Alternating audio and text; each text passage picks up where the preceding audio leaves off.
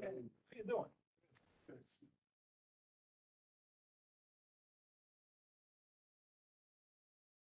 You want a little yogurt or some coffee, breakfast right back there?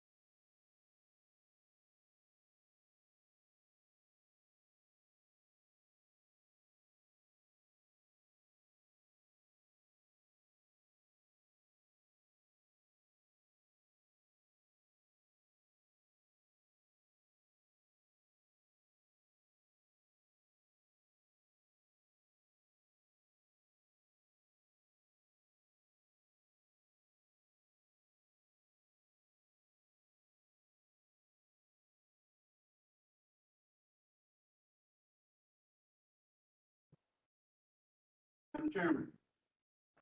Also, Chairman, you have 7 members present. excellent. Thank you so much, Casey. We do have a quorum, so we are duly convened. Pursuant to Section 6 of our commission meetings policy, our workshops are meetings of the commission as a committee of the whole. In accordance with that section and without objection, I move to dissolve the commission into a committee of the whole for the purpose of our workshop. Are there any objections? Being none, we are going to go ahead and move into our workshop.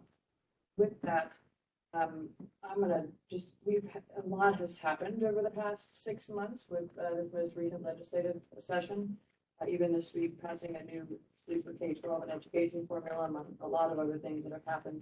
We will hear some about the legislative updates this afternoon. But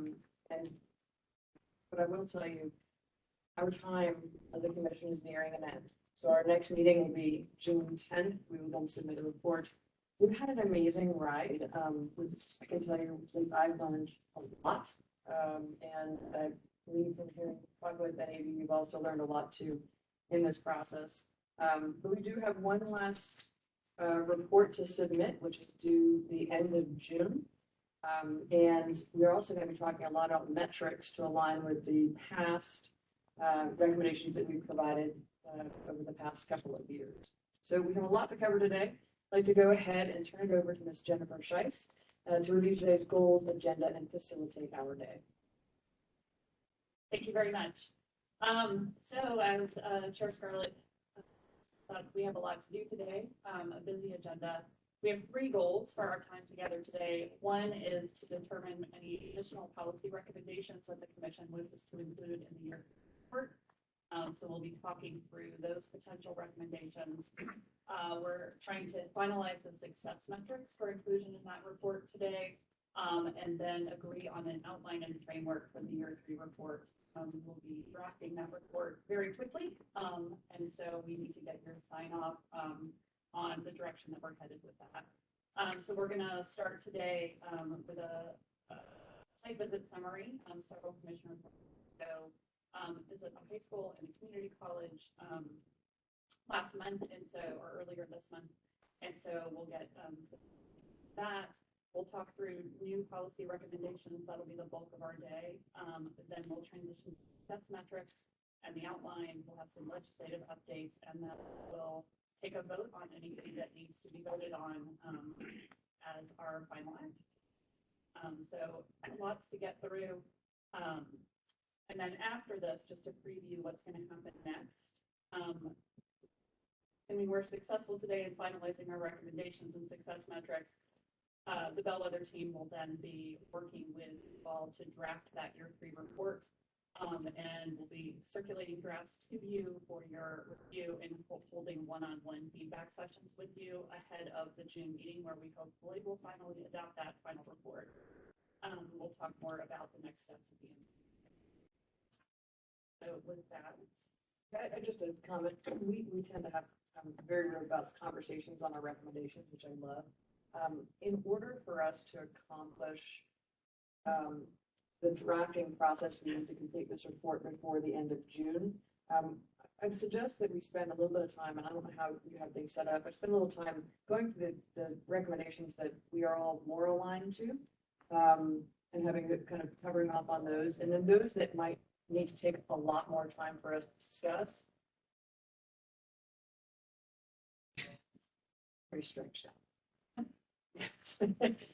But maybe putting a kind of a time mark on that, so we talked about it for 15 minutes, 20 minutes.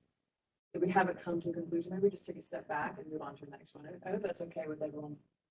I just want to make sure that we have enough time to cover as many conversations as we can before the end of this. I see a lot of head noddings and thumbs up, so I'm going to say yay.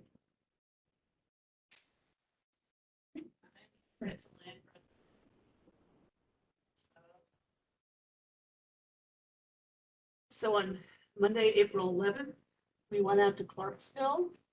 A good group out there. We had Chair Scarlett and Commissioner Rothman, Aidan James, Nate Morrow, and Ali Gaffey from the state board. And then Paul Beach and myself were there, as well as several folks from the Tennessee SCORE group. And Frank and Sarah, anyone else who was there, if you have things to add while I'm going over these highlights, please jump in. Tried to highlight just some of the things really that we heard and the important pieces of this visit that we really pulled out. It was really great to hear from the students, recognizing that as we discussed while we were there, that these are handpicked students that perhaps, represent, the students who are really engaged and really connected.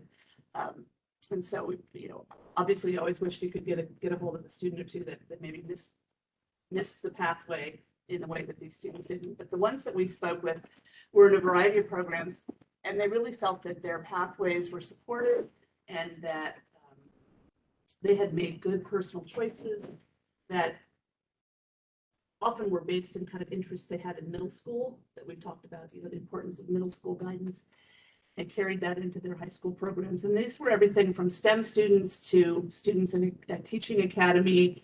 There's junior ROTC there. There's an agricultural program. There's a construction program. There's a healthcare program. One of the students was from cosmetology. So it's really a wide range of students that we heard from. We did get to tour the school and saw their specialized classrooms where these students interact and kind of go into these deeper into the areas that interest them. The second student panel kind of echoed the first group in a lot of ways, and some of them shared similar interests and were in similar programs. But there were also students there who were participating in the K-12 virtual school that Montgomery County has established. There were students there from middle college and early technical college as well. They also pointed out that the skills they were learning they felt were valuable for life, not just for college and career, and that was really important to them. That, for instance, somebody wanted to start a business, and he knew that with the financial training and knowledge he had gained in the program there, he could do that. He felt like he could be an entrepreneur. Their mentors were both formal mentors, such as guidance counselors and college advisors, but they also really leaned into their teachers and their coaches in particular. They lifted up as being important to them. They did note that for students, unlike them, who wanted to change, it's difficult to change once you get past your freshman year. It's not easy to change paths and trajectories without losing time. We also heard from the staff there, and their main themes were teacher recruitment, retention, and diversification. They've got a very robust teacher apprenticeship program there. They work closely with Nashville State, Austin Peay, and Lipscomb in those programs. And they're also working very deliberately to close their gap, which is one of the goals of the commission, in terms of diversity. They have about 16% of staff that are teachers who identify as teachers of people of color, and 50% of the students roughly in the district are students of color. So they have a gap that they're working to close. They also noted that behavioral issues and suicide, self-harm instances are really see Joey nodding his head. This is something that I think is not a surprise to anyone, but they're very concerned about their being able to provide all the mental health supports for their students, in particular when the pandemic era funding streams end, which some of that have been diverted towards that. All right, next slide. Do you have anything to add before we go on to the community college? One thing I thought that was interesting, because I'm a big advocate for online learning, that everybody in the first group was definitely got a bad taste in their mouth, but like it was handled less because it was haphazard. So it's sad. And I would talk to some of the kids afterwards, I said, well, you know, when you get to college, you're going to have online courses. So you'll find that it can be done effectively. Mm-hmm. And I thought that was Yeah, and I'll add on to what you're sharing. When you brought up the top students, we recognize that anytime we go to a two-or school, you're going to see like the top of the line students. And some of the questions came up. It's like these students are having a stellar experience in so many ways. What about all of the other students? Are they in the same place? It's hard as a school leader to find those students to bring in and get that input. So just take that with a grain of salt. So there's three things that kind of pop up specifically for the high schools, although it's somewhat relevant to the college areas too, is the inspiration and where students get inspiration, especially in the high school. We've talked a lot about advisors and about guidance and what more can be done to help support these students as they're progressing through their high school and into college and into career for that matter. A lot of the inspiration and guidance they received actually came from their coaches. Those probably by far the biggest thing, or whether that's their actually sports coach, or whether it was like an academic coach of some sort, someone in a class they really liked, and they found a bond. What I would assume was based on what we were listening from these students, is they found a bond with those teachers, and those teachers took the time to spend with those kids, and that makes all the difference, right? And that is, I think, a special unique piece. And to the point about the Grow Your Own teacher program, I mean, you listen to them talk about the results they're having. It's spectacular. And the biggest challenge they have is getting their teachers to take all of the parts of the praxis test, which is required to be a teacher, like a teacher license in Tennessee. But in order to, I could be wrong on this, but in order to pass that, you have to take everything from early education to like algebra 4 or whatever the top algebra math thing is. And so the question, the opportunity that potentially came out of that from their perspective is, you know, is there a way to think about the praxis in a different way? You know, we're in a situation where we have so few teachers going through our education prep programs. How do we then be able to support more and more people that want to go into this field to do so? In this case, the teachers have been teaching for a couple of years and also taking classes at LCP or National State. Anyway, there's some interesting things that came out. Yes. So you know, what I heard was resonate is the ability to change. They go through their freshman year, they kind of get a course started out.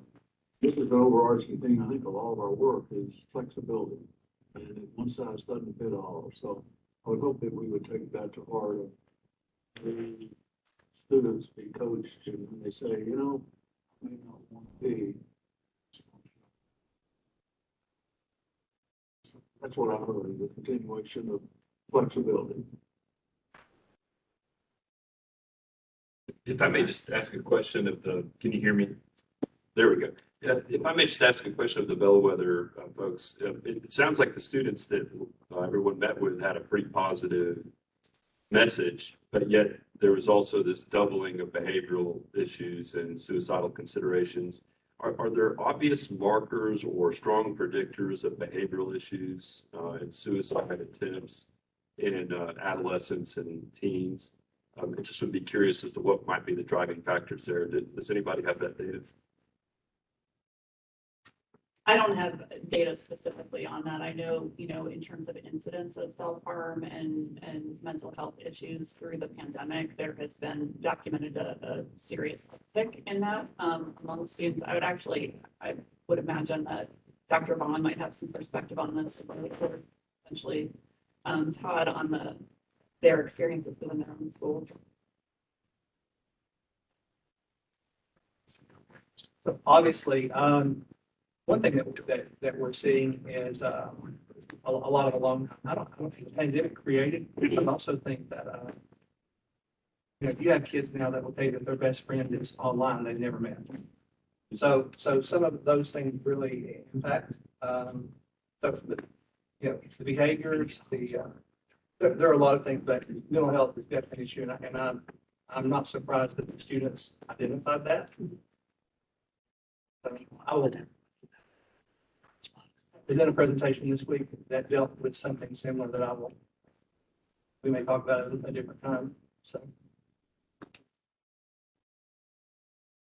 We track that too, so I think this would just be at this dollar level, but I think it's based on research for, trying to find the early indicators, but they're not super fancy. It's like attendance, run grades dropping quickly, so it's like a grade change, quarter one to quarter two, significant grade changes, and attendance are the two biggest flags, and then any type of behaviors. So we have kind of a tier 2, tier 3 bigger system that they hit certain markers. Those are kind of the 3 big ones that they come in for an evaluation for them. Got it.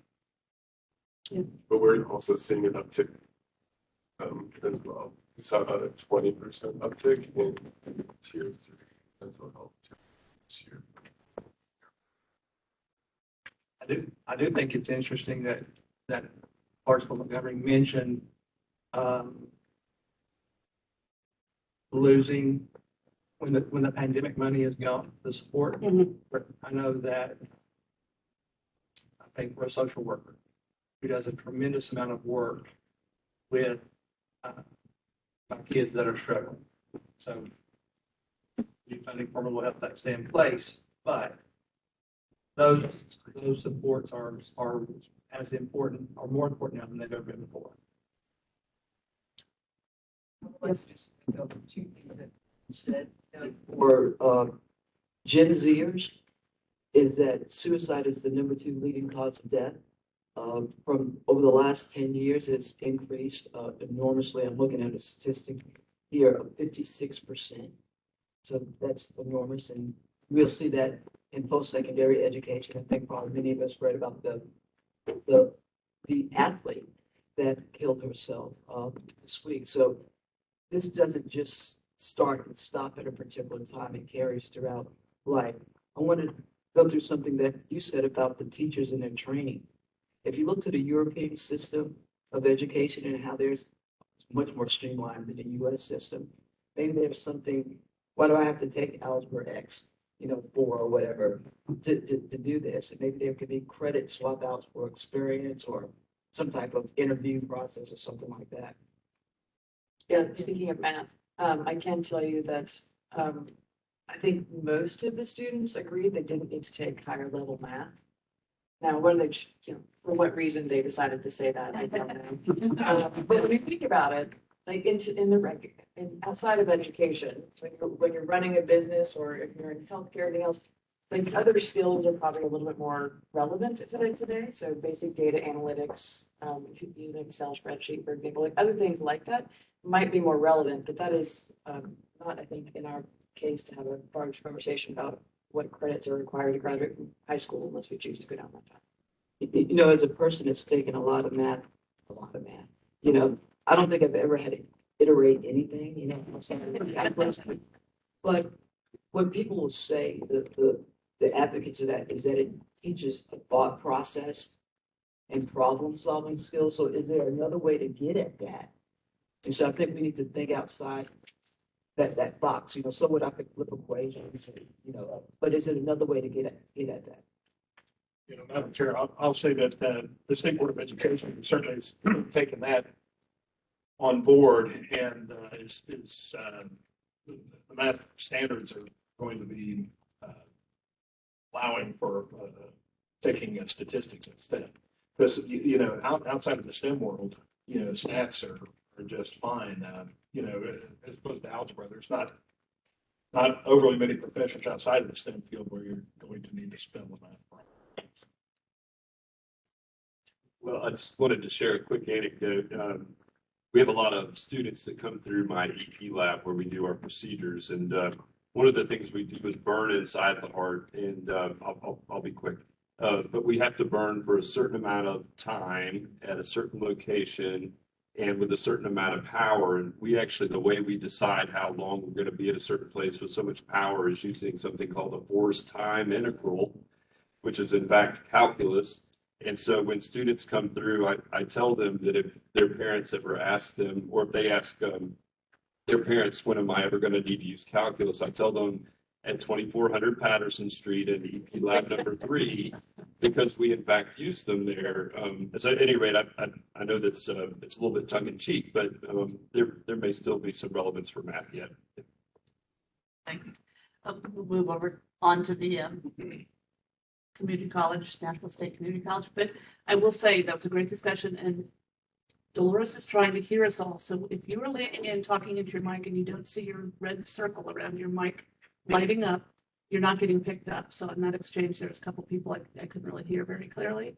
So we just need to be cognizant of that for the rest of the meeting, because we want to make sure everybody's included in hearing everything. So we went over to Nashville State Community College, also in Clarksville, and had a lovely lunch with the staff there. And they really highlighted, I'm going to be quick here because we're running behind already, the importance that we know of student-staff relationships, the partnerships that they're building. And this commission spent a lot of time on partnerships. They've worked across K-12 community colleges, worked closely with Lipscomb and Austin Pia, and they also work with employers in the area. So they've really developed and improved their partnerships. And also using pandemic era funding, they've added student success advisors to help their students get a full kind of from enrollment to matriculation coverage in terms of finding their pathway. The students themselves were both non-traditional and traditional students, and we appreciated that. The two non-traditional students were folks who had not, kind of dabbled in college, but didn't get any credential when they first got out of high school. And through their work and their life experiences had found their way into education and healthcare respectively, and really were pursuing those with encouragement from both the folks there at the community college, but people that they had worked with as mentors in their own fields. To our mental health point, 2 of the students graduated in 2020 and 1 graduated in 2019. The 2020 graduates experienced the full disruption of their senior year and talked a lot about the anxiety and the sense of not having kind of the normal experience that goes with that. And we're also, because of that, sort of anxious about their own transition into post-secondary. Fortunately for them, they felt like they had been well supported at Nashville State Community College. Although there was still kind of anxiety moving on to the next step into like one of the young ladies was going into another college, and the idea of going into an in-person classroom with 100 people was very intimidating. But yeah, they gave us a tour of the campus. They're expanding there because they have so much interest in enrollment, and it's a great visit. Anything else you add? I don't know that I have anything specific. The concept of mental health was brought up multiple times during that day. Certainly from the staff at Clarksville Montgomery Public Schools, and also as we heard from those two freshman year or sophomore year students at National State. And that I think we've consistently seen that through all of our research and all the information we've received and the discussions. I don't know if there are other things that we want to think about in that space as we finalize this final report, but the amount of need that is required to help students be able to progress and understand and absorb what's happened and what they're dealing with seems to not be happening. And I think that it could be an opportunity. Whether that we should put too much pressure on education, I don't believe that is the case, but I think there's certainly things to have a conversation about. Todd, you might have anything to say about that. Sure, this works. Yeah, I think it is really important right now, and I think we're we're using some of our ESSER funding on a Compass Care team that is basically a pilot for integrated mental health.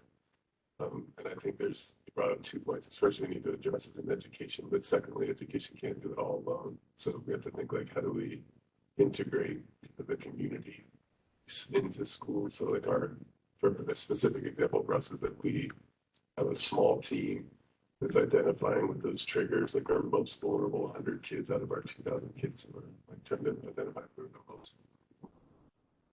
And then that team is going to their house and identifying what barriers are getting in their way and what the mental health is. And then so we're giving some mental health services to them, but we're mostly also connecting them to the right mental health services in their community, kind of combining both of those. But I would say it'd be helpful to have something where we would innovative pilots on how to do that type of integrated mental health work would be a helpful part of our recommendations. That answers my question. I'm just curious, what are the steps that we could take to deal with this winter understanding? See the experts. Members, you might want to hold down or press the speak button so we're sure it catches up, because I'm for what you say. Or maybe it closer. Curious about what are the steps that we wanted to deal with this to good for the action, what could we do? How much how the teachers understand, see it, remember about it, see it.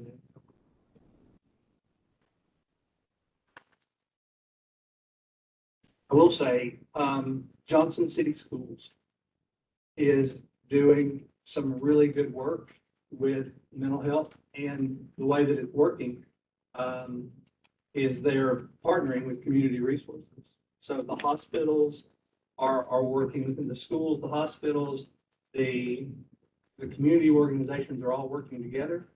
So it's a matter of us getting to the point where we're not working in silos and making it all work together. But I've talked to the director there, and I'm trying to make a visit to go and see, because it is a community-wide effort, not just something that comes from the schools.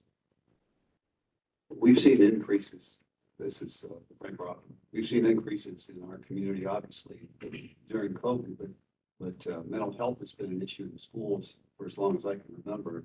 We have a mental health association in Knoxville, and I don't doubt that most cities have one, and we've been working with teenagers for at least the last 30 years. So I think partnering with all these groups that do that in the way.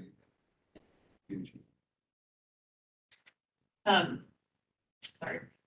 You have in part of your handouts a list of the year 2 recommendations, and I would just remind you on page 8 of that document, under the priority equip schools and districts to address students' well-being needs, you have a number of recommendations, and the last one in that list, I think, is resonant with this conversation, to incentivize partnerships between education systems and existing mental and behavioral support systems to help educators and community members understand and leverage existing resources.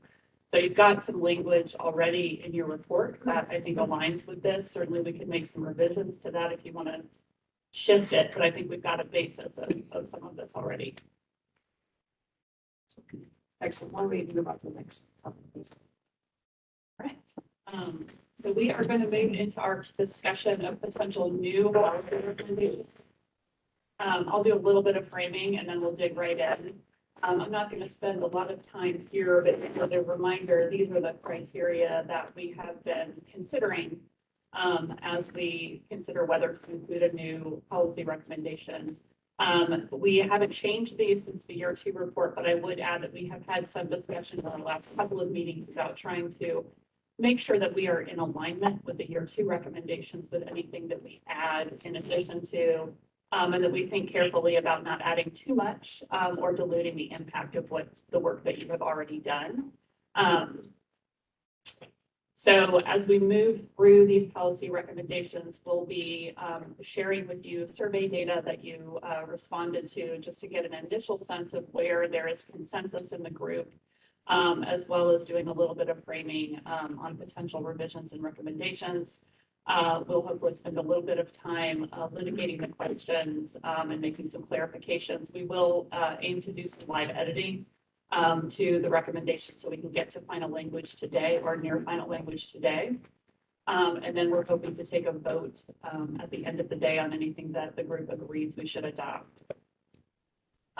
For the point about our time today, we have a lot to cover, so we're going to be a little bit dictatorial in moving us through this conversation. We will flag for you in the conversation when we reach about the 12-minute mark, not to stop the conversation, but just to prompt a decision about whether we're headed in a productive direction, if we're ready to make a decision, or if we need to move on to a different topic. You'll see very colorful slides coming up.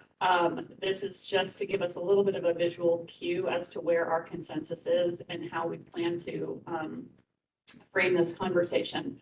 We will focus most of our discussion on the items that are color-coded yellow. This is a place where there's some yes votes, some maybe votes, not a lot of no votes. So we've got some brewing consensus, but maybe do need to do some refinement. We'll briefly review the light green ones where there's a lot of agreement already, but maybe a couple of small tweaks. We will not plan to discuss places that are the dark green where there was already a lot of agreement, although certainly if there are tweaks or refinements that folks want to raise, we're happy to have those. If we have time, we will move into the pink and the red ones, which is where there was a considerable amount of no votes, and so a lack of consensus. As we have done in the past, we'll kind of elevate an opportunity for folks who are in favor of those recommendations to speak on their behalf, but planning to kind of move through those items quickly. Any questions before we actually dig into content? All right, I'm going to turn it over to Paul to get us into the first topic. All right, hello everyone. Just another piece of context. You can follow along the paper copy as well. That's aligned to the slide here that it's referable to. First block of recommendations that focus on post-secondary options, and there are three different sets of recommendations. The first one being core curriculum requirements in college. So as a reminder, these are basic courses that all students are required to take as part of the degree program. They're not referred to as general education requirements or gen eds. That might be a little more familiar to everyone. One of the questions we asked you in the survey wasn't really around specific recommendation. It was more around whether we should dig into the topic, given the recent developments you see on this slide here. So the University of Tennessee, Knoxville, AUT, and UT campuses recently did revise their core course requirements that take effect this fall 2022. That was a 5-year process that started in 2017. The Board of Regents is currently in the process of reviewing its core requirements for its colleges as well. So neither of these developments mean that we shouldn't take this up. I think it's just a useful piece of context to see what's been going on, what's going to be enacted this year as well. We actually had this conversation late in March. This is where we stopped. And at that point, Senator Gresham wanted us to look into the American Council of Trustees and Alumni's 7 courses they recommend that all colleges offer as general education requirements. And we did a crosswalk with the University of Tennessee, Knoxville to see how that aligned with what they recommend. And it's pretty solid alignment. I think the one difference is that Knoxville has a global citizenship requirement, which ATCA does not recommend, but they recommend foreign languages. So that's the one, I think, discrepancy between the two sets of recommendations. I think with that, let's open it up to the group. That's whether this is a topic you all think we should take up.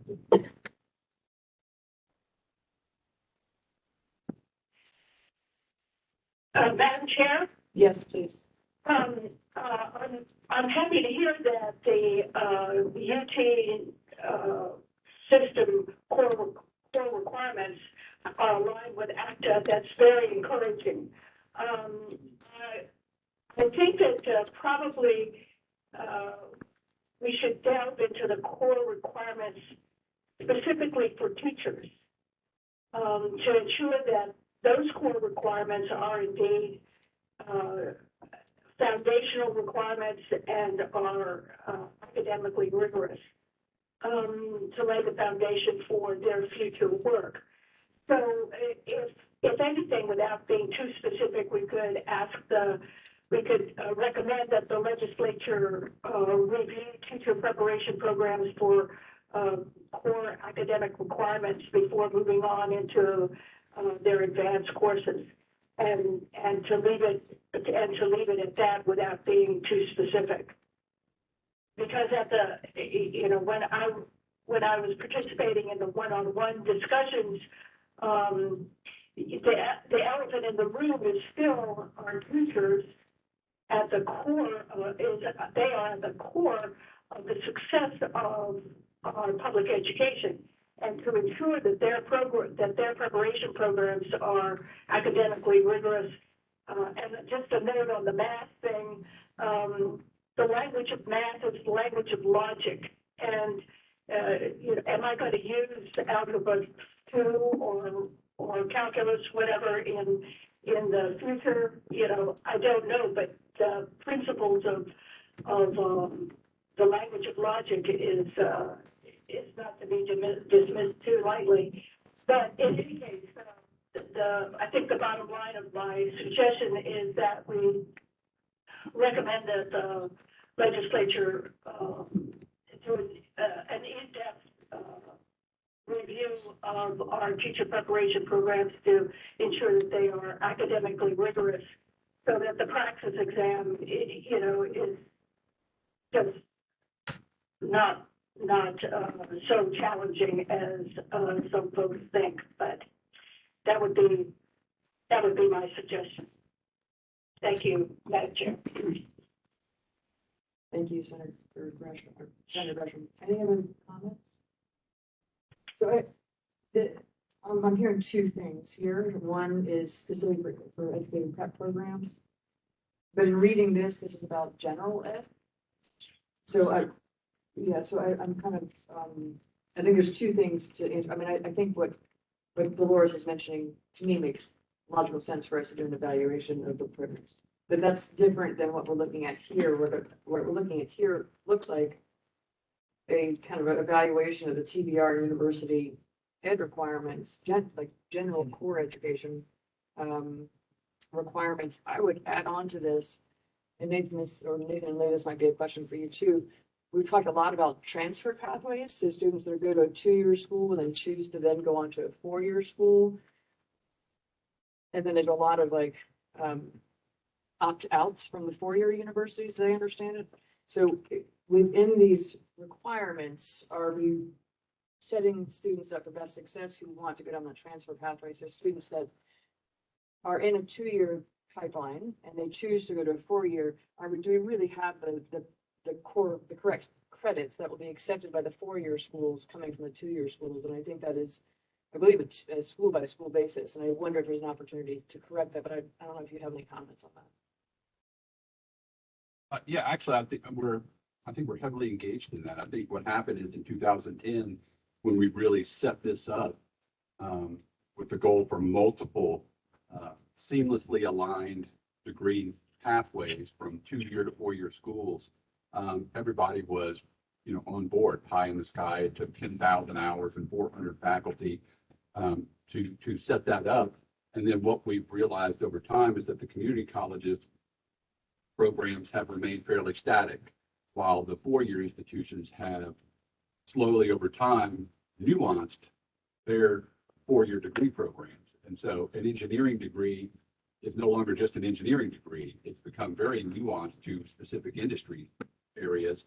And so the 4-year schools have begun to require slightly different prerequisite coursework, which the community colleges don't often or don't always embed in that original transfer pathway. So what we've done in the past year is we've gone back and we've begun to review all those transfer pathways with an eye towards either A, realignment, or 2, just reclassifying the degree track so that a student coming into a 2-year school on day 1 knows I can do this engineering track to this school, I can do this engineering track to this school, and so forth and so on. So they have to be a little bit more intentional on the front end. But also we want them to be intentional on the front end, because that is how you pipeline students effectively and efficiently through to ultimately an undergraduate degree. So I think steps are being taken in that direction. It's a lot like the textbook commission. I mean, you do one set of courses at a time, right? Because otherwise the bandwidth is too massive. I think we'll hear also in our legislative update, the dual admissions piece is going to be linked to that. So I think there's a lot going on in that space, but I do think some proper boundaries being placed on just how nuanced you can make those degree tracks is important. And I'll mention this as well. I mean, you think about it, you're talking about some competing values, right? We ask for higher education to be responsive to workforce's needs and for those degrees to be exactly what is needed in a particular area. But at the same time, it's like you do have, it does have the effect of kind of messing over some of the students because it's not been quite the way it was, 10 years ago. So, and Lou, you all are doing, in addition to that review you're talking about, there's also a letter that's asked you, THEC, to kind of dig into this in another way, sort of giving you some more cover from one of our earlier priorities, wasn't that? Right, then we out of the last report, was there something that lent itself to give you all some cover? I'm misremembering. No, well, I think what it's doing is it's leveraging to a certain degree this process we've already been in. There's a number of things going on because, one, there's been some changes over the department related to pathways. And so that's kind of changed some things over at the Board of Regents. Anytime that happens, our conversations with the Board of Regents also change. And so they've also had new leadership change over at the Board of Regents, affairs offices. And so, one, relearning kind of those communication things and then kind of building up the working groups. I will say that they are working on it. I mean, one little batch at a time. I think ultimately we have too many transfer pathways. Strange to say, we have too many seamlessly aligned programs that, what might be more effective is to have 10 absolute transfer pathways that transfer to all post-secondary institutions, period. So a student, whether they go into a degree track, they know that I could do this at Tennessee Tech, at Middle, at ETSU, at UT Knoxville, whatever. That's true seamless alignment. You know what you're doing on day one. And then allow the institutions to recruit students into niche programs once they arrive. I think that there's a lot of conversation around that, because right now we're at 50, which sounds really great. We have 50 seamlessly aligned programs, but that doesn't necessarily align with where a student would want to go to school. So, I think that's to Nathan's point, there was that encouragement coming out of the earlier report, and I think that is being incorporated in the conversation. Thank you both very much. I will, looking at the previous report, we had a recommendation, it says develop scalable nonlinear credential pathways across TCAT, community college, and university pathways, including on and off ramps that are not fixed in perceived order based on credential type. It's a wordy recommendation. But it sounds like there's an opportunity for us to consider another recommendation to encourage TBR. It would be a TBR decision, right? If they created X number of 10 specific pathways that could then automatically be transferred to the four-year schools. That'd be pretty. As it relates to the pathways, that's a THEC thing. Yeah. Sorry. That's a THEC controls pathways. But I do think specifically to that recommendation, these transfer pathways is one end of the spectrum. The other end of the spectrum is the non-traditional student coming in and leveraging all of those same pieces of the pathway. One thing not contemplated with the transfer pathways was the TCAT, which is where those stacked credentials, or I think we're starting to call them more integrated credentials, is coming into play. Just what does a welding certificate play into an engineering student with the hands-on knowledge, that kind of thing. And so I think that is something that we haven't fully realized. We have pockets. You know, ETSU's got a great LPN to BSN program, but where's the 2-year experience? You know, and we have similar things out in Jackson that are, you know, solely the community college and the TCAP. Well, where's the 4-year piece being leveraged? And I think that standardizing that, norming that, and then scaling it is where the recommendations like that will, I think, bear fruit. It's Chris Jones. I guess, you know, the TBR exists for a reason, and that is that, that they're coordinating the higher education. And I assume that we trust those people to manage the universities and the colleges. And I guess I would give them the recommendation that we want students to be able to transfer from 2-year program to 4-year program, and would ask them to give us recommendations for some of the ways they would recommend that it be done. I think I would empower them, I guess is what I'm saying, as opposed to a top-down, ask them for suggestions, and then, you know, just let them know that at the state level that we think that that's an important thing. I guess that's how I would approach it.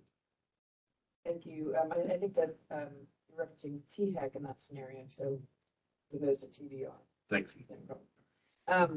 Although they do have to work in. I recognize we've kind of gone off on the question that started this module. It seems like generally the original question was, do we agree that there is a general education requirements that producing well-educated individuals prepared for life and citizenship? And it sounds like the maybes are still winning. It's like, maybe based on this conversation, I don't know if you guys disagree, but it strikes me that we don't have a full understanding yet. But I do think it might make sense for us to go on to the other recommendation. Well, I was gonna ask, I put some new language up at the bottom there in blue, in alignment with Commissioner Gresham's, idea to focus a recommendation on EduCraft pathways in particular, if that's something that the group wants to consider. But it does sound to me like the other recommendations aren't necessarily things that we want to delve into. So, it's Joey Line. When I look at this, when I see core academic requirements, in my mind, that goes to the first 2 years. That looks pretty much the same for everybody. So I'm not sure that the core academic requirements for teachers are any different than anybody else. I think it's the year 3 and 4 requirements that we look at. For example, right now, the movement across the state is to use the science of reading when we're teaching our kids to read. If our teacher prep programs aren't using what the state is wanting us to do, that should be aligned. So I'm not sure that it's a core issue as much as a year 3 and 4. As far as what, make sure that our teacher candidates receive that rigorous academic content preparation necessary. I think that comes in year 3 and 4, more than necessarily 1 and 2.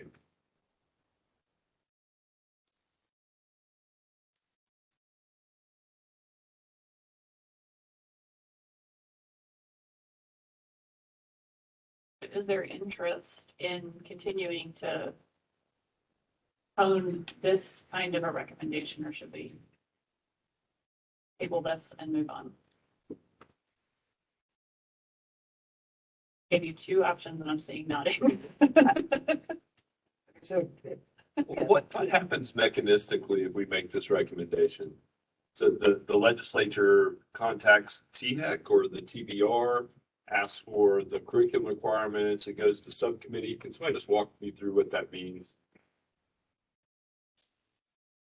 Madam Chair, it's possible they could go through all that. I think it'd be far more likely that, you know, somebody might send a letter, make a resolution, and ask THEC to do it. You know, Lou, disagree with me if you think so, but I'd be highly surprised if a legislative committee actually did a case study like that. They may ask OREA to do that for them. It's just their time in session is rather limited, and outside of session to get a quorum together. I think it's far more likely to simply delegate that. Madam Chair, I would agree with that. That's great. OREA would be ideal to conduct that study.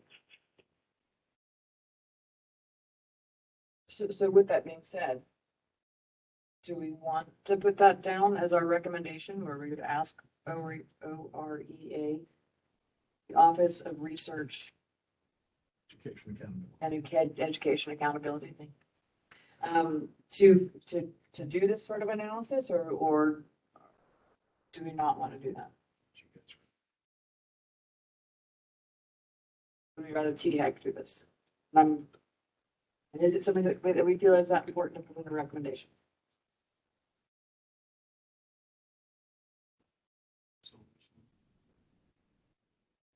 And then Len, would you mind making sure your red button, there you go. There you go. How about that? Are we, I'm Chris on this, it seems like we need more information. Is there really a problem here? And apparently there's some discussion, but maybe the idea of doing a study and recommending that for next year, well, I don't know, but it just doesn't seem like we have all the data here that we need. So this is Joey Vaughn. Any education prep program it goes through Southern Association to get approved. So their standards are approved or they can't give teacher license. So I'm not sure that, I'm not sure how much leeway THEC or TBR anybody would have. Of course, the legislature has lots, but they are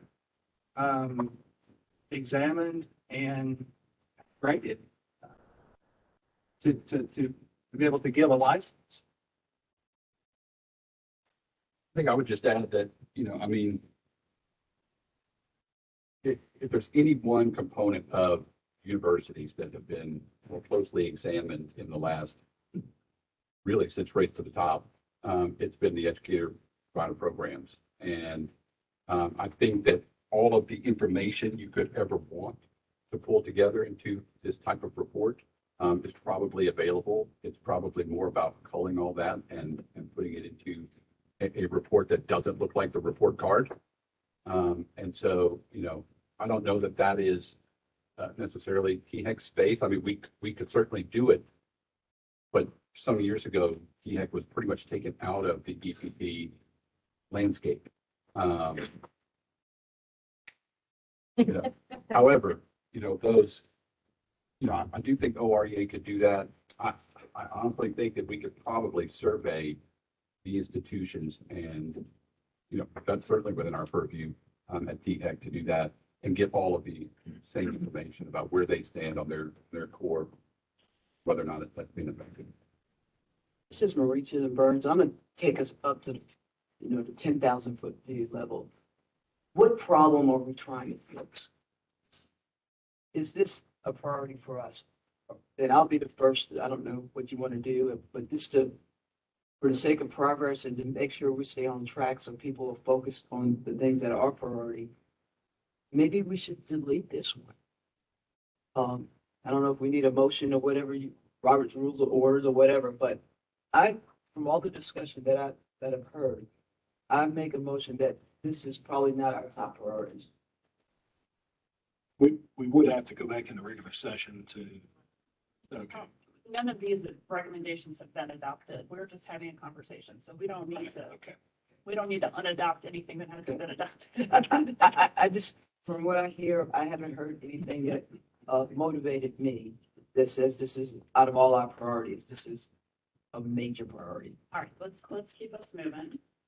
Madam Chair, if I may make a comment? Absolutely. I think what's driving me, and even from 45,000 feet, is that we have 2/3 of our third graders who are not reading at, are not proficient at their reading level. We have eighth graders that are going into high school, into the ninth grade, who can't read or do the math at the levels that they will need to, at the skills that they'll need to have going into the ninth grade. So the fact that something is not happening, that kids are not getting the instruction that they need to succeed, I think that's what's at least speaks to my interest into how teachers are being prepared from the first day they walk into the college, onto the college campus. And so that's what's driving my motivation to look into how teachers are being prepared from that very first moment, because we see that the effect that we want to happen is not happening. So if there's a question about motivation, that's my motivation. If I could just add one little piece to that, I think that whether you move forward with this recommendation or not, I don't think that this conversation is complete without looking, and at the risk of getting my tires slashed by the institutions, looking at the inputs, students coming into the programs themselves, and what are those eligibility criteria and the admission standards. I think that has to be part of the conversation. I would certainly agree with that. There was a comment earlier about teacher programs or teacher eligibility in other countries. And in many countries, not everybody gets to walk onto a college campus and go into education. There are eligibility requirements, for example, being at the top 10% of their graduating class from high school, or have a certain ACT or SAT score before they could go into the education courses, similar to those required for engineering or any other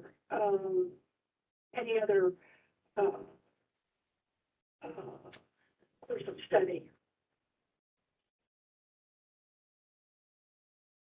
This is Todd Dixon. I think Commissioner Grisham has a really good point that this is a core piece. I was actually struggling. It doesn't feel like it falls under the streamlined post-secondary systems to facilitate lifelong learning, because we have strengthen, retain, expand, and diversify the state's education professionals, which is a separate category that we have recommendations under, and this falls squarely kind of in that range. I think I'm just confused on why it's being discussed here. I was being lazy and typing on the slide we were on. Okay. But we can reorganize. We have one on there that says, priority. that says strengthen the curriculum and educator preparation programs. It's on page 7 on the first of this one. Strengthen the curriculum and education prep programs for both teachers and leaders to ensure they have the knowledge and skills to meet the students' diverse academic and well-being needs. So we could add in curriculum and academic requirements potentially, to look at it, but it's really, we're talking about the same thing. We already have that recommendation, but we might wordsmith it slightly. But that would certainly be acceptable. Thank you. I agree with both of those comments. I think it's right on. I appreciate Senator Gresham's recommendations, but I think the other area covers it. I would add, one of my partners grew up in Poland, came here when he was 16, and he said that the two professions that were most revered in Poland were priests and teachers. And I would love to see us have that here in the States. And I think getting to those types of academic requirements would accomplish a lot of that. So that's fantastic. Hearing some consensus around revising that recommendation under the third priority, I'm going to move this along to the first year experience type course that would be part of students' general education requirements. So connected, but something that would be slightly different.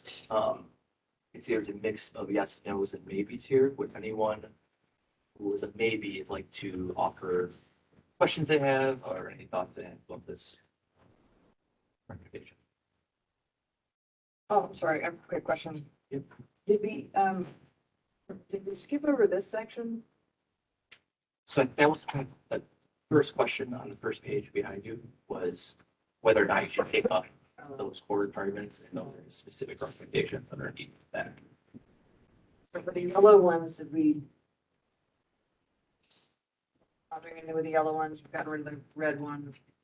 What you understand where the conversation just landed is that you're going to revise the second recommendation underneath strengthen, retain, expand, diversify education preparation programs to kind of get all those recommendations. Okay. Thank you. Yep, no problem. So now we're on page 1 of this document, see the slide up here, add refers to your course, helps support students as they transition to institutions. And just to describe kind of the layout of the slide, you'll see in the gray box at the top is any existing recommendations that you have that have already been adopted in the year 2 report that may have a relationship to the recommendations that you are considering. Glenn, just a clarification. I remember this when we had on our transition to post-secondary in our career. We had career in that. From students with that whole lead, they're going to when they leave high school.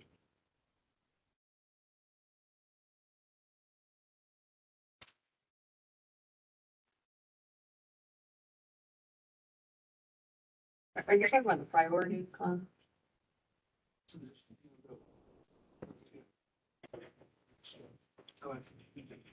Can someone explain what first year experience type course means, please?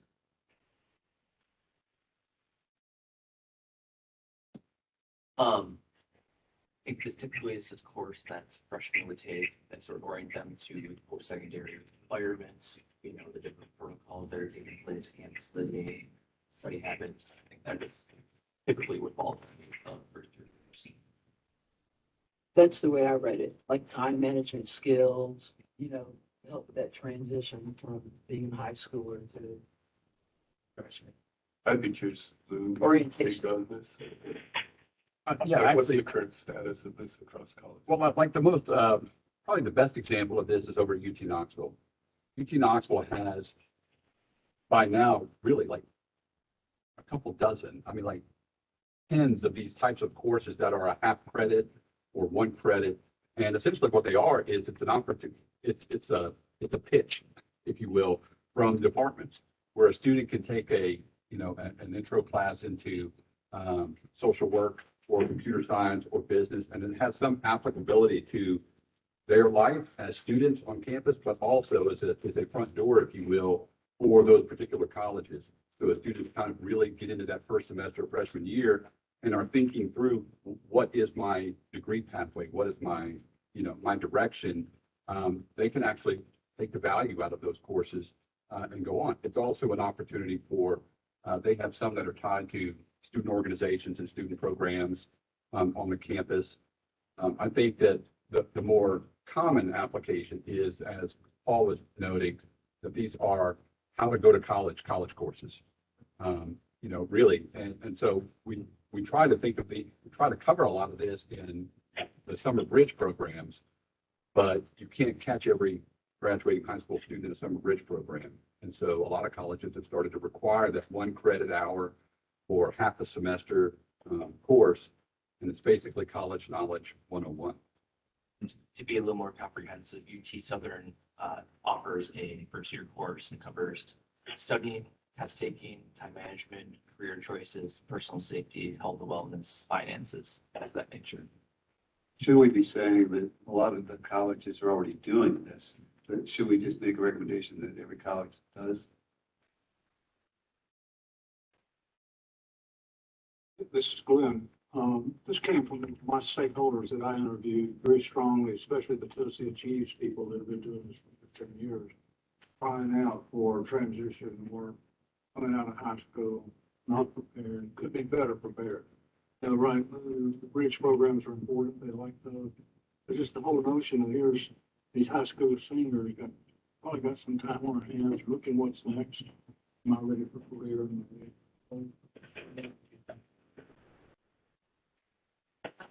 Say, as a mother, my son just went through this. He needed this. It's just that transition. I mean, he doesn't have me every night saying, did you do your homework and stuff like that. You know, the kid that does the homework and forgets to bring it to class. And so they talk about this stuff, how to arrange your calendar. You would think they would do that. And they did do it in high school, but it wasn't relevant at the time. Now it's relevant. One thought, I worked at the program like this at Stanford with the kids coming in, but it's a program and not a course. So I just went like, it's actually like it's a mentoring program that kids are put into, and it's not an elective, it's not a credit bearing course. I think it might be an interesting idea, but it might say course or program. He got course credit for it. That was a half a credit. It was something small and yet. But I think some people might want, like, I think the flex of like having a program or course lecture should be school specific. I agree with you, Todd, there. I think part of the missing component for our freshmen is the relationship piece.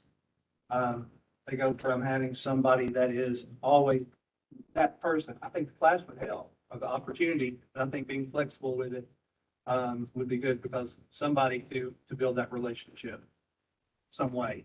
I think that is really important, especially if we look at our community colleges. We have so many students who don't stick with the college experience. And there's two primary reasons why that happens. One is lack of academic preparedness, and the second one is lack of on-campus community. And I think that becomes really, really important for students, whether this class becomes something bigger for students and maybe friends and other faculty, whatever that case might be. But I do think something like this is important, especially for the community colleges. It's where COVID had its biggest effect on its community college. So I think the two questions here are whether or not this should be a course and or program, or we should require this, or suggest that TBR require this as part of the core requirements at their various universities and campuses. Breaches and burns. Can it be, I like Todd's the flexibility, but then it require they do one or the other. Right, and give them the flexibility to do that. I think all of us recognize the need, whether it's the relationships, the community, whether it's learning that skill. So I put out there that we should require it, but then the individual college selects, is it a program? Is it something that's longitudinal? Is it a course at the beginning of fall semester or whatever? But I would like to see it more time specific, maybe a semester or even a year. Because I think that what we would get is we have an orientation that we do before classes start, and that doesn't quite meet this requirement. Well, I'm again curious from you, is it like how big of a problem is this? Because I feel like most colleges have some version of this. Is that true? Like, I'm just curious, like a rough percentage. Is this a big problem we're trying to solve or recommend? Well, I think in terms of whether colleges have this, I think most colleges do have something like this. I do think some, obviously some are a little bit more constructive about it in terms of having a bona fide course that has credit attached to it, and others have more of an orientation period, if you will, even if it's intense. You know, freshman students come in 2 weeks ahead of time, live on campus, function on campus, and are kind of, lunch and learns all day long, right? I think to get into the area of recommending that we prescribe a course to a university in particular, that's touchy ground. They tend to not appreciate, because they look at it as curriculum dictation. And while I don't think that the accreditation boogeyman is really the obstacle here, it is a consideration. And so, I do think that it's a recommendation. It should not be by fiat, all schools don't have this type of course. Can you speak to what does SACS require? Because that's really what we're talking about, accreditation. This will go to SACS. The only thing that SACS requires is that you do what you say you do. And that So long as you comply with your own rules. and that you came up with it, right? And so for SACS, if the government comes in and arbitrarily imposes a curricular requirement on the institution without giving the institution any latitude to be a part of the development of it, then that's a problem. That's not what this would be. This would be tailored programming developed by the institution. And so I think that there's ways around that, but for the most part, as long as faculty are involved and the institution decides how it's structured internally, you're not going to butt up against accreditation Okay, so hearing that, and I'm a firm believer that the faculty control the curriculum. All right, and not a surprise. This is a recommendation. I think, I might, I agree with the recommendation, but I also think I might say that the institution should make this available to the students that choose to take it. And I have a sophomore and freshman currently in college. One of them would have really resented this. The other one would have enjoyed it. And I think having it available is how I, and there's certainly, you know, if you have a student coming in with 30 AP hours, they probably don't need this. If you have a student who's never taken an AP class, this may be really helpful. So I think making available is kind of how I would see this.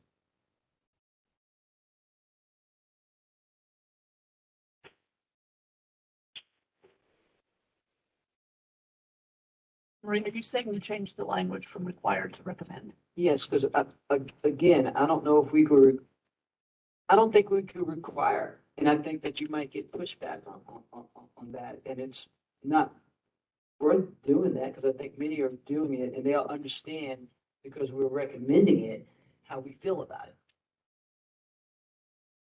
I don't think we should be the heavy hand.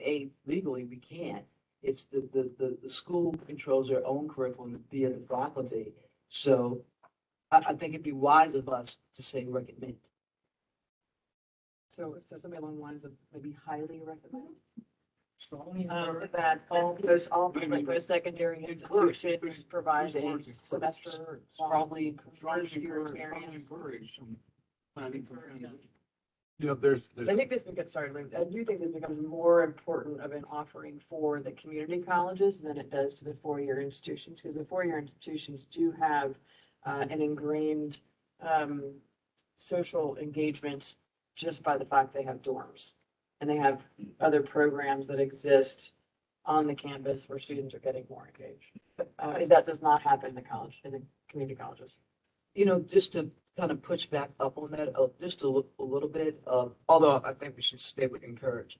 It's that if you're suppose you're not in the dorms, right? And so I like it if I could be, you know, the master of the day, and I would say, hey, you're going to do this.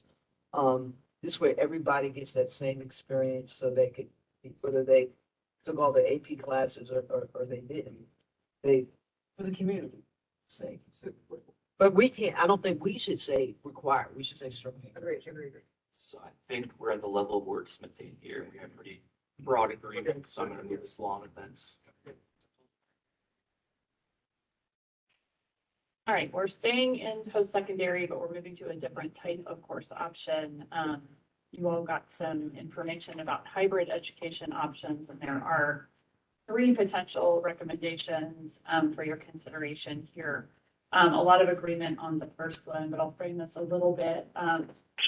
In the information that was shared with you, there are several examples already in Tennessee institutions of hybrid course options. So the recommendations that you'll see here are really focused on learning from what already exists and potentially scaling those options or expanding them. So the first one is recommend a review of TBR and state university system hybrid programs and courses to determine which institutions are offering them, evaluate their value to students and faculty, and identify how the state can best support hybrid learning. So really trying to determine whether and what is the best role for the state in proliferating these hybrid options. There was a lot of agreement on that particular recommendation. So unless there is an objection, I'm going to move us to the next one. The light green one, assess previous partnerships between edX and University of Tennessee programs to evaluate how those programs or courses were received by students and what lessons could be learned. In the module that was shared with you, we shared that edX has done some work in Tennessee. They've also done work obviously outside of Tennessee, partnered with MIT and Harvard in particular. There's general agreement there with a couple of maybes, since that one is a light green, would just ask if there's any questions or clarifications that folks would want to elevate. I was a maybe on this one, I think. I was maybe on lots of them. Just for me, we've been studying this a lot. I think we use hybrid education providers, because I think the research is showing that it's more open, that they combine some in person and some online, which is most powerful. So instead of saying like establish only online provider, I think like a hybrid education provider. So I think that's actually, I would be more aligned with that.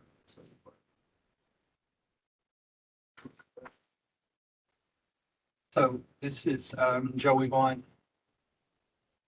I think we need to look at things, but I'm wondering if we need to be as specific as this group make a recommendation for a provider. If that I'm not sure, that might get us in trouble. As I'm reading this, it's just assessing a past partnership. I don't know that it's recommending a organization. If there's other examples across the state, maybe it's a larger evaluation, but I don't know of any. I'm looking around, not seeing anyone that knows of any, so. And I was actually coming on the third one, sorry if I was confused, I thought we were on the yellow one, so. I just So that's, I changed, meant by the suggested one. I just changed I took edX out of the middle one and just said hybrid education providers to make that more generic. We're good with that. We can move to the yellow one, which is kind of taking that previous study a step further and establishing a pilot program, particularly focused on a high demand career area. Removing edX in this case. I can do that. Recommendation.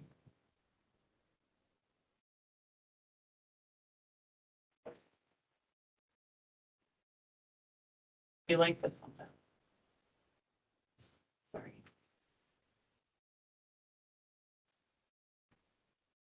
Any other comments on this one?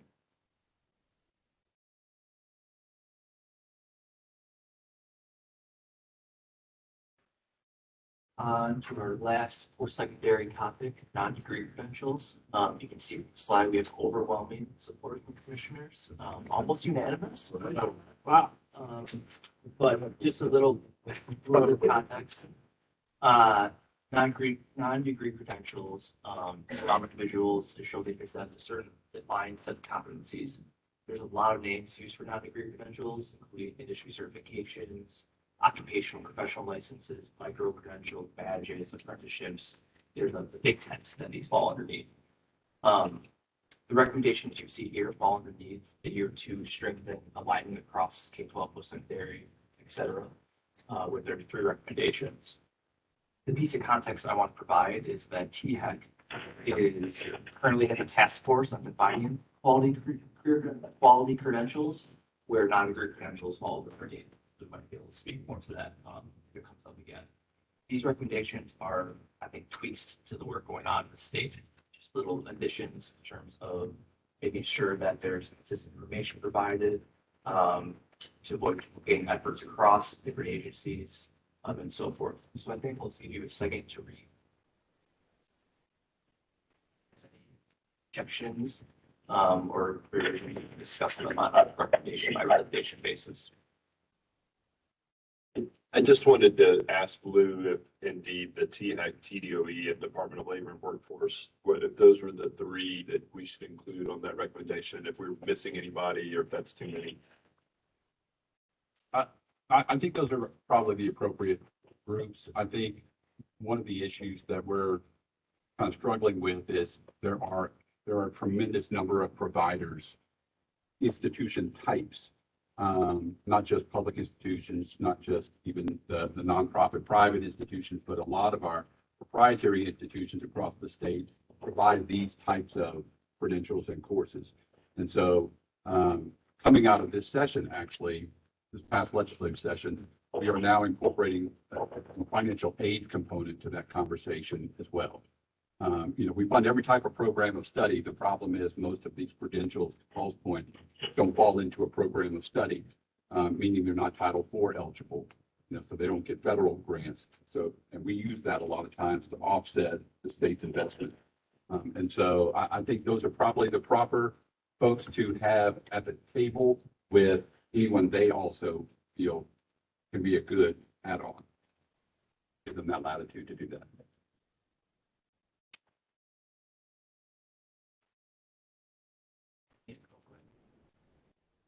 what is the carrot and stick on some of these? Like this last one. Like what would the state or anyone else do to ensure? I'm not gonna read the whole thing, but I'm just curious to know if anyone has your thoughts there.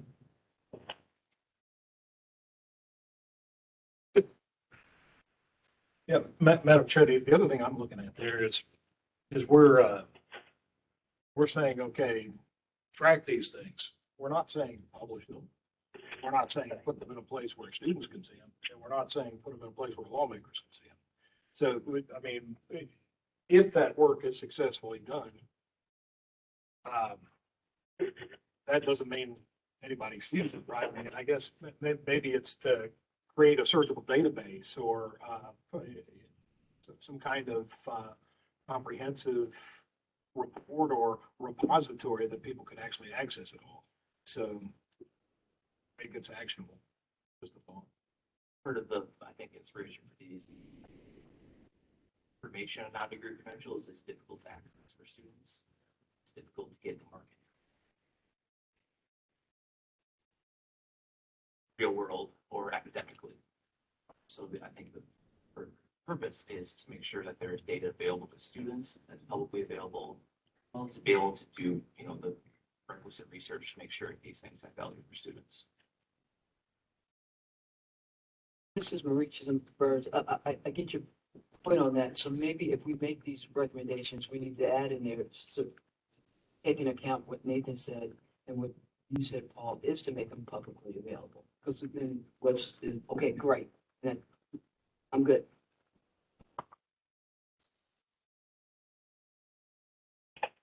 I think that looks great as well. For the third one, same sort of question.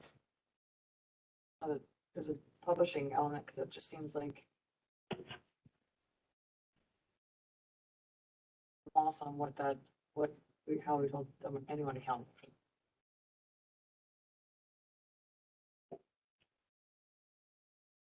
I think the inspiration is similar, that to make sure that the credentials being offered in industry are going to align to academic programming. So the student does that program, that again, they're aligned to the workforce system as well. I can just toss one last thing out there, kind of in keeping with that. Our historically, our biggest problem with some of these micro credentials is a definitional problem, and students don't travel with paper when they complete these programs. When you graduate with an undergraduate degree, an employer has a reasonable understanding about what you've been trained in. And so part of the conversation is, what would that paper look like if we had to create an instrument to define that? And part of that conversation involves an agency like THEC working with the Manufacturers Association, or, the construction industry, or, the computer science, the IT industry. Because they know kind of how they perceive these things as employers. We know how we would like to frame them as academic programs where you kind of merge all that. And so I think that conversation is important and critical, and also speaks to just generally our alignment with workforce development needs. So is it? Lou, just to piggyback off of what you said, this is I think I read this, it sounded good, so I said yes, and then now I'm becoming more reading with more critical eye. So as an example, with the example you just gave, Lou, would it be that, as an example, THEC would partner with a manufacturing association such that if Chris Jones went through a welding course at Nissan, that my participation in that welding course would then be available on a THEC site, so that if I went and worked for Volkswagen, they could verify that I had done the welding at Nissan? Is that kind of what this is saying? I think it's more a case, and I'll give you kind of a real-time example over to PBR, that they are undergoing an intensive process of doing essentially a concordance between their courses that lead to some type of credential on their end and industry credentialing. And so, if you're going through at a TCAT and you're going to go and you're going to get your welders 1 and 2 or OSHA certification or Siemens 1 training and whatnot, is TCAT's paper in alignment with an industry credential that you could get if you went and trained at Nissan rather than a TCAT. And right now, we don't always know what those one-to-one things are. And what we have a lot of times are either redundant or misaligned credentialing. And so when you bring, so we had a situation out in Jackson. We got Toyota and Black & Decker, each had in-house training programs. And each were training their students, but their students were missing some critical thinking components, problem solving, and things like that, that you get in a traditional post-secondary environment. So they went to Jackson State and said, we'd like to give you these training programs to do our credentialing for us and marry it up to your credentialing, right? That's the kind of, thing that comes out of a conversation like this. And so formalizing the necessity to hold these kinds of conversations, I think is a pretty strong recommendation. And so. Lou, I have a question. This is Frank Rothermel. About 10 years ago, I started taking Coursera courses. They were giving certificates. They were free at the beginning. And now you pay $79. How do you guys recognize any of that stuff?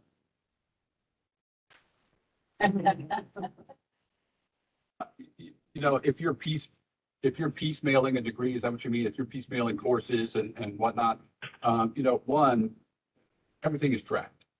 And a lot of, and especially, I think this one was one of the previous recommendations around competency-based, learning. I think our institutions are having to become a little bit more flexible in how they recognize prior learning.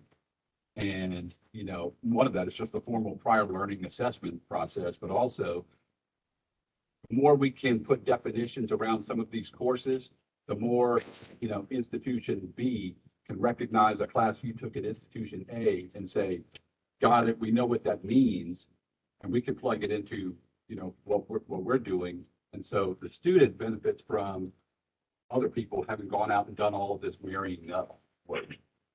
That makes sense. So this is post-secondary recognition? I mean, where's the record? Who's ultimately responsible for making sure that, I think accreditation, who's that body of authority? I think that needs to be, because it matters. Ultimately, articulation depends solely on the accepting institution.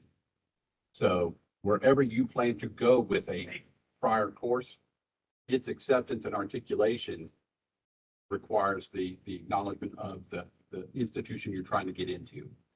Doesn't matter, and so, yes, to your point, it is an accreditation factor that the receiving institution has to sign off on the prior learning value of that prior coursework.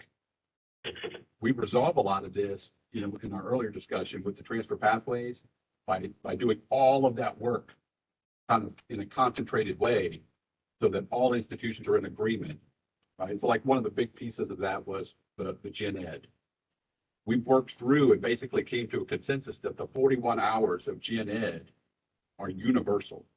So if you take English 101, no matter where you go in the state, It counts. it counts, right? Right. So how do we make the wording of this right to articulate what you just said?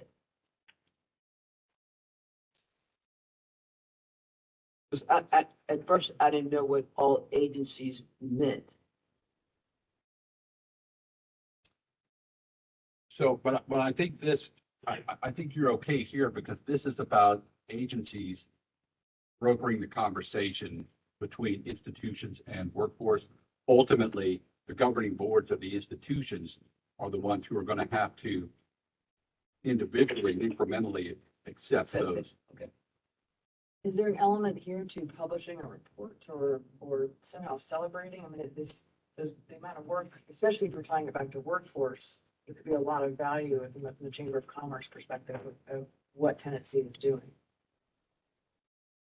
Sure. I mean, I think that they can certainly do that. I can tell you that what we've begun to do is we now have a new website. It's a refurbished website called College for TN, where we are beginning to build in all of this as it becomes available. Everything from the transfer pathways, everything about college financing, college knowledge, all of this stuff, including, if you want to go here and you've done this before, here's what the value is.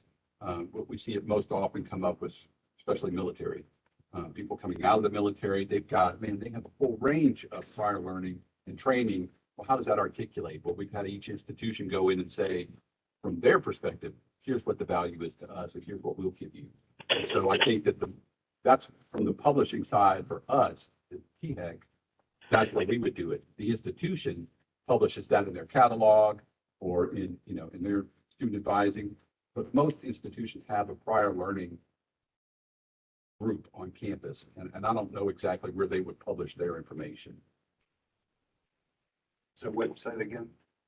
College or the number TN. Sure.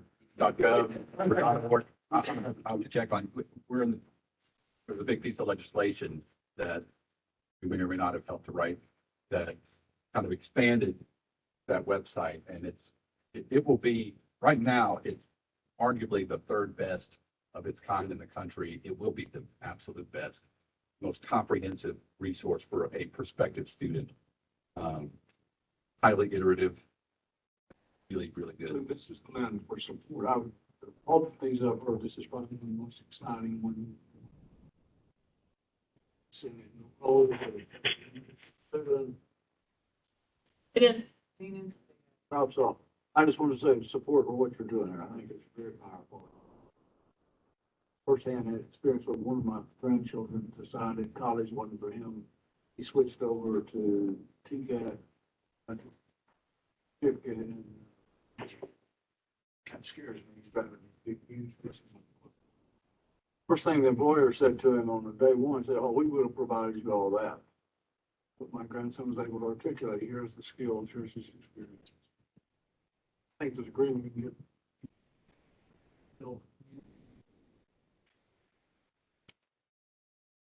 I think we would say he went to college.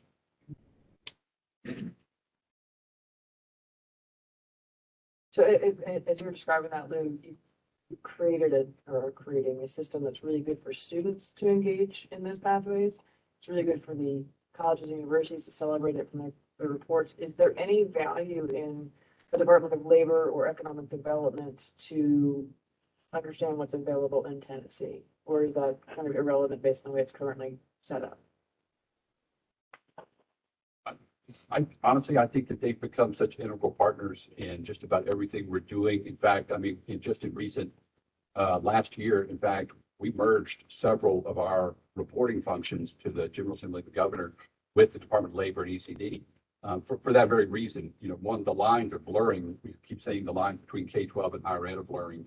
I mean, man, workforce development, labor, and higher ed, it never should have been separate. We're finally starting to merge, the cross value for all of it. So.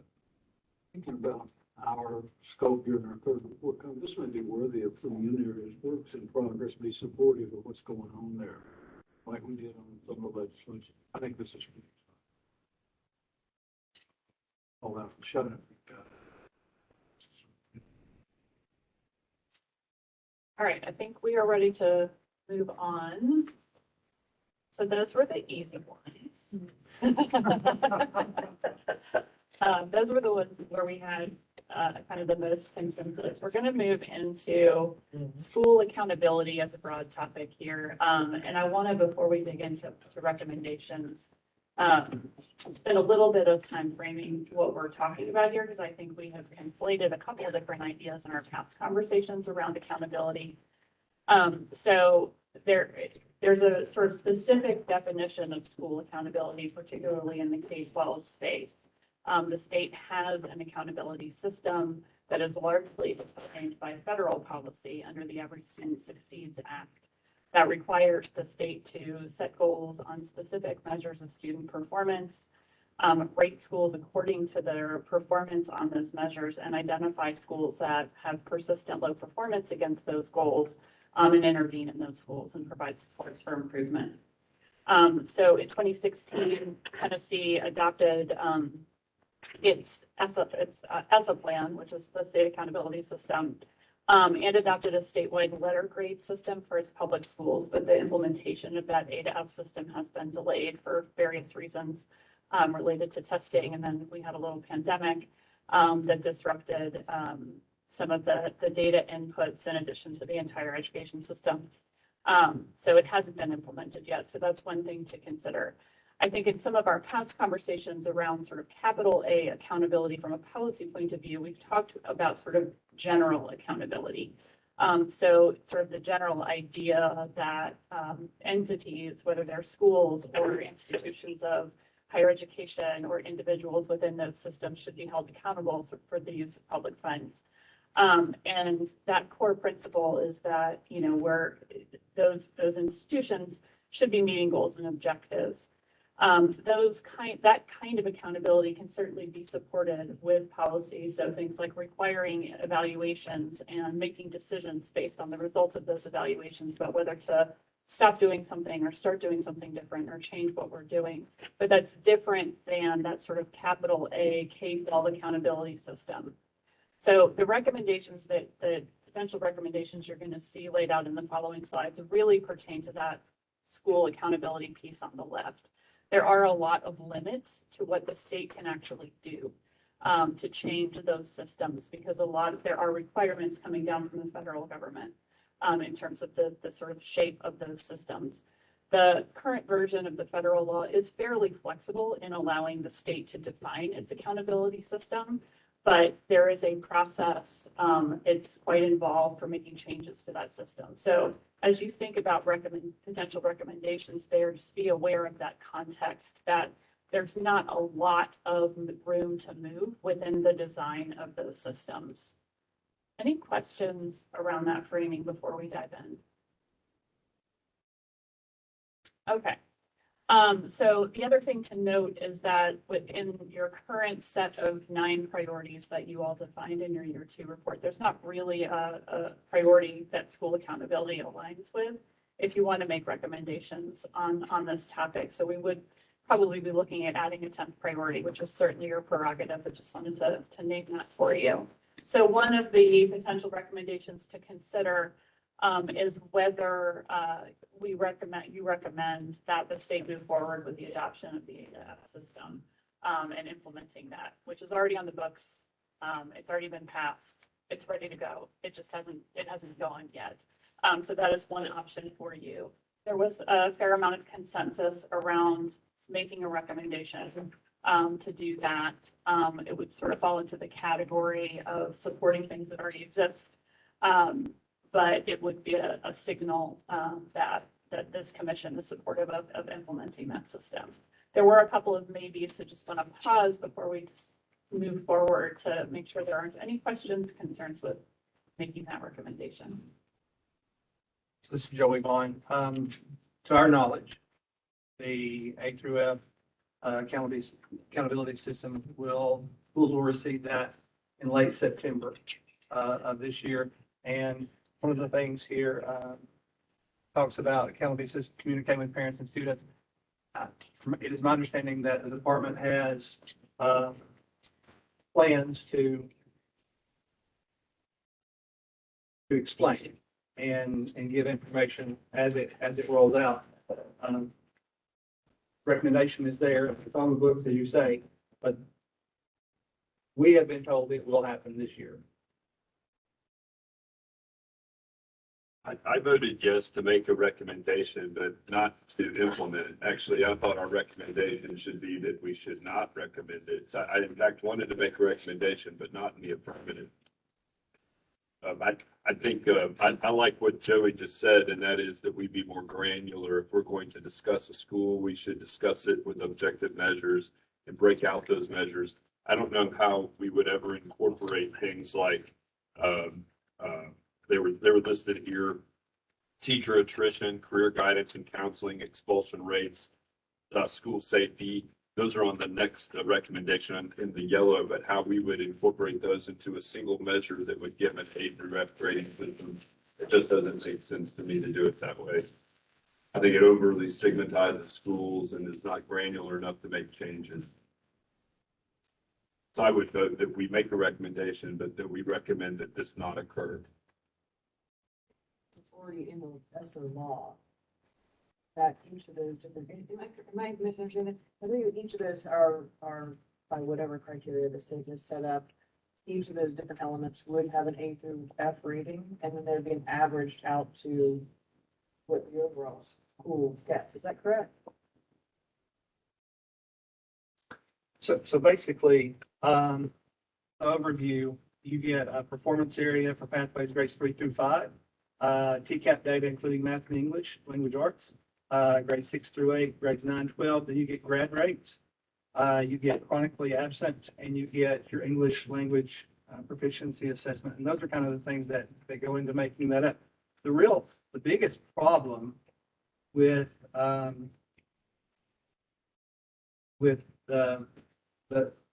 grade is that it is all combined.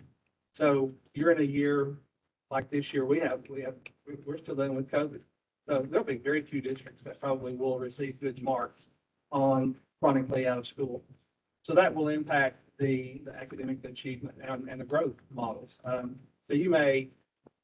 your student achievement may be really high, but your chronic absenteeism be an F, and that would impact your A, B, C, D, or F. So that's the biggest, one of the biggest concerns. Well, let me take the other side of that. I'm strongly support AL. Our life is about AL. The measure, if it moves, you measure it. So this is the only way we're going to really know where our school is, what's going on. We offer the help. You're not going to take, this is not about firing squad. We're not going to shoot people. We'd like to know how they're performing. Spending a lot of money, we're going to get the metrics later, but we're spending a lot of money to look what those paid for. We'll make an argument that it's not in their scope to.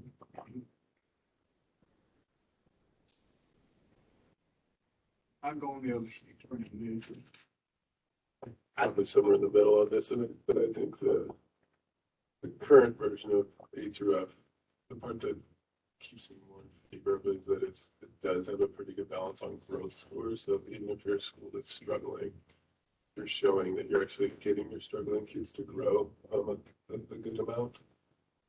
You're going to do okay on the scores. And if you're doing a good job of reducing, like even if you have high absenteeism, for example, but you're reducing it well, so you're actually showing that you, like the things are within your locus of control, you're actually performing well, you can still score well enough that you're like not going to be an F, for example, which would be unfair, like to make a school that 90% pre-reduced much as it is. Used to be old systems where that would be automatically be an F, but that's not the anything play in the system, but then you can C or B, even if you do good growth and we're reducing. And then they do a good job of looking at your subgroups also, so you have to actually perform well within your subgroups. I actually think, having looked at lots of these over the years, that this one's pretty helpful. My push would be that I do think for Tennessee, we could expand it to have like mental health services, or the things that are on the next recommendation is like, could there be more to the story when you tell your story about your school that has like integrity, to have structure, but then it also has like a few extra things that we would share that we also measure as a state to give families a richer story about like what the strengths and challenges of the school. Madam Chair? Yes. Yes, Lynn. Notwithstanding this very good discussion on A to F, it is the law. And it is the obligation of the Department of Ed to implement the law.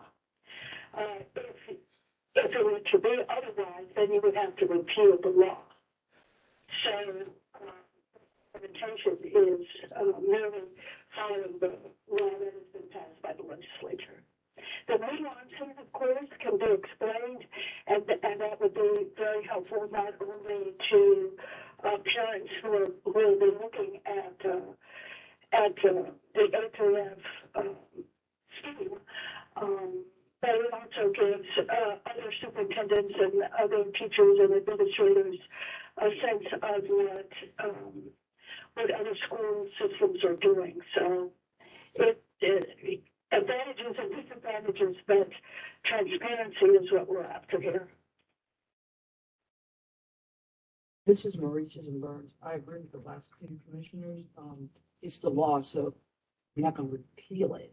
But what we can do, if we want to recommend something that has some value, is maybe think about extending it, like Todd said, to include wellness, to include, mental health and persistence, and things of that nature.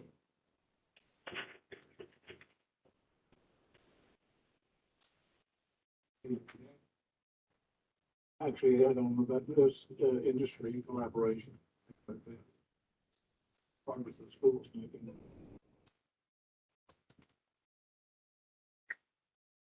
So what I'm hearing, it sounds like, is there's general consensus on keeping A through F. Choice, I guess, the long list is irrelevant. But the idea of reinforcing it and potentially adding a cup bonus, the other things that have been listed on.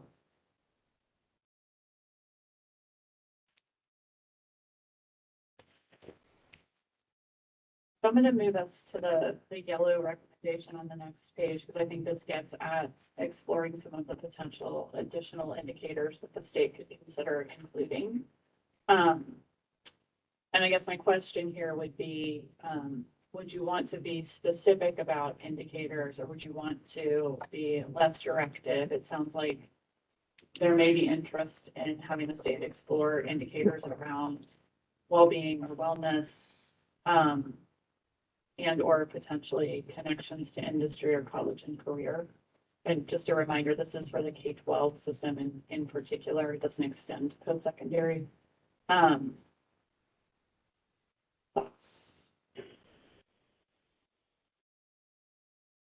Again, Mauritius and Burns, I like adding wellness or well-being, because that's what we started off with in this commission. That was one of our categories.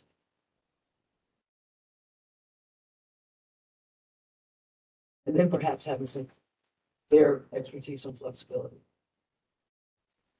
This is Todd Dixon again. Joey, I'm curious what your take on this too, because I think most of this data is tracked, that's up here by the state. So it's more of a question of like, should it be compiled in some way each year and presented in a succinct format that parents could understand? Because I think looking at that list, besides maybe access to effective career guidance, which might be hard to, there might be something there, but it's like school safety ratings, expulsion, suspension, teacher attrition are all tracked state level. And so it would be more of an organization and presentation of that data for families, is what I think is most important. It's not published though at this point. Yeah, so it'd be more like, do we want to, like, when that interrupt comes out, does it have like a supplemental thing that would be, so I can hear some other data points about this?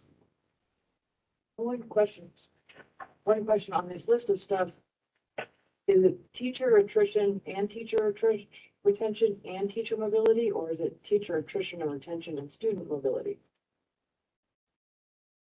These are just examples, but that's referring to teacher mobility. So teachers moving from school to school. There's one indicator I'll discuss that is in the system, and that's the ready graduate indicator. That came up yet, but that is the student has to meet one of 4 criteria, scoring 21 or higher on ACT. 4 different early post-secondary opportunity exams, which are the Army Service Vocational Aptitude Battery, and a number of others that fall.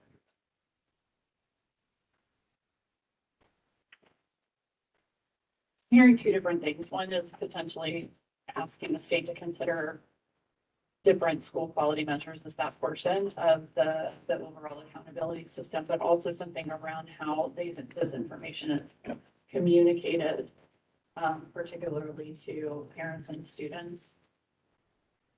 So this is Joey Vaughn, and kind of going with where Todd was. I don't believe that it would be wise to include that as part of the accountability, as far as part of the A through F measure. I don't think there's anything wrong with, if it's legal, for that information to be shared, for it to be transparent within the district's report card. And I'm not sure that some of that's not already there on the district report card as far as suspensions, expulsion. But I think for a district or a school to get an A because they or did, I think that's, I don't think that's what's best for kids or communities. I think there's nothing wrong with sharing the information, but I don't think you should receive a letter grade for that.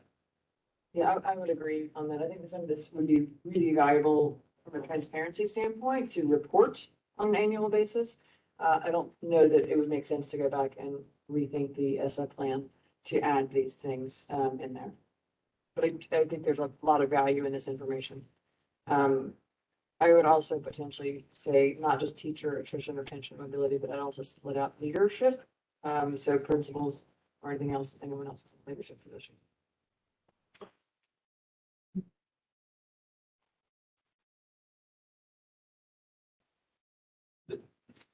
The problem we have with data reporting or transparency isn't so much the data reporting. I think we would all be interested in these measures for the schools that our children attend. And there are many others that we'd like to see. And I actually don't think, Glenn, that you and I see very differently on measuring results at all. If I told you that your child's school received a D, I'm pretty sure the first question you would ask me is why? Why did they receive a D? And then I'd say, well, they have great teacher retention, but the school's not safe. And they struggle with, they're over 90% receiving lunch support or whatever it may be. But getting that grade isn't transparent at all. In fact, it's very opaque. And it's really the granular results that are the measure. And so that's why I think publishing this kind of data, but not giving it a grade is much more transparent and informative for the community than is giving a grade. Furthermore, I think that as an example, we all have, I think many of us have had children that are going to apply to colleges that the college may never have heard of Brentwood High School or Spring Hill High School or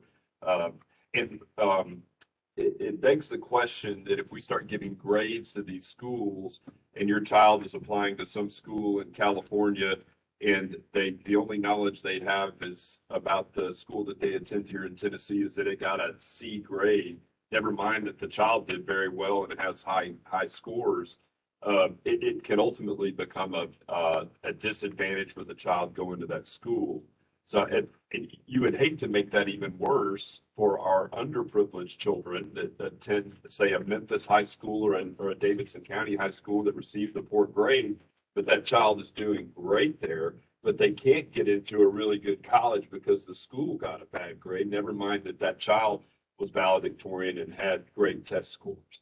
So I think these letter grades have a lot of unintended consequences and in fact can make things more opaque and actually do exactly the opposite of what you would intend, Glenn, and that is to make things more transparent. Well said.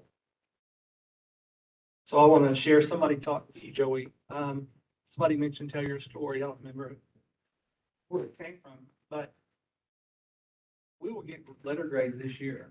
And I don't know if I'll be A or an F. But I know the work that's taking place.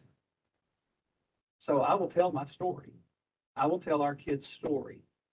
And because the story is that we're moving kids into reading my third grade. My kindergartners are reading. The story is that we have provided mental health supports. The story is that we have kids moving into Tennessee and that we're growing, that good things are happening. So I'll tell my story, no matter what the score is. And we're ready for that. So I think we all recognize that by law, we will have the A through F radius. But these other elements, it sounds like we'd be interested in having a recommendation that we would publicly report them as needed above. On screen.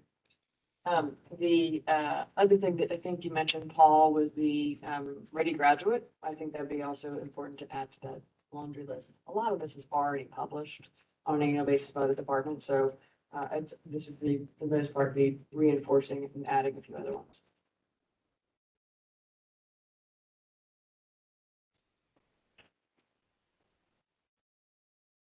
All right, it sounds like we're good to move forward. Excellent. Promise to try to keep this microphone on. So we're on to the school choice recommendations. We have 7 different subtopics. The first being open enrollment. I'll just preview that there is mostly a mix of yes, no's, or maybes for all these recommendations, a few exceptions. So we have lots of good conversations here. Open enrollment policies broadly allow students to attend a traditional public school that is different than their neighborhood school. There's a few different types of open enrollment policies. There's intra-district open enrollment policies that allow students to transfer within their district. Then there's inter-district open enrollment allow students to transfer outside of their school or their school district. Excuse me. In 2021, Tennessee passed a bill that allows or requires LEAs to create intra-district open enrollment, so within their own school district. So that law is on the books in Tennessee. LEAs are required to transfer students to different schools within their home district as long as there's space. If there's competition for space, then there's a lottery that is used to assign students to different schools. The law allows LEAs to transfer students from outside their district, but to my knowledge, that's an option. It's not required. So with that context, these recommendations sort of build on that. They align to existing law, and we have a few yes, no's, and maybes for the first one, which is requiring LEAs to prioritize admittance and provide transportation for low-income students seeking open enrollment. I'll open it up to anyone who has thoughts here, questions. Okay, so this is Joey Vaughn. I think that would be in I think that would be in violation of the law because we have to open it up and there has to be a lottery. So I'm not sure that if we were specific with low income, that would even be legal. This is Todd Dixon. I actually have a lot of knowledge about this one because we actually worked with the state on this, and it's currently illegal to do that. So we would have to change the law because we actually looked into like, protecting seats for low income kids. But it would have to be it would be a law change to do that. So I'm actually in favor of that if we were able to do it, but I don't think we can currently do it. I also, we are an open enrollment school.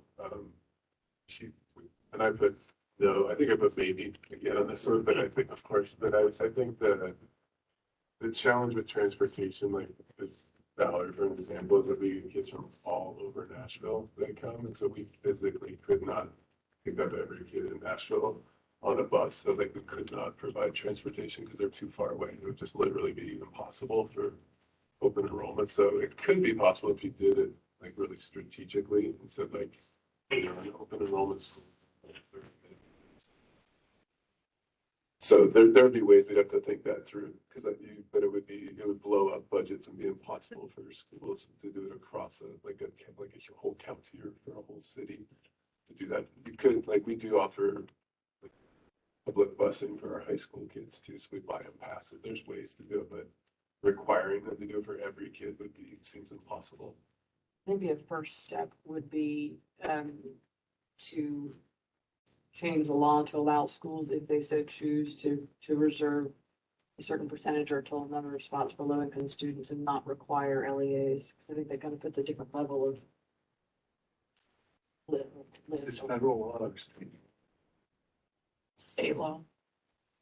But I would love personally to see for every open enrollment school requirement for a percent of low income seats. I think that would be dramatic and that would be one of the most powerful things we could do. There are different ways to run lotteries. And one way that you can run a lottery, but also prioritize admittance, it would be by giving low-income children more tokens in the lottery. So you could, I don't know what the wording of the law says, but you could do both. That happens all around the country. California does that. They have a law that you can actually, by zip code, you can give certain weights in your lottery by zip code, which sadly still tend to be by demographic. So that's a way to do that. I mean, that would be a huge game changer, in my opinion, if like Fog had to have 30% of their seats open for low income kids. Huge. So the revisions here, is changing the law. prioritize students, provide transportation to low-income students seeking open enrollment. This is Glenn. How about a slight modification then to build a case to do that? The research says, who's doing that? Anybody, that, you know, how do we petition? What would be the case in an exception? Federal law. That's what we want. And federal law, this is state law, so you can change Let's this. do it in federal law. Is there no federal law against this? Okay. So build a case instead. That's what we feel is important to do. So this is Joey Vaughn. My first question would be prioritizing admittance. Is that a number of students? And I want to go back with transportation. That including transportation there really limits some things for districts. Yeah, I would recommend taking out the transportation because I think if we wanted to make a big change, which I'm excited obviously about, I think it could be powerful, but it would be totally shut down by the transportation budget blow up. The districts would see. I will name that sort of across the country where these policies are in place, transportation is a big barrier to access for students to open enrollment options. I don't know if you would want to consider sort of studying and figuring out whether there is an alternative transportation model that could work. Yeah, like explore transportation supplement, maybe something like that. I like something like that. I think, because I think it's like, it's basically just needs to be within a certain distance from each school to make it reasonable. And so it would be like open enrollment within like an X size radius around that low income student's house is actually would be okay to make that responsibility. But if it was, you know, an hour and 45 minutes away, it no longer is reasonable, either for the family or for the school, I think. Does that need to be two separate recommendations? I'm thinking strategic, that they might say no because of the transportation blow up. So let's get one and then go to the other. Like there's broad agreement, the first one here that excludes transportation, lots of dots. Sounds good. And I will for now the transportation specific ones are also, As long as it's a separate one. it's also separate. Yep, it's gonna be. On the third, establish common enrollment, open enrollment windows and assistance for all schools and districts. That's in the law. Or in the procedure. I mean, they're time bound for when it has to be opened and when the lottery takes place and then when it closes. Joey, are they the same across all schools? Are those windows the same? My understanding was they didn't sync up across the state. Okay, so I'm just curious. it was my understanding that they are the same, and that may not be written out, but pretty much by August 1, it has to be complete. I may be wrong on that. This is Todd again. This is established, the window and the process is established, so that's correct. So I'm in favor of this. I'm not in favor of a common system. So this is an example, like Ballard doesn't use MNPS's actual enrollment system. We match the window and the process and our families apply that. This isn't super kind, but like the MNPS one isn't very strong right now. So that's why we haven't joined their system, because they're not processing data fast enough essentially. But we match their window in the process. I think that at a minimum would be good for families, but it would be not good for schools that feel like they can run a better system. Than the forcing schools into a system that's not strong might not be the best thing, as long as the window and process are matched. Todd, let me probe on that a little bit. Would it make it easier, thinking about this from a parent standpoint, would it make it easier if the systems or the process, the application process, the application itself is all elevated to a higher level across all different types of schools? The dream system is the ideal system is to have a common system for all. That would be and getting there is the problem, I think, right now. Denver has a really strong model of this, where it's actually a common application system for all schools. We're just a long ways from there, so I think getting the process, the window super strong and aligned is the first step of forcing people into a bad system before that process window is strong. I would be in favor of it. We would do it. I do think it's like the best eventual. It's best eventually to have a common system. So thinking about this over the next 10 years, is that a recommendation you ought to have as a state, is that there's a common application? Yes, I would say that would be a good metric. Say within 10 years, it's a common system. That sounds great. Can you repeat what you saw the lines, so we're clear? I'm not sure if this is a metric or a recommendation. I would say, this is just my perspective, but it would be within 10 years, you know, there's a common enrollment system. I'm not sure if it'd be a state, it's not statewide, so I'm not sure the quite language on the grade level sizes. It is district level common enrollment systems for all LEAs. But the charters are their own LEAs, that's why it's a little bit funky, because I think all the charters should be part of the district that they're part of. Like that should be a common enrollment system. What would make it the easiest if there was a statewide common enrollment system that was at a level of quality that made sense? I just don't know what goes into I don't think there is any statewide common enrollment yet. It's only by city. just by community or city. Yeah. I'm not aware of one. Much like our TCAT recommendation, TCAT should be available in each area.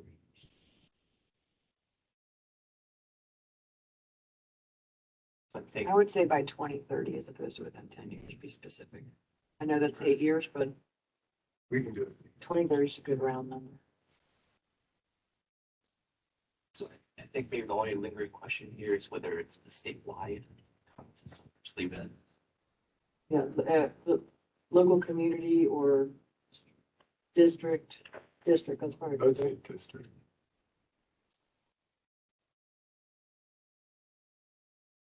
Are these, I've never seen one of these, Todd. Are these generic enough that the state could produce one that the districts could then use? I was wondering that same thing. It seems like it's not rocket science. It honestly isn't like super complicated. So it seems like there could be a state level model or template, you know, that the districts then could adopt. They can make it district friendly for their context. But I actually am not an expert at that level.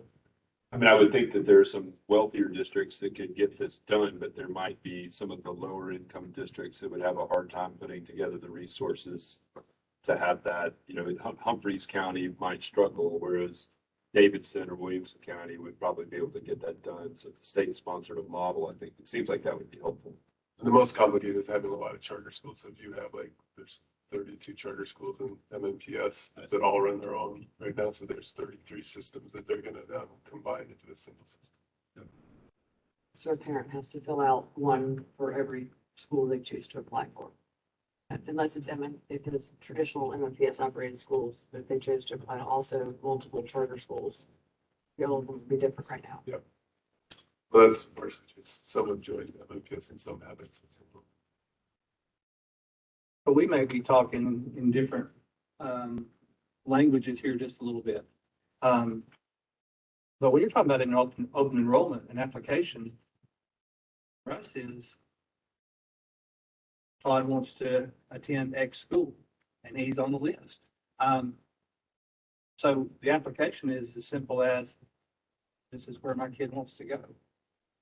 Now, if we added a component such as low income that we're looking at, there would have to be more information, some qualifiers, which I think is good. But currently, it's as simple as you give your name goes in the lottery, you're drawn, you go. And it may not work that way with charters, but in public, and charters are public, but in your general school systems, that's how it is happening. Yeah, and I think this would be critical to have that first one be enacted well, so that they go hand in hand.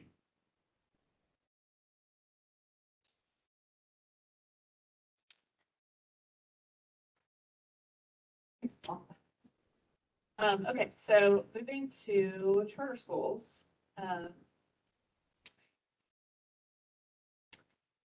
So this, as all the choice, potential recommendations, fall under optimized capacity for flexible, high quality school options. You currently don't have any, recommendations in the year two report that are specific to charter schools. So there's, three, potential recommendations here. Again, quite a mix of yes, maybes, and nos. So expect some conversation here. One, has to do with, the first one has to do with facilities funding. Nationally, there are big discrepancies in facilities funding that's accessible to charter schools versus district schools. That is no different in Tennessee. So this would require a study that evaluates charter schools' access to public funding for facilities on a per student basis, and that assesses facilities expenditures versus revenue required to cover those costs. And I would open it up for input. I know a lot about this one too, obviously. Educators. Yeah, I'll first start by saying I'm not a charter zealot. I think they're actually an important part of public education, but I've been in that world for 20 years, and I would say I'm probably definitely on the side towards pro-public school, just to name that so everyone knows. But this first one is a big challenge for charter schools. If you don't, like charter schools don't get funding for facilities. And so most charter schools spend, in their early years, they'll spend about 15% to even 20% of their budget has to go to the facility. So they're running on, 80 to 85% of what a typical public school would run on because they're investing all that money into facilities. So it's a huge challenge, especially when you're a startup. Ballard, for example, we just are going to refinance the loan after 10 years. It will get us down to 8%. And that's like a huge game saver for us that we're down to 8%, but it's a significant amount of your budget goes to a facility right now. And so I do think there's needs there to look at where we could get more facility funding. So I just think it's an important part of the process to have that happen. And then there's just a lot of battles that go on with that. There's often also open space, within districts that there could be use, and there's such animosity with charters in districts, which is, for lots of good reasons. Actually, it's a complicated issue, but they could work better together on like open buildings. Giving charters access to those to save that funding would be very helpful.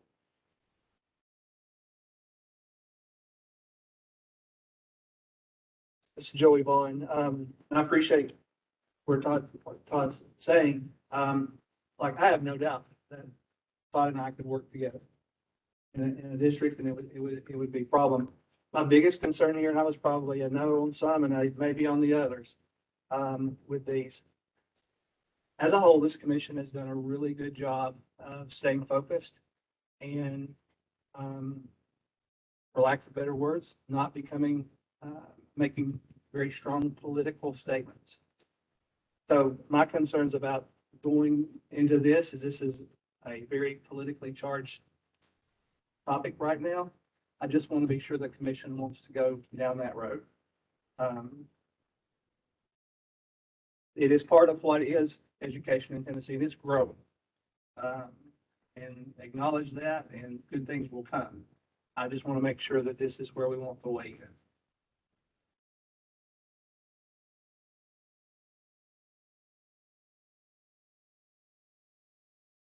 Any other comments?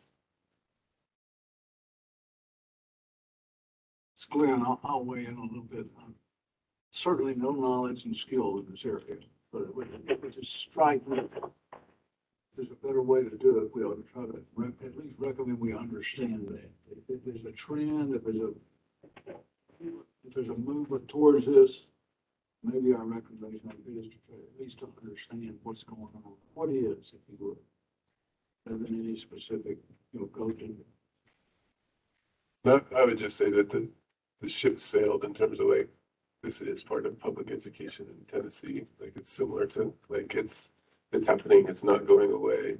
20% of charter or schools in MMPS are charter schools, and it's growing. So I think it is a responsibility of us to like recognize the broader picture of where that, like, how does it fit in and how do we make it equitable for kids in, you know, in public schools and in charter schools? Because they're all families that just like everyone else in Tennessee and just making sure that they're treated equitably. And so for me, this is an equity issue, especially since the vast majority of kids in charter schools are low income kids and they're not getting like the facility funding that they deserve.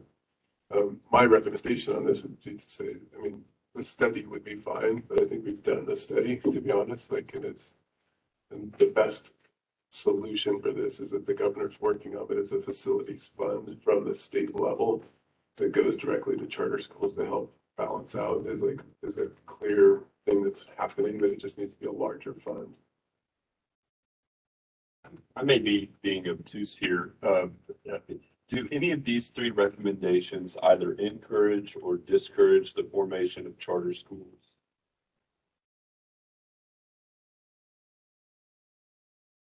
No, these are, the second two are really about making sure that charter schools are accountable, you know, so this is probably, and that's been going on for 20 years. It's just the balance of like wanting them to be innovative, but also wanting them to be accountable. So it's just a tricky measure of trying to do both of those things well. So I don't have strong feelings about the second two. I think, in my opinion, there's lots of accountability already. So like, I don't see those as like significantly necessary, but I also don't think, you know, they wouldn't crush us as a charter school to follow a little, to do those two pieces of accountability. I'd be curious to see where the problem is. Like, what are people seeing as the problem there that they're trying to solve? I could, well, I think a bit of more information. Is this essentially an outtasking of the support structure for a school under the same guide? They go into the same guidelines, right? It comes out of TBR. You know, why are people moving? The charter schools? Yeah. I mean, the very basic explanation of a charter school is that it's still a public school. You know, it still gets public funding, but it has a different set. It has more flexibility in budget and curriculum, and then in talent. Those are kind of the three things. It has more flexibility in general than a traditional school, and the idea is that that will allow them to innovate and to do more innovative practices. And the original dream is that then they would spread those back into public schools, and that just hasn't worked as well. And honestly, I think it's both sides. It's a challenge for both sides there. But it's supposed to be an innovative arm of public education that's funded publicly and has a little bit more flexibility. I would add one thing there is that kind of the bargain in that for that additional flexibility is a different type of accountability. So charters operate essentially under a contract, a performance contract, where they commit to a certain set of outcomes that are established in their charter in exchange for those flexibilities.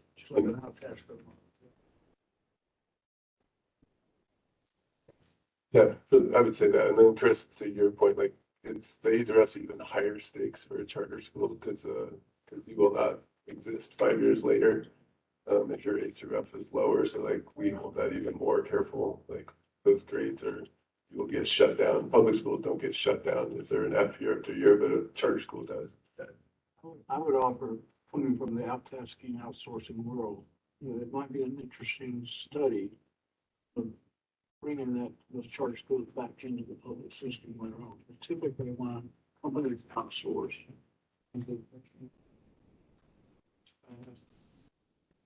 that's where it's good is the current one.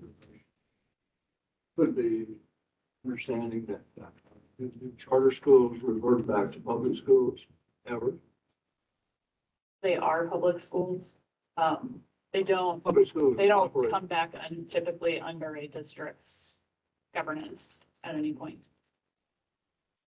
Their own boards typically. Yeah, they're under a contract with the district, so but they remain. Just offering up in the business world, this is the business world, it's got a lot of ceiling. They do companies typically will bring that back.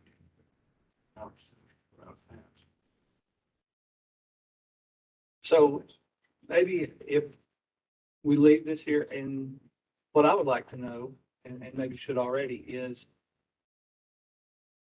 per student basis, what is Metro? What does Metro get per student for facilities? I can see it being on an equal basis. But I want to be sure that, that it is on an equal basis. It's not additional funding. But basically I'm saying if HUD's going to get money for Valor, for buildings, Joey needs it in Manchester too at the equal level. So, because it's all public and it still is, we're on the same place. Yeah, it's inequitable right now, just to be very blunt on that, is it, you know, in MMPS, there's a capital plan, you know, it's a huge plan, billions of dollars that they then build all of the schools, so that schools don't see that, and charter schools do not have access to that right now. So we could either have access to that, but I think that's never gonna, it would be very hard for that to happen, so I'm trying to be like much more reasonable to have like a state level facility fund that's like 1/10 of, I mean, it's like it's a much smaller amount than what public schools are getting, but it would be a start. This is Marie Susan Burns. Can I make a recommendation? I'm listening to the conversation. I'm sort of like Glenn. This is not my wheelhouse. But if the study has been done, so why do that? Okay, again, if we talk about, you know, equitability, then, but you don't want to go as far as I want the same as Joey's. Joey might not want to go as far, perhaps. I don't want to blow this up and put this on the thing, because they might be taking money away from me. All right. So something like this, since you put it out there, that we just say, fund facilities on, or since you like this, on a per student basis at an equitable level. Just put it out there. Because everyone, and I get what you're saying, because if I was in your shoes, believe me, who knows it? I feel about other colleges and pharmacies. But I think that it is sort of a public school, and I think you do deal with probably some of the more vulnerable students. And so why not support that? I think that's fair. Why study it to death? I mean, the study's open. Now, that recommendation would significantly encourage the development of more charter schools, would it not? It would make it easier, you know, because I think it's a huge barrier to starting a charter school, is that it's very hard to find buildings and it's very hard to get them financed. And so it's a huge problem for running a strong charter school. Is that equitable access to the dollars at a state level, or does it also include equitable access to existing public buildings? Say that again. So in Nashville, we have public school buildings that are sitting empty right now. Does this sort of recommendation include funding? Or in your case, you don't have any public school building, I mean, you do, but not existing ones, the ones you kind of renovated, versus making use of the existing facilities that were used to at one point be used for public schools that are currently not. Yeah, and I know we're probably way over on this one, but I think it's a complicated issue. So there's two issues at stake. There's one, you could just fund it, so charter schools could then build their own building. And then the second one is that you kind of encourage/require coordination with districts, because there's a poor record there in many cities around the country where there'll be like 20% of buildings in an urban district are sitting empty. But the district won't let the charters use those buildings, even though public school kids could use them. And so it's a battle over real estate that seems silly, you know, that there's actually open buildings there. So there's like the funding issue, and then there's like a play nice and coordinate on the open buildings issue. So are we denying a high-level education experience because we're caught up in should we outsource it or not to a charter school? It's complicated, you know, there's this. I don't want to hear the complicated story. I want to know, are we or are we not? I Our believe we're- mission is to come up with best, go back to our vision, our very simple one sentence vision. Education necessary. I would say 77% of kids in charter schools are low income, and they're not getting they're not in fair, equitable building situations. So I think we need to address that. Charter schools, though, are not monolithic, and so that we have a current status of charter schools, and then there's a new development of new types of charter schools that might be that might have a different ratio of low-income children than what are currently available. I guess, after hearing this discussion, I would move that we remove the first recommendation, and leave it in the second two. I do want to put one more thing out there, this is Joey, on. We have to remember as a commission that charter in Metro looks a lot different than it's going to look the working in rural Tennessee. But when we make a decision, we're making a decision for all of Tennessee. So when we do something, it doesn't just impact a certain geographic location, it's the whole state. This is clear on this, is understand the new budget and the implementers of that budget. There's money in there for flat rate per student, and then there's some ads for certain other characteristics. One of those, as I remember, is rural or low income. Could this maybe not be a problem here, that there's gonna be money available? Or if these are 77% low income. Well, they've also, within that framework, we've also redefined low income. That is going to have a dramatic impact. So we went from low income to basically families who are receiving assistance. And so numbers of low income students across the state and districts go from 60% to 43%. I was probably seeing that as well. And the reason it changed, I did not hear this directly, but I believe the reason it changed was there may not have been enough funding to keep that level, that number of free reduced low-income students to make it work.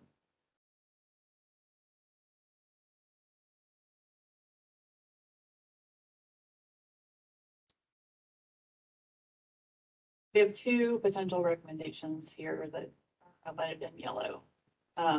One is to fund charter school facilities on a per student basis at an equitable level relative to other public schools. And the second one, I have a question for you if we want to keep this one as to what's our verb here. But related to coordinating on the use of existing district run facilities. That's at a metro level, it's not at a district level. Because the metros own the physical buildings. But they also, the school board has to, I think it's city by city. Yeah, I just gotta ask the question, why would the funding per student be different what building they're in? It's a charter school or it's a public school? I recommend that you fund the same. Reaching the burns, I'm scared that they'll knock it down from the very beginning. And I think I would like to see a stat to be neutral, rather go on this side and this side, because right here on the commission, I think it wasn't up there, but I want to be fair to my colleague to my left, that it was also recommended, hey, let's not do this one at all. No, two of them. And it's focused on the last two. So I know there's other people of that thinking, and so I'm trying to get something moving in the commission rather than turn you off, not you personally. First one is really about, my opinion, is like trying to right an inequity. And then the second two are really about making sure charters are accountable to performance, you know? So I think I'm fine with the second two. Like I'm a huge fan of us being. Right, but I don't want to delete the first one. And so I'm trying to play it in the middle instead of going too far over. But you want to delete the first one? No, it was recommended to delete. Somehow it didn't make it on the board. I probably shouldn't even say that. But to be fair to my colleague, two over to the left, three, I will say that.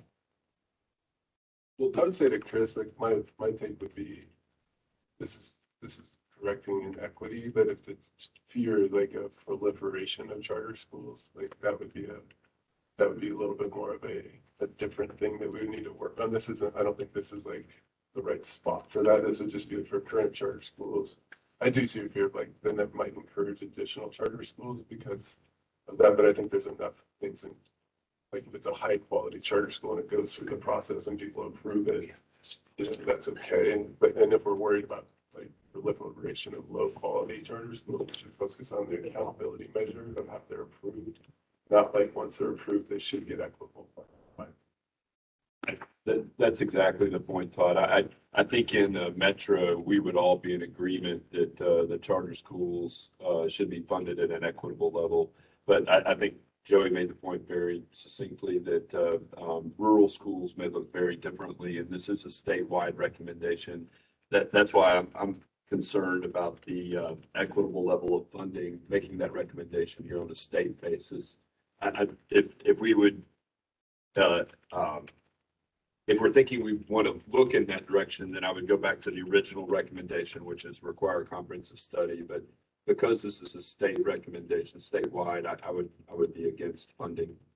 My point is that there's no other charters that exist right now except for in the urban district. So, so that as of right now, this doesn't impact any other part of the state. And then if we're worried about charter schools becoming, going to rural areas, we should focus on like how a charter school is approved essentially, and not like once it's approved, make sure it's like treated equitably. So a question, when we're talking about facilities and funding, and you mentioned the building fund that is within your district, is that Davidson County money or is that state money? But the reason I ask, if I'm going to build a facility or build on, my local funding body funds that. The money that comes from DEP for facilities goes to pay the social worker or the counselor or transportation. So I just want to be sure we're talking about the same pool of money. Are we talking about local, Davidson County, Rutherford County, or are we talking about state? I think there'd be multiple ways to address it. So one way would be at the state level. Governor Lee has passed, I think, a $32 million part of the budget this year to goes for charter school facility funds. So Ballard will get like $400,000, I think, this year for facility, which is like, compared to what a facility costs, it's like a drop in the bucket, but it's helpful, but it is very helpful. So that's one way to go that way. The second way would be to go to city level or the county level, where like, Metro Nashville is the one that owns the buildings, and then say, you've got to contribute, like charters are part of your capital plan, city by city. So those are the two ways you could approach it. I think what we have here is like, we don't tell them which way to approach it. We just say like, it should be equitable, and it's important to figure it out.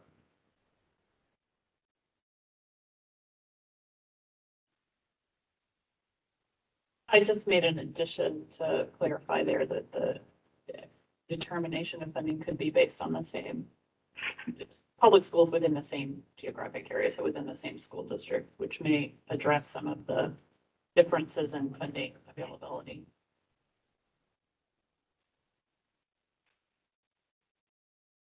It seems like the first highlighted one, on charter schools, facilities on a per student basis at equitable level, would cover off on the second one. Not only just the dollars that might come from the state or local, but also the facilities themselves. Would you agree? So it might be that the second one might be not relevant or not needed. It's a strap. Yeah. Any other comments on the next two? Or are there any comments on the first one first? Not to be keep beating this horse. The fund charter school facilities, the way that sentence starts, and I don't know this is wordsmithing, but it sounds like encourage and fund charter schools, where I appreciated what Todd said earlier, and that was that once a school has been chartered and approved, then it's funded appropriately. And I think that it's a small distinction, but I think that's I would prefer that the sentence read something more like established charter schools are funded at an equitable level, as opposed to, yeah.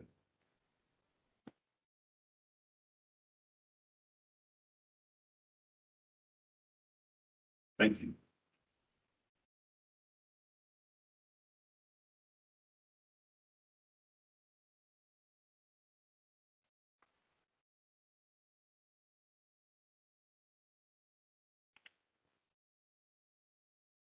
clarity, that would also apply to new charter schools, right? Fund established. Those would be Once they're approved. Okay, the second two relate to accountability. The the second one in particular refers to specificity around authorizer roles, powers, and responsibilities. So charter school authorizer is the body that sort of holds the contract with the school, typically a school district. Although there are a couple of other authorizing bodies. And this, as you saw in the content that was provided, was one area that was highlighted as a place where Tennessee's law could be strengthened by the National Alliance of Public Charter Schools. It's just to provide some additional clarity on what authorizers, what sorts of notifications authorizers have to provide and what actions they take, and when charter schools don't meet the terms of their contract. I'm in favor of both of these. I think it's important to be really accountable, strong. So I'm in favor of a really strong, accountable set of charter schools. I'm curious about the second one. Todd, this is probably a question for you.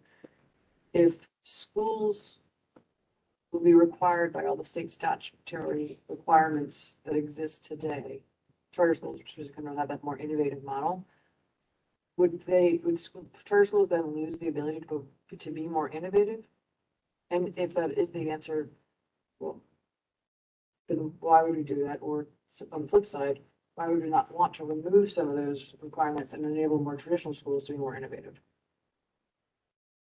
This is a complex one as well, and I would say when I read those, I'm having trouble picturing the problem because, like, I know we already, we do checks are specified by authorizer role powers and like the bottom, like I can't think of anything.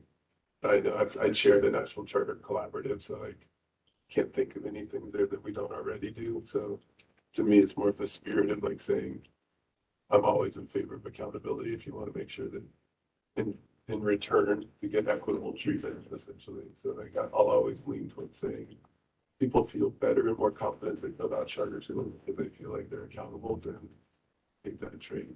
But I do worry, like if you get too much bureaucracy, like it destroys the innovation. So that's the challenge. And that's my question on the third one. I agree with you on the second one. Totally. I think those are already all happening as far as I know. So like we already, Todd, I appreciate you pointing that out. I was waiting for you to do that because I was looking up there and I was saying, no, I'm pretty sure this is already the case. So. my right is I think it's already happening, but I didn't want to be one that said like, fund charter schools and don't hold us accountable. Any other comments on these? We're good on the revised first one and the second one. Is there a third one? Scratching them.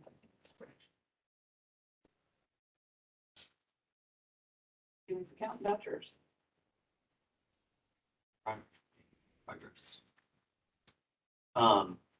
So next up are education savings accounts or ESAs and school vouchers. These are separate but similar policies. I'm going to briefly describe each of them in the context of Tennessee before we launch into the actual recommendations. So both policies are designed to provide public funding to families to spend on various educational programs, whether it's private school tuition or other related expenses, including private tutoring, online education, curriculum. They range in a lot of ways you can use ESA dollars and vouchers. ESA programs generally allow for greater latitude in the type of services that parents can use funding for, whereas vouchers are generally set for a specific amount of private school tuition. ESA programs also allow parents to accumulate unspent dollars across years, whereas vouchers generally require parents to use dollars on an annual basis for tuition. Tennessee has an ESA program. It's known as Individualized Education Account Program. It was created in 2015 and it's designed to support students with diagnosed special education needs. About 2% of students in Tennessee are eligible for the program. Not all of those students use it. About, I think last count, 300 or so students in Tennessee actually use that program in 26 schools. Tennessee also has a voucher program for low-income students in Memphis, in the Achievement School District, but that has never been implemented as it's under legal challenge currently. So with the first recommendation, it looks like the commission is trending towards not including this. And to be clear, I don't think it's written totally with a lot of clarity, but it'd be for the existing DSA program, individualized education program. Which I just mentioned. Is there anyone who would like to speak up in support of this recommendation, or? Madam Chair, this is Dolores Gresham.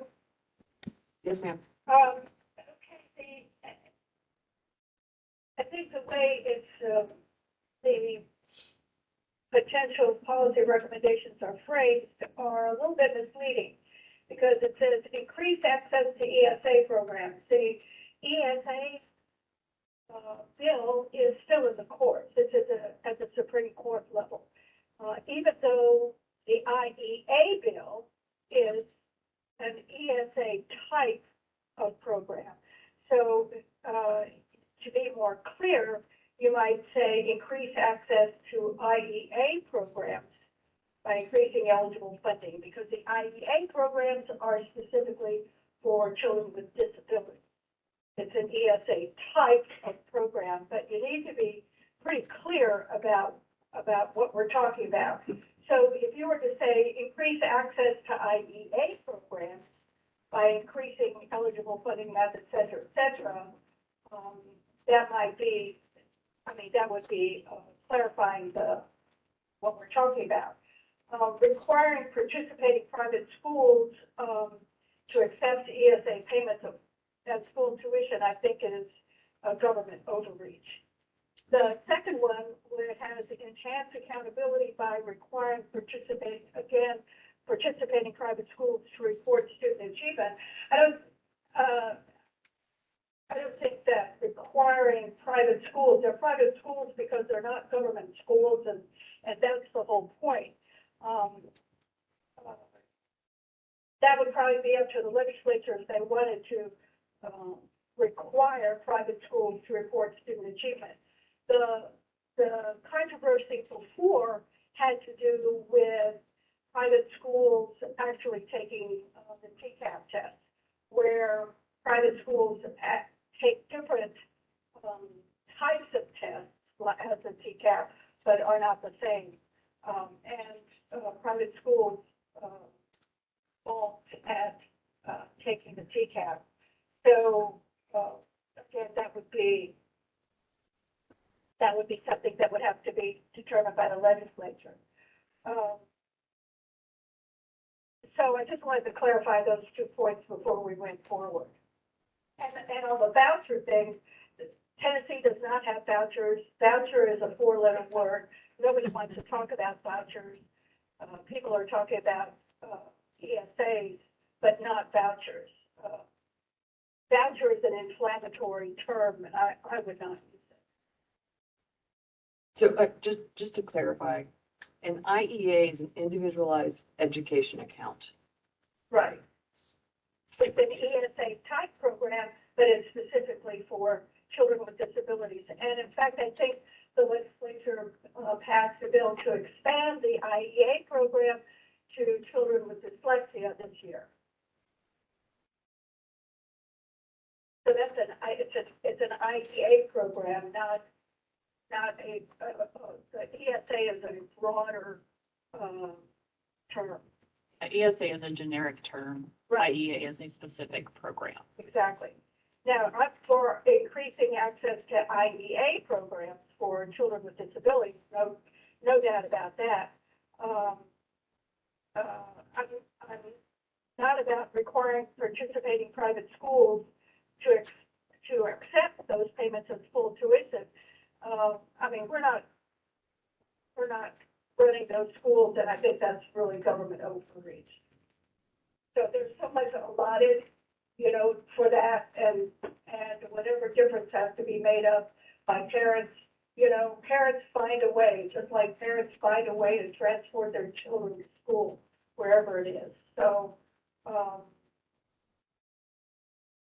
just wanted to make sure that we understand the difference between IEA and what Tennessee has now, and the ESA program, the bill that was passed now a couple of years ago in 2020 is still in the courts. Maybe we start with the first recommendation, and Jen's made edits that reflects in regressions points there about the difference between the ESA and I do agree with Dolores in the fact that I think it's like government overreach for us to be requiring private schools to accept this as full tuition if we go down this pathway. I think that's a little bit much for the state to take on.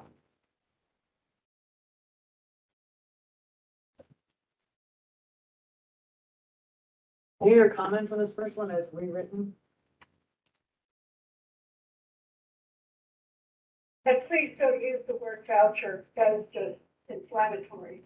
To leave that from your vocabulary.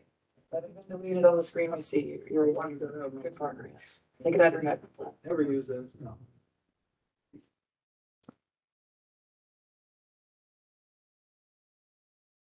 So as written, is it staying or is it going? That's my question.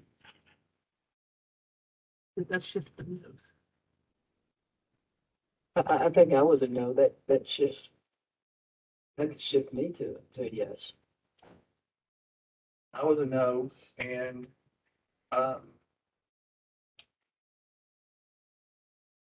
understand not having the government overreach, but by nature, removing that line automatically makes it restricted. Because this gives the who sets tuition? The private school would set the tuition. So let's just say IEA provides for a student $7,600. So if my tuition is, I have no idea, but let's just say it's 15,000. By nature, it restricts a lot of families from being able to do that. And again, I understand that's government overreach, but that's my, it automatically withdraws a group of kids that would benefit. My word, this changes how I think, because I'm actually not strongly in favor of ESAs, but I actually like the IEA program. And I don't think what would happen if we required full acceptance is that there would be no participating private schools. They wouldn't, there'd be very, very few. So it would then limit that program. And I think there is a big percentage of families, especially with kids with disabilities, that, they can't afford 15,000, but they could scrape together 7,000, and so getting the discounted thing is a big deal for them. So I would not want that second part in there because but it still doesn't limit, it still doesn't give access to everybody. So that's the challenge, but I don't see a solution because you can't force private schools to do it. They'll just drop out of the program. Data helps. I can just note, Madam Chair, that in the testimonies that we received in committees when we were looking at the IEA bill some years ago, the families that testified who were actually from other states, in fact, I think it was Florida, who had an IEA program in Florida, said that they found a way. They didn't, the allotment that was given to them did not pay for everything, but it was a great help, and they were quite satisfied, and they made up whatever difference had to be made up. But the point is, nonetheless, is that requiring private schools to do something.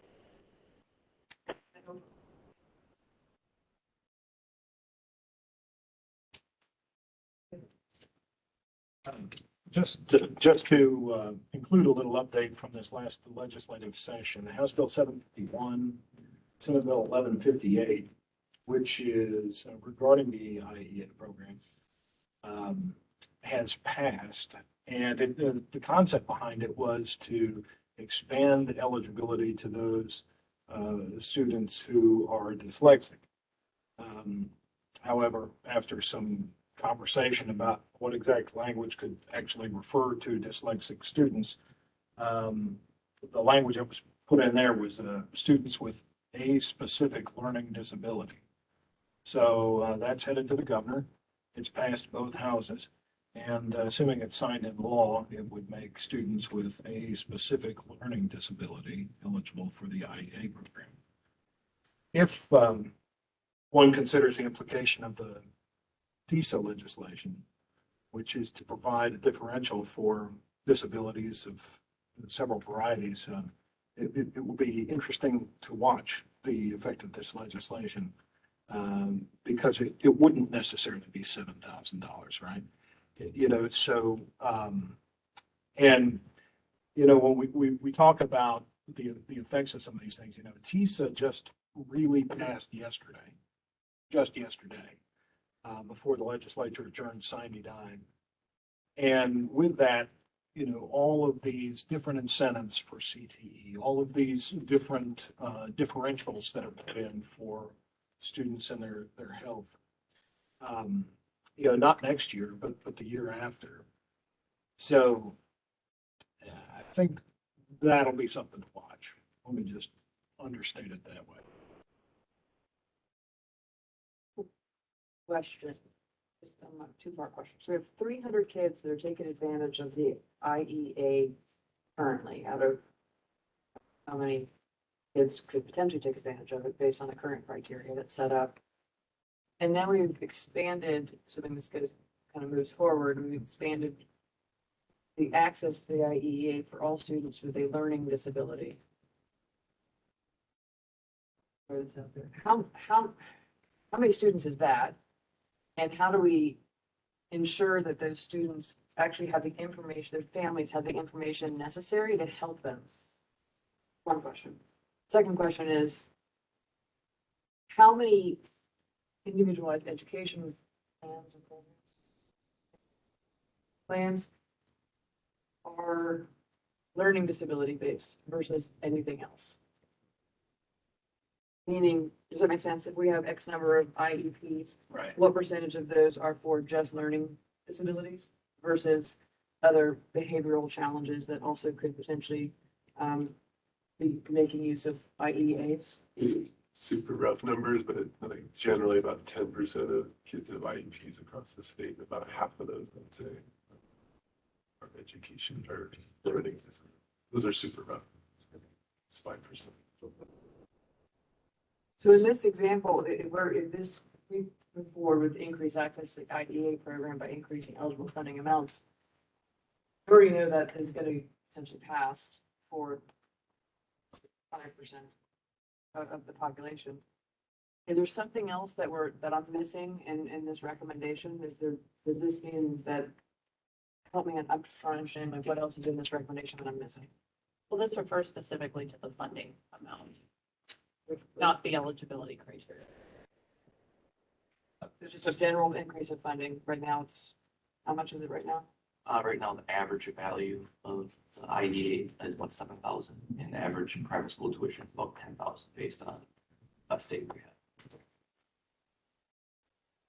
have. If I may just follow up on your question, Commissioner Scarlett, if my child is on the autism spectrum disorder, my youngest son, does the school district, the public school district that he goes to in Tennessee, does that school district get more funding by his attendance than, say, from a child without because of these IEAs? No, I just, it makes you wonder if the public schools didn't also receive more money to receive children that had an IEA, if those schools wouldn't then be able to provide better services, and then the parents would need to be considering going to private schools. So I just wonder if we don't want to disadvantage the public schools, let them have access to these IEAs so that they can improve services. Perhaps I could shed a little light on it. It actually, the legislation, the original bill, doesn't require one to go to a private school. That actually, there's a lot of different options you can take, including going to another public school if they'll take the student. So you're asking the question, what if the state put more money into this individual? I've got one son's on a 504, other one just ended an IEP for dyslexia. So I can tell you that the new funding formula, once it's in place, will provide a differential for each of those things, and it does go to whatever school they go to. I see. And so That's new. that, yes, that is new, and it's very, that's different than the PEP. It's really good. I mean, it's a very hopeful for everything.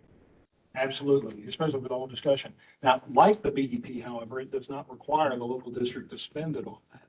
It provides it for that purpose, but it doesn't require it to be spent on that. What it does do is put a number of accountability measures in place that don't necessarily exist now. So, it's almost like some of this may have been overcome by events. Maybe it would be a matter of, some other statement about strengthening or supporting the implementation of the IEA program over time, or something like that, because it seems to be what individual members are kind of getting at.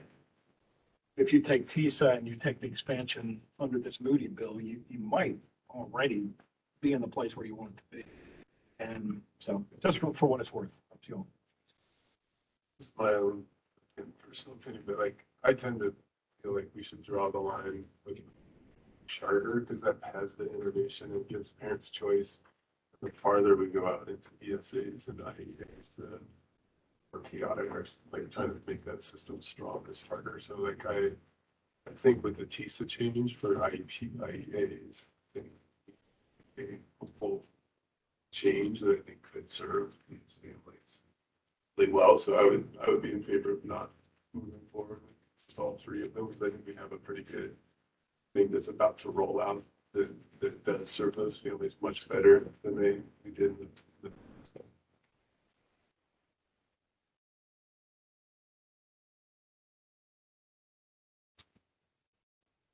Any other comments on this?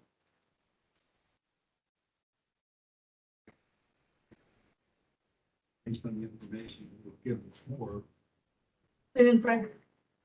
based on the information that Bellwether providing us, I didn't have the most current update on legislation and all that, so I think I'm with. So just to clarify, the current missing policy about the IEAs, the 7,000 are still in the court, so we don't, like, that's separate. That's separate. That's the voucher program that's in this. That's not the IEA.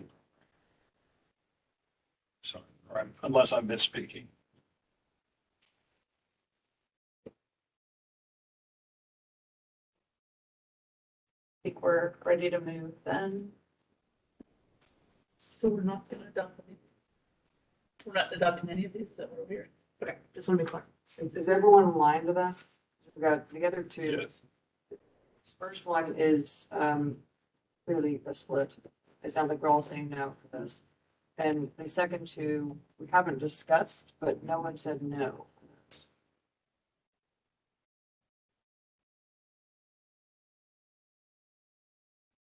Just don't use the word voucher. It's close enough.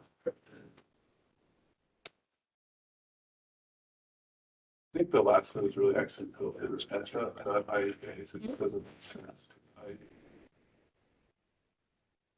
Second one, I think, is just it's a small aggression that's requiring that, or it's just too, it's complicated to figure out how to do that. I don't see the upside isn't worth it.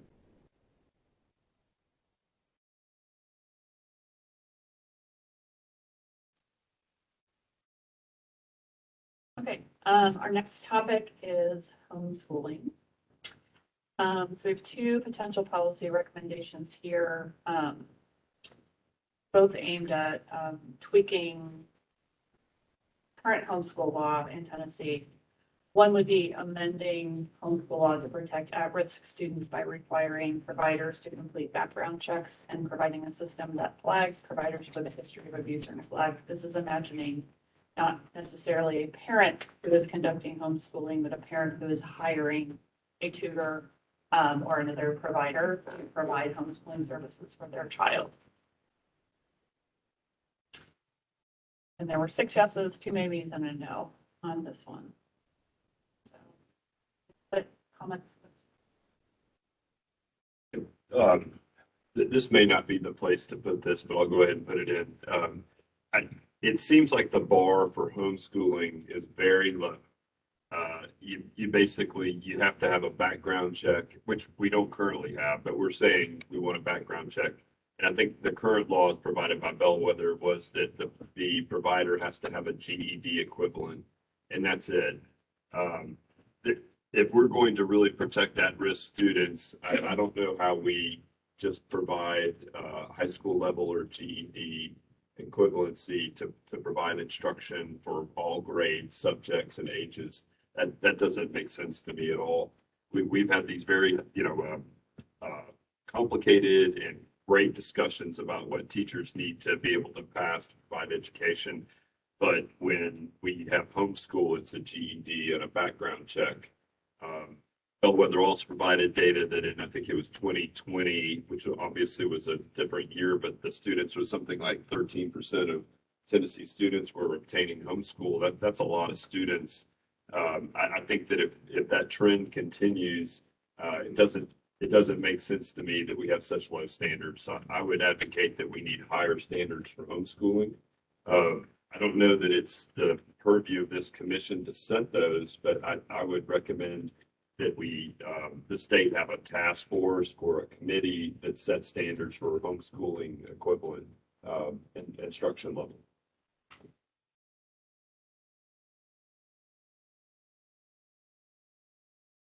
Is including parents? Is this including parents?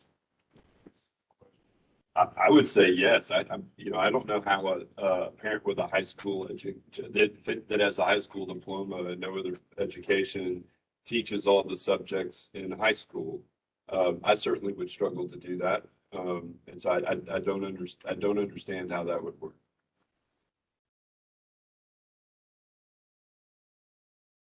Madam Chair, if I may, homeschoolers for a reason. They want their children at home. I think the more that we involve government in that, the more intrusive that becomes. And I think we're going to tread lightly when it comes to homeschooling. I don't know that we have a homeschooler problem. Notwithstanding the question about doing the homeschooling, but tread very lightly here. Senator Gresham, I very much appreciate your comments and certainly don't want to be guilty of government overreach. We require children to go to school, though. We have truancy laws because we're willing to say that it's important for our children to be educated. I think when we have a small percentage of children that are obtaining homeschool, we can see that it's not a public problem. But once we're up to 12, 13% of the kids, it's more than 1 in 10 children are being homeschooled. I think that having standards at that point, when this is tens of thousands of kids, makes more sense.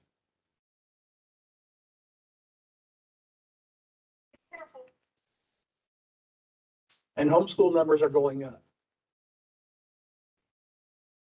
They're going up. One thing that really impacts schools, and let me tell you, there are some parents that do a phenomenal job homeschooling. There are some at-risk children that probably have a good homeschool experience, but we also have kids that just do not want to come to school that are being homeschooled. And what's happening is once they hit middle school or high school, they come into a school to have to take those standardized tests to meet graduation requirements or whatever, because unless the laws, and they may have changed, but it used to be, and once you hit secondary, you had to have more than a high school diploma unless you were going with an outside entity to provide that homeschool process. I say that to get to the people that are doing homeschool well, kudos to them. But for those that are putting their kids at a disadvantage, trying to get them to where they can have a productive adulthood, that's where we've got to, if there's any way to identify that, that's where we can make a big difference.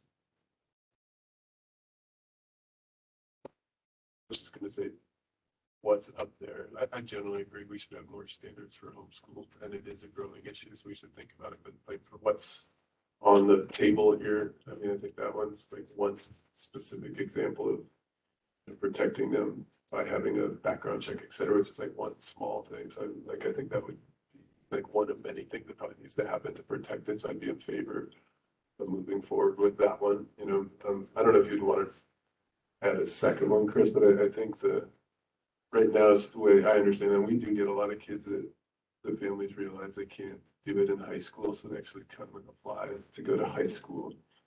And many of them are totally fine, and then some of them are totally unprepared. It's like it depends on. So for me, the way to focus on that is actually they have to go through like set or approved curriculums that have assessments, et cetera. So that I think going through the assessment track, which they do in high school, like you have to pass certain assessments in classes. So then if you're up to doing that, but if you can't pass those classes, you have to go back to traditional school. But I don't know if we want to open that all up here. I will, experience. Definitely. Brief period I had during I would not survive. But I also believe that parents have the right to educate their kids however they see fit. And in this democracy, I think we need to be able to enable that and allow that. The recommendation here is to require providers. We're not defining providers. So is that would we provide a background check for mom or dad? And I know you said earlier it does not include the parents. But we've got to give the freedoms On specify wording is completely. the freedoms that parents are allowed to have in this country, include the ability to educate their kids however they see fit. Now, whether the state needs to have this oversight, I don't know. I feel like more of an assessment is needed to understand what do we have today, what do we not have. It's a lot of different factions across the entire state. And I think that is putting some sort of state regulation on that. I'm just not sold on it. I appreciate the freedoms in this country. I don't say that, I totally agree with you. But we do set laws for the education of our children that do infringe on the parents' freedoms as is, as example, truancy laws, where we establish those laws frequently, and not without understanding the liberty that parents need to enjoy to raise their children. Alexander Solzhenitsyn said that a nation that doesn't speak a common language ceases to be a nation. And part of our job is teaching and educating citizens is that we have some commonality, which means that they have some type of common education. I think it obviously would be a way too big of a discussion for us to settle right now with the standards of homeschooling would be. But I do think a task force or a state committee to set standards for homeschooling and periodically review those makes a lot of sense. Maybe they would settle on a GED equivalency for instructors for the 13% of our children and growing, but I suspect they may not. And so I'm not in a position to make those recommendations. It's not going to happen today, but I think we can ask for a task force, THEC, somebody within the state to take that on. I think that recommending a task force to evaluate the current status of homeschooling and what best practices are across the country does make sense at this point for a recommendation. In regards to requiring providers to complete background checks, I think to define providers, I don't think going to a mom saying, hey, I'm going to homeschool my kid to say, I'm going to give you a background check to see if you're cool. Because what happens then? Like if we go down that pathway, sorry, who were arrested for something 10 years ago, so you're not good enough to take care of your own child. That opens up a just whole different level of state direction. I don't even know, I wouldn't even know where to go with that. Can we say Public private providers. providers? Madam Chair, I'm sorry, I understood providers to mean someone that the parents, engage to assist in their homeschooling. I think that's what we need to define this as being defined right now, providers contracted by parents. Right. And then you could do a background check on somebody like that because they're being paid or there's some new there. That would make sense. Paul, do you have an idea how many people are contracting out with individuals to homeschool? I mean, I've never heard of this. That's why I was curious.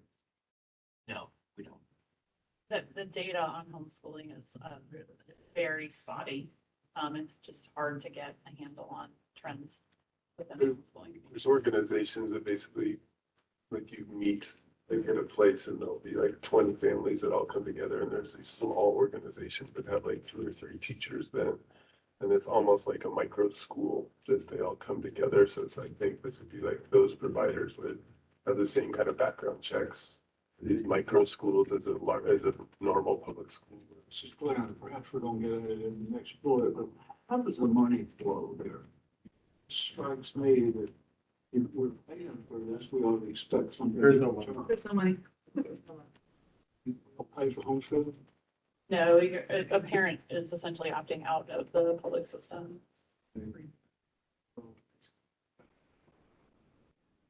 They're not getting any receipt of money, so I was trying to go down a logic path says we would require the same level of service performance. That opens up the question for the next one. Is that, where is everyone's head on that? I mean, if we're, That's what I was getting at, isn't it?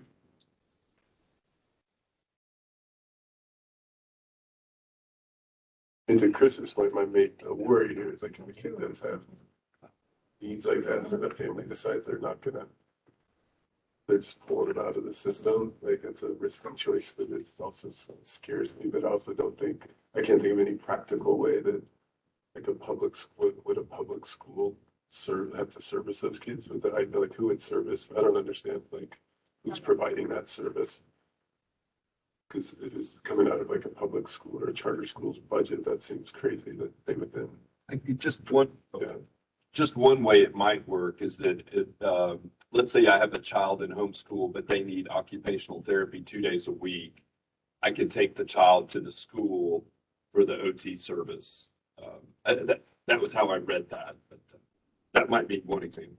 I think what I was saying is like, because then like if you brought him to Valor and said that like, hours of service and we didn't get the $14,000 a year for that student from the state, we'd be like, we don't have any, we have enough kids in our building that we have to fund. I just don't see how that would work. So I was just struggling actually financially figuring out who would provide that service. I mean, they could exist outside of schools though, right? I mean, in that example, their OT can go to the home potentially, or could go to an OT. So I'm thinking like we have a whole system that we provide public education for kids and all the money flows to that, to important people. And if they've opted out of that system, they've opted out of that funding. So I don't see how they would. Is there any way Either you want need to to, opt into the system and the funding, or you opt out of the system and you don't have the. Also, as part of the provision of the IEA, there's where it doesn't have to go from school to school. There's actually this concept that it can be done at home with contracted services.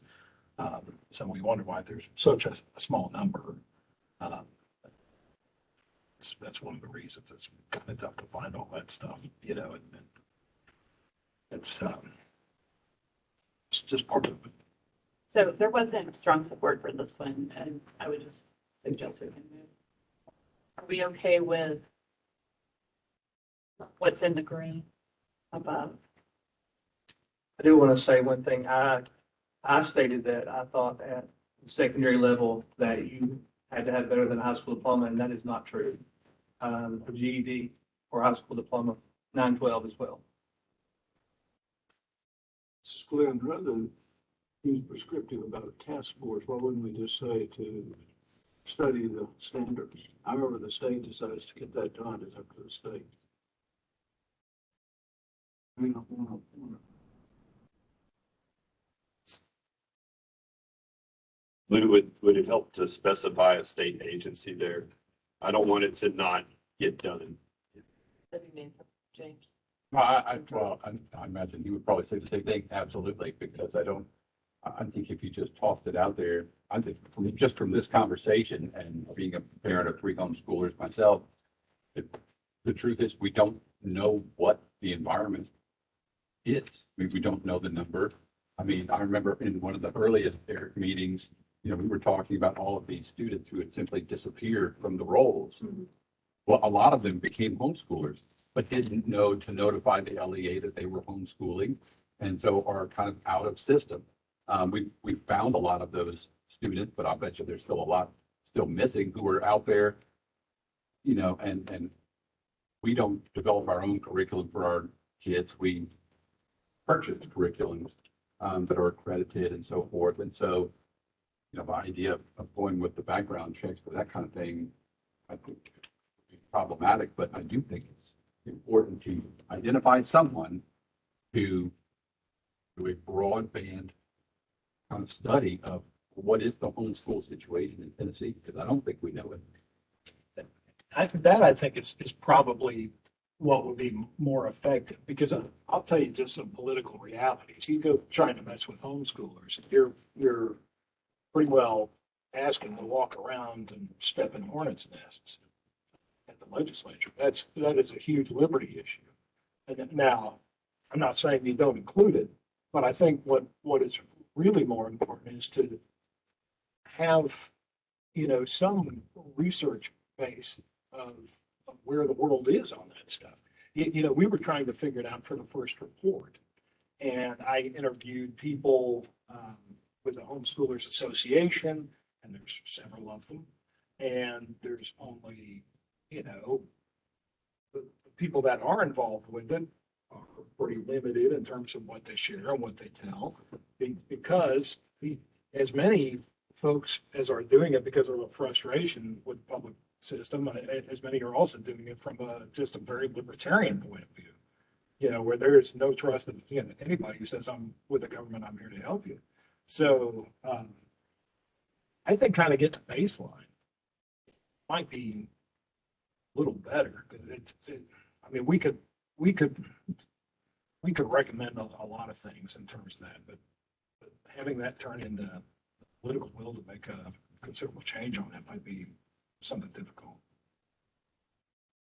I do think you could reasonably put forward a collaborative study as well, like a state board / TEC approach, because there are many implications for post-secondary tracking with regard to homeschool. We have category sized, degree, high school diploma types, where some are really not much more than a parent attesting that, yes, my child has been through high school, all the way up to fully accredited, comparable to our own K-12, and so forth. And so that kind of partnership, one, framing what is the current situation, but also what are the implications for that growing number on pipeline into higher education. And I'll say this with regard to my colleague, his staff was somewhat more sizable than ours. We have 15 people who work at the State Board of Education. We're going to be neck deep in figuring out all of our responsibilities under TISA, including the rules, the finances, and everything else on that. So I would suggest that maybe is an OREA function or somewhere else where there's actual staff capacity to undertake that. And just channeling some of my colleagues, our director of policy and research has a research person, right? There's a dedicated research person. We have, 2 policy people on that team, and that's for all the rules and regulations of, K-12 education for the state of Tennessee. So I'm just suggesting that so that we keep it in the realm of excellence there. This has been, I think this has been a very valuable discussion on who's going to implement. And we hopefully can circle back to that before we accountability. I think in the realm of excellence, the Oria and, I don't know whether it's also in partnership with Smart of It as well as THEC, and I don't write that yet, but it just, they seem to be able to be in a good position to really bring everyone together. I love the idea of bringing it through to college as well. So I think kind of early ed through college. I can tell you, I've seen a lot of scholarships come through my regular day job from homeschool families, and it's been stellar, absolutely stellar. And so I think it just like any sort of education, you're gonna have some that are amazing and some that are not. But I think the idea of specifying OREA, the Office of Research, Education, and Accountability, I think that would be really good for them. If anyone else has any thoughts? Not only this recommendation, but other recommendations. One, two is going to go and get that. I think we'll just have to look at that recommendation by recommendation. I'm just actually purely curious now, because I was thinking about this idea of like the right of the parent, but then like the role of the society. And is it like if you pull your child out in third grade right now, and then is there a responsibility, like, is it legal to, like, if you just pulled them out and didn't send them to school, are you allowed to do so? So that you do have to like, but who like checks on you? Like right now, like who would, if you just, like someone called and says, we're homeschooling, you don't actually homeschool. If you say you homeschool, then you don't. Yeah, I mean. What happened? I And, was just curious, sorry. Joey, I It's mean, freaked you me out a told me, little bit that was the case. yeah, but I think you can just declare to your LEA, right? Somebody can just declare to you that they're homeschooling. And that's all a matter of law. It's not even something that the board can make a change on so much as, yeah, if they're declared. Now, if kid quits showing up and there's no declaration made to the superintendent, that's a different situation. That's But as of right now, if you just say we're homeschooling them and then that's it. Well, they still have to take the TCAP, right? No, I think if you can use alternative standardized assessments, like our homeschool program uses the STAR test and something like that, or the Iowa test, one of those. And so I think you can go that track, but also I think that there are some bounds because, I remember when they came up with the new categories of diplomas, this was maybe a decade ago or so, one of the big questions was, well, what about the little, church basement, this, I don't mean that pejoratively, but church basement homeschools that were actually, home cleaning services where, and they were calling it homeschool, but really what they were is kids were working. And, I think there were boundaries or some, controls put in place to monitor that. But who monitors that? That's, I don't remember. I was just really curious because it worried me, but it seemed like the Wild West that I didn't understand. Actually, each public school has a homeschool coordinator. Parents are supposed to submit attendance records every year. That's if they have registered.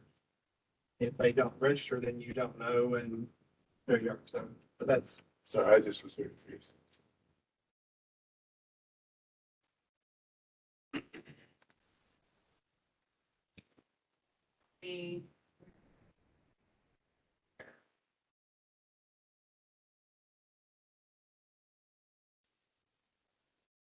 All right. Let's see if we can knock out virtual schools and then we can. Yes. Right. So virtual schools, a little context or recommendation aligns closely to recommendation we had in the year 2 report under optimizing fund schools, having quality school options. We look at the 4th and 6th bullet there. Essentially, HB 1964, a bill that's currently on the governor's desk. Uh, addresses the remote learning drill recommendation made in the year's report, and it requires teacher education programs to provide instruction on effective strategies, virtual instruction, among other things. So the recommendation you see on the slide here, the year three report, essentially incentivize teacher education programs to offer virtual instruction using a grant program. And the way I understand it in that statement, if I'm understanding this incorrectly, is that all teacher training programs will still be required to now offer virtual instructions. Yep, that was thanks to one of our Eric bills this year. But yeah, there were three portions of that bill. Figuring we won't actually get to the legislative update, may as well know that the portion requiring remote learning drills passed. The Department of Education was very concerned that districts would use up to 2 days and go remote, which they had a problem with in that bill, but wasn't it? And they also, this legislation does require that every teacher candidate be instructed. The part that didn't make it was the portion that would have required LEAs to, if they're purchasing curriculum, to purchase curriculum which can be used in multiple settings. And it's largely, Frank, it's largely because of that reaction that we saw amongst those students, where the remote instruction was, the way it was. And so the reaction against remote instruction is so large that that was the biggest inhibitor of that bill. Although we did get it made into law. So this recommendation is provide funding streams to the colleges and universities to help them fund what is now being required by law.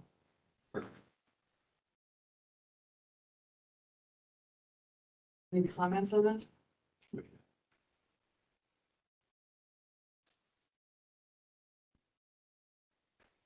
Just for the record, every entity that has a law passed about it is required by the Constitution to provide what's called a fiscal note. Okay, so unlike Washington, we can't pass a law that doesn't pay for itself. Okay, so there was no fiscal note put on that bill by the institutions of higher education. So it had not significant. All right, so not entirely certain what we would be paying for. Just to be clear, there was no fiscal note on the requirement that is being passed as law. Yep. Yes, ma'am, that's correct. The only portion that was going to cost anything was the requirement that was removed for curriculum, right? Okay, so there was no fiscal note on there, and had all the state institutions that we should have had the chance to. So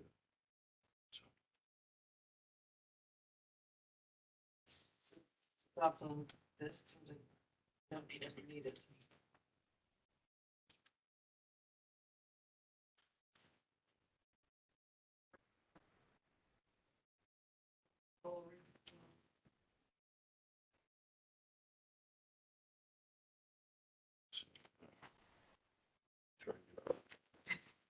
All right, ladies and gentlemen. Thank you, sir. I did.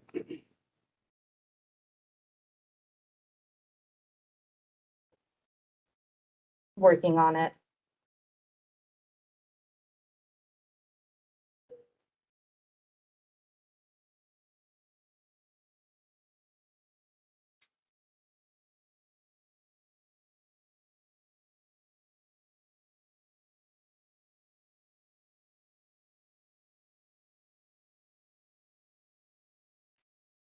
I just wanted to tell everybody, I actually had to leave at 1 o'clock. My wife is not doing great and we got a doctor's appointment, so I'm gonna leave at 1.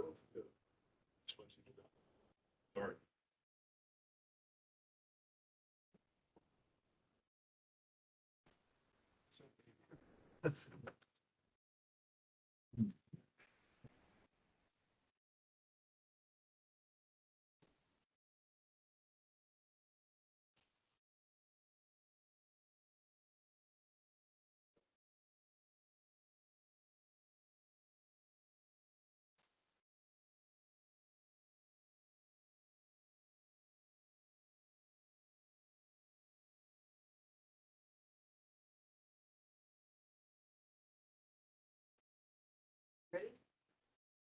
Everyone, we're good?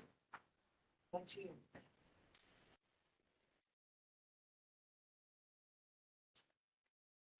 We are doing very well. I've developed some sort of technical glitch where I may not be able to edit on the screen. Won't show it if I'm not in percent. For some weird reason. At 12:30. If it do it before. Missing it. It's just refusing. So we will do the best we can to vocalize. But our next topic is micro schools. We have one potential recommendation here. There wasn't enthusiasm for it. It primarily pertains to defining what a micro school or a learning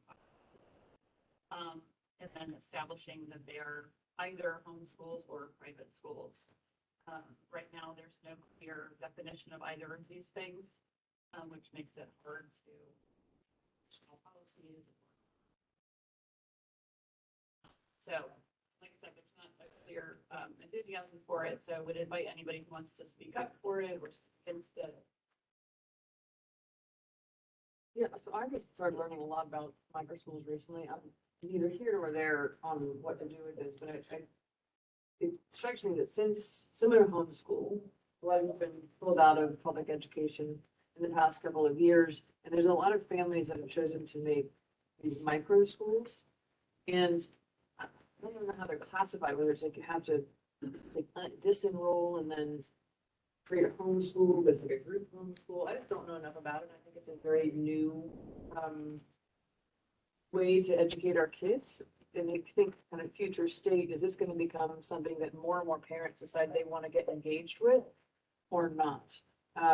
We were talking earlier about community and making sure the kids go out and find their community, especially if they're homeschooled. And so is this a way to create these mini schools among, the cul-de-sacs of the communities? And I know there's several across the state that have received grant funds from national organizations. I do think there's an opportunity. I think we need to keep our eye on this and other models that begin to pop up as we think about the decentralization of public education essentially is what is beginning to happen.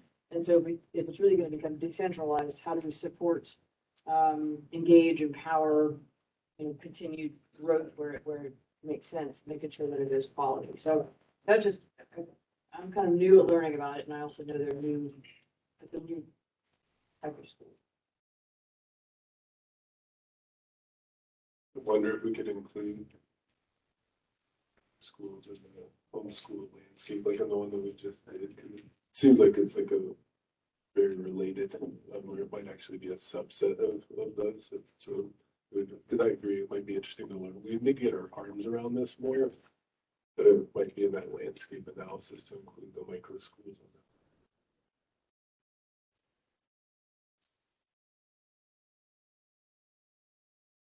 Maybe just.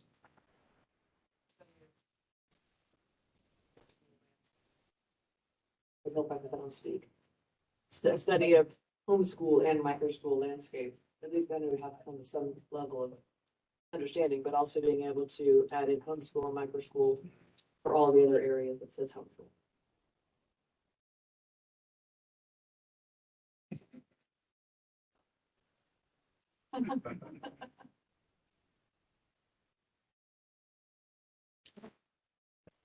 I'd pose a question on that. Just, because what's gonna happen is that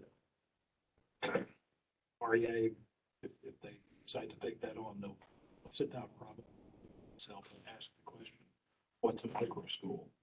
So let's just define on the record exactly what you all are after, so that because that may not happen until after the commission doesn't exist anymore, right? So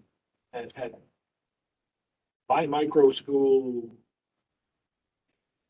are generally talking about groups of homeschoolers that band together to teach different things amongst different parents? Is Yeah, that so kind of what we're after? I think that there's a variety, as I understand, there's a variety of models. The one that I've read about that seems as prevalent are those that are families that have two or more families have chosen to come together and use a common homeschool,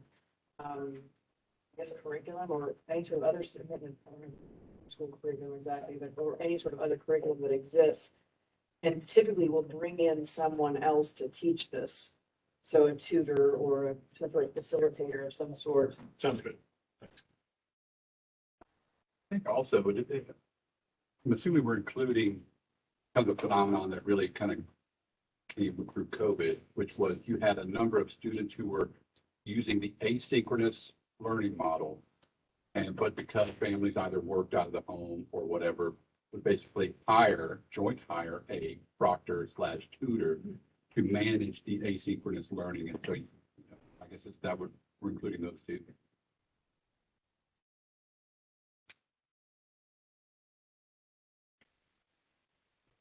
We're ready to move. If I may, Madam Chair, Please. sounds like we don't know what these are, but we do want to regulate them. I think that we want to understand what they are. I mean, similar to homeschool, and we didn't have a recommendation to regulate homeschool. We're just trying to understand and request the state to understand more about what they are and provide recommendations. Looking at those, I'm looking at the note here. It says require ORIA to study Tennessee's homeschool/microschool landscape, including establishing the current state evaluation standards required for homeschooling, microschooling in Tennessee, and assessing the implications of trends in homeschooling and microschooling post-secondary.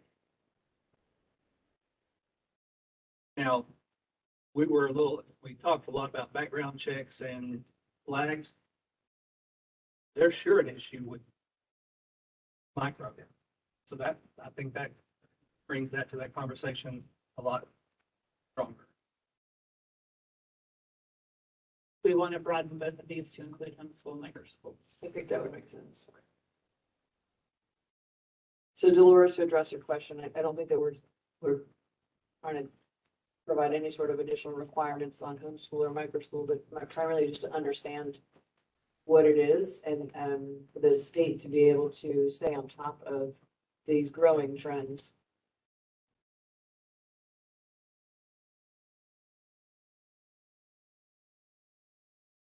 Maybe there's a regulation already, but I do think it's an important question to ask that how many students have to be getting educated in a single location before it becomes private school? I imagine that the charters of these private schools have some specifications or there's some regulations around them, but if you had 5 families get together and start a school and the kids seem to be doing well, and next thing you know, the whole neighborhood wants to do it. You've got 50 kids going to a micro school. They in fact have a school. I think we just want to understand, what that looks like. When do we have to have regulation around the number of students that are there? So we have this in the module, and I believe, and I'll have to go pull it up, but I believe the distinction currently in practice, learning pods are being treated in Tennessee as homeschooling, and microschools are being treated more along the lines of private schools if they hire outside educators to come in and run a school per se, a microschool. This is clear. Should that be landscapes? We'll do all the sort of fixing of the words. I can't do it on the screen right now because technology. Then along the line of learning pods, it might be homeschool, microschool learning pod.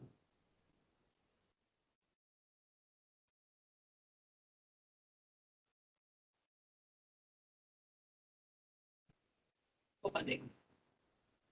To our last policy topic, which is flexible public funding for supplemental learning. This is also some of the ill-defined area, but in essence, what these are programs provide public funding to students for supplemental learning options. There are a handful of states that have grant programs that typically all students are eligible for, where they can access a range of different supplemental learning opportunities, from post-secondary course options to tutoring, enrichment activities, and so forth. They're similar to ESAs in that sense, but there are also some important distinctions. One being ESAs are generally designed to replace school participation. In contrast, these are designed to supplement public school participation. Another distinction in some programs is that ESAs provide money to an account operated by parents, where some of these programs in states are reimbursement programs. So a student elects to take dual enrollment credit or pay for advanced placement exam fee, reimbursement to the state. So Nathan, you mentioned earlier about the recent bill that it passed, I think actually Dolores mentioned this too, but the bill that passed where there'd be funds that'll be available for students with dyslexia and other learning disabilities. Is that kind of at the same realm here? And how big are those dollars that would be allowed to be given to those students? Yeah, you're talking about the TISA legislation. No, I'm talking about the bill, how, it's 715. Moody's legislation on IEA. Yes.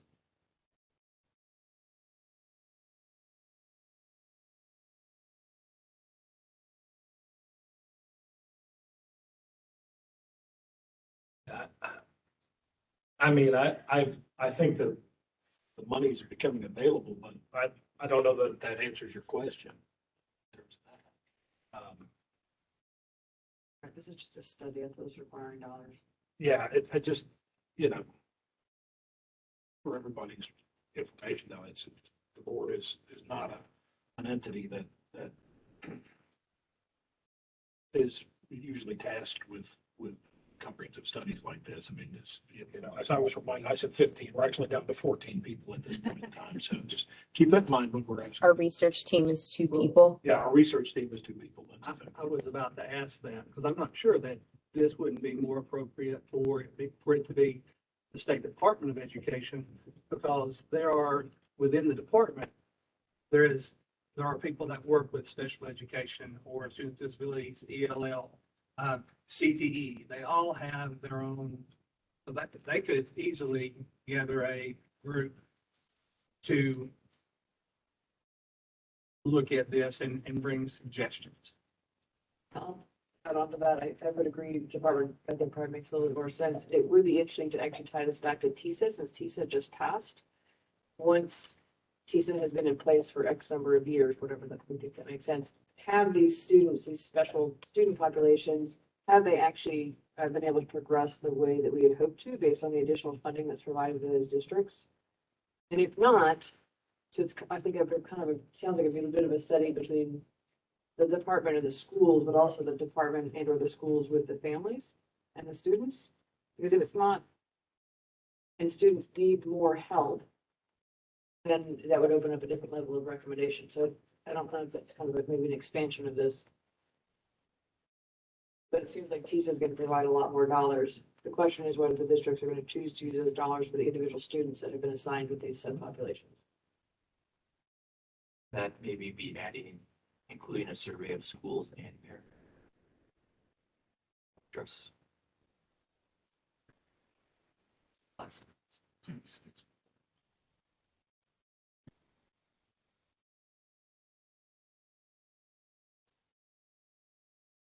Change the State Board of Education. So 2 changes are the Department of Education, State Board of Education, and then schools and parents.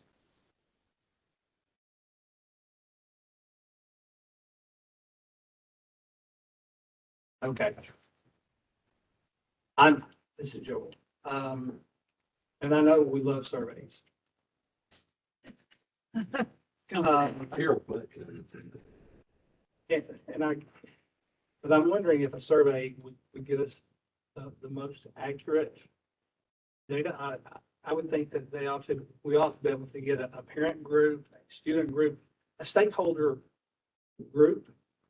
If I send every person in my district a survey, I'm not necessarily going to get a true representation of everything that's going on.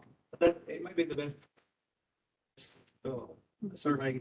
What if someone hired Tara, the Tennessee Educator Research Alliance from Vanderbilt to do such a study with statistical relevance input from parents and schools? And I love that. That costs money. Well, but Vanderbilt, we're working with the state to do educator, the surveys. Not find a doctoral student that would love it. I have suggestions. So why don't we, let's not be prescriptive of how to do this. It says include a survey. So let's strike that and just say, include an assessment of ... Let them determine the best assessment for this to happen, whether it's focus group, qualitative, quantitative. Let somebody who does this determine that.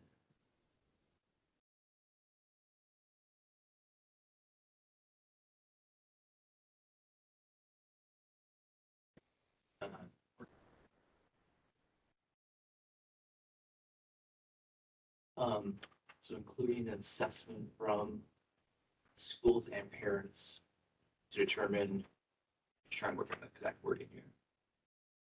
Voice it over again. So let's not be so prescriptive. Take out the word survey. We're not going to tell them what mechanism to use. Assessment is a more broader term. And then it just goes on with the rest of the sentence as you want it to say, with this parents, students, whatever.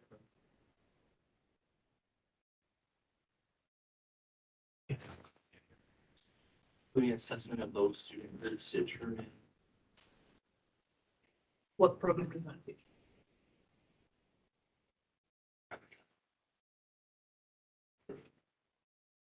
I've talked a lot, but I think, wonder if, it seems to me, it's like we did a study to determine which student populations lack access of those. It's going to be pretty clear that most of them are lacking access to this.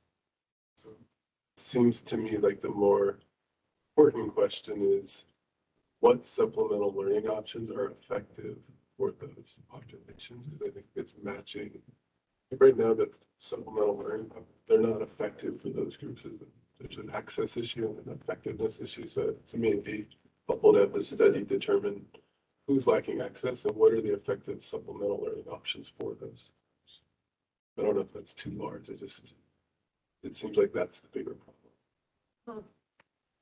Research already exists on what works and what doesn't work. Being able to understand who's lacking access and then providing them with a menu of options of what access, what are high quality options to get to. And it seems like we should already have that.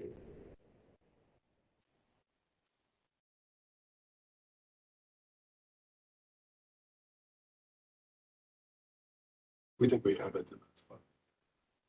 I have no idea. They have. Did we decide to include what supplemental learning options?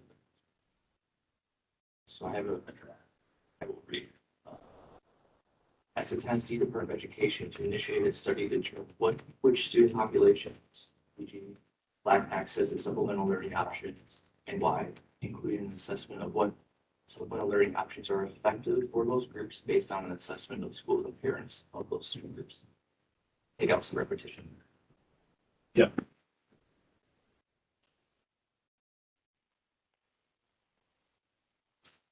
So our next block is focused on the success metrics, but Luce, because I didn't have to leave, you wanted to do your legislative updates. Oh, I can do this. Yeah. Should we just do all the legislative updates? It's just one.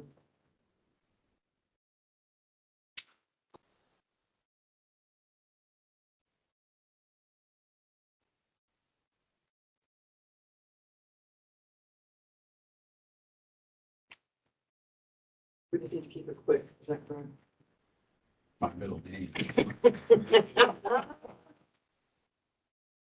kidding. Yeah, I'll just go ahead and jump right in. So there were two higher education specific legislative pieces to call the ERIC package this year. One dealt with dual admissions and the other was around partnerships for career technical education between TCADs and LEAs. So the first one, and both of these have now passed fully through the process and are now public chapter. They are law, bona fide law. So the first is public chapter 794, which reconfigured the current statutory language around dual admissions. Dual admissions means that you are co-admitted to a community college and a university. This is not involving the secondary school, K-12. So in 2010, dual admissions was first kind of put into the code to encourage students who were going into community college to be thinking about pursuing an undergraduate degree and then give universities an instrument to connect with those students. A couple of years after implementation, the Board of Regents brought a change that essentially undermined the whole thing by saying, well, we don't want to establish these MOUs outside of geographic proximity. Well, if you're attending community college at Dyersburg, you might not want to go to UT Martin. You might want to go to ETSU, or you might want to go to Tennessee Tech. So why would you not? You know, so basically, having this geographic proximity really, I think, curtailed undergraduate students from connecting with those other institutions. So what we did with this piece of legislation was we did two things. One, we uncoupled the dual admissions agreements from geographic proximity. And two, to our earlier conversation, we have moved this in the statute under the part of the code that deals with transfer pathways. And so if we combine the value of these Tennessee transfer pathways, which are seamlessly aligned degree tracks, with dual admissions, then we get around a little bit of this nuance issue that we talked about earlier. Because if a student has a nuanced engineering degree program that only marries up, like say you're at Motlow, but UT Chattanooga is offering the degree track you want to be a part of, well, then Motlow and Chattanooga should have a dual admissions agreement. What a dual admissions agreement allows a student to do is to leverage advising, access to their degree-specific faculty, access to campus resources, whether it's personal finance type thing, financial aid, all of those matters. So that was kind of that first piece. Both of these, by the way, passed completely unanimous by both chambers. The second piece is Public Chapter 884, which deals with TCAT and LEA partnerships to facilitate what we have dealt with for a number of years, which is this: we need a TCAT in every county. Well, TCATs are expensive, and they run 40-50 million bucks, and the idea of putting one in all 95 counties is probably not going to happen. And so, but what we have done in recent years is through THEC has run what's called the Spark grants, which are supporting post-secondary access in rural communities. We have literally taken money and put it into the career and technical education programs in high schools, particularly in our distressed counties. And so this started off with like a $75,000 check, go buy some equipment that you can then use to offer dual enrollment with a TCAT. Incredibly successful. So this administration, Governor Lee, has doubled down on that. With this year, that appropriation is now 10 million. Instead of what we started out with was 1.5. And so, really an incredible opportunity here to beef up these CTE facilities that are TCAT comparable. Couple that with the GIVE initiative, which is Governor's Investment in Vocational Education, which are also collaboratives and partnerships. We have done the front end work of getting the high schools ready to offer TCAT quality CTE dual enrollment instruction. What this bill says to the TCAT is you are required to pursue a partnership.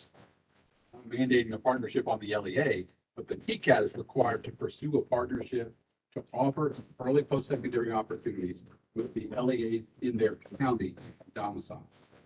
So if you're TCAT Anderson, right, obviously Anderson County, those schools there, you have to pursue a partnership, which most of them are. The second piece is where it's I think more important and probably more transformational is there's a second piece in here about pursuing partnerships with your service region. We have what we've come to term geographic deserts, higher education deserts all over the state, where students have the opportunity for post-secondary dual enrollment grants, things like that, but they don't have access because TCATs aren't getting instructors there because it's not, maybe fiscally reasonable or a number of reasons. This kind of puts the burden on TBR to begin facilitating those partnerships, especially in light of the Big Hope Lottery Scholarship Bill this year has now fully funded the dual enrollment costs for an entire TCAT credential, start to finish, starting in the 9th grade, going through the 10th, assuming the LEA and TCAT can work out the logistics of that. That's a huge opportunity. And so this is all kind of works of a piece in this kind of wheel, if you will, of putting the pieces in place for TCATs and LEAs to have meaningful partnerships. So again, passed unanimous, both of those came directly from recommendations from this commission and, brought to the General Assembly, which they took wholeheartedly and passed. Thanks, Louis. All right, so moving forward, we come to House Bill 2300, and House Bill 2300 was, I think if it's in the same order here, yes, it was in response to our recommendation to do away with the fiscal disincentive to early graduation. And, I want to give everybody kind of a shout out on that because we apparently talked about it, brained enough people, and it also made its way into the final TISA legislation so that it became permanent. Nonetheless, Representative Haston passed this bill as it relates to BEP formula, basically as a belt and suspenders, just in case that the TISA did not pass. So anyway, that's a pretty big win on that. So we've got House Bill or Senate Bill 2181, and that was not an ERIC bill, although it requested a report to be done every year by the Department of Education. Our ERIC bill, which did pass, has the same report effectively done by Office of Research and Education Accountability, because it was important to this group to have an independent voice on that. In any event, a lot of people will be reporting on these things now, the department and OREA. So this is certainly in alignment with what we're interested in. So I think that's pretty good. Senate Bill 2663, House Bill 1865, and this bill had an interesting life this year. As we found partners were against it before they were for it, and then against it, but it eventually did get caught in some end of the session legislative crossfire is probably the best way to describe it. It got out of committee when it was expected not to. It passed the Senate entirely. And there were several different versions of it. So in the end, the version that passed, the Senate would have allowed LEAs to, I'm looking at Joey here. I know you don't have a high school yet, but the beats on it. Would allow LEAs to decide which non-EOC high school courses they wanted to offer a test out option on. Certainly had a lot of good conversations, and I think it'll magically reappear in years to come. House Bill 1964, we discussed previously. This was the one that originally had a virtual curriculum, virtual drills, and as well as instruction for educators so that they could teach in a virtual environment. And that did pass with 2/3 of what this commission asked for. So let's see.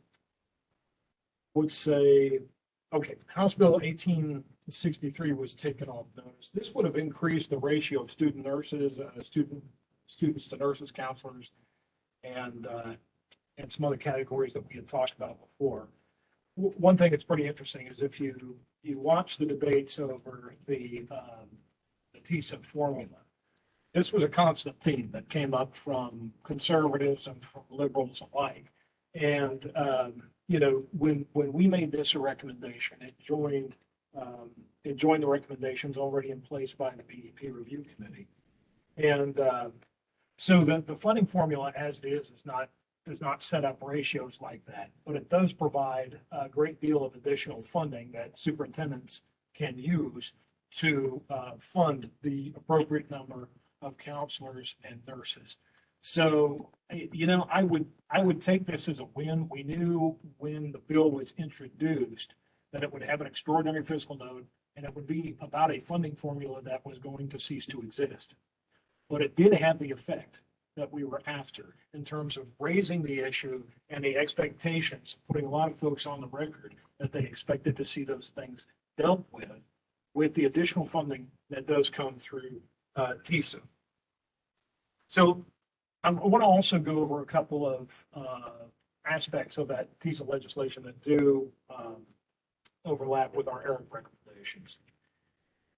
So we do have a great deal of emphasis placed on CTE and vocational programs via a funding differential. There is no requirement, however, that these programs be developed in partnership with the TCAS. But I will tell you, several key legislators put the relevant folks on notice that they expected to see those partnerships. Because one thing's for sure, and Yolanda's not here to hear about it, but if there's one aspect of Tennessee's education system that seems to be leading the nation, it's these colleges of applied technology. So to set up a system that rewards all of CTE without further encouraging from the LEA stand to partner with these TCATs would be folly. So it did get raised appropriately. Now, I fully understand why you wouldn't necessarily put that language in there, because there are certain like nursing programs and other things where colleges of applied technology are not exactly the right partner. But just the fact that it was raised in a very strong way publicly, I think is pretty strong. Number two, big one, it did remove the financial disincentive to early graduation. That's just massive. And and also it encouraged, that is to say, what we talked about the funding practices for nurses and social workers and that sort of thing.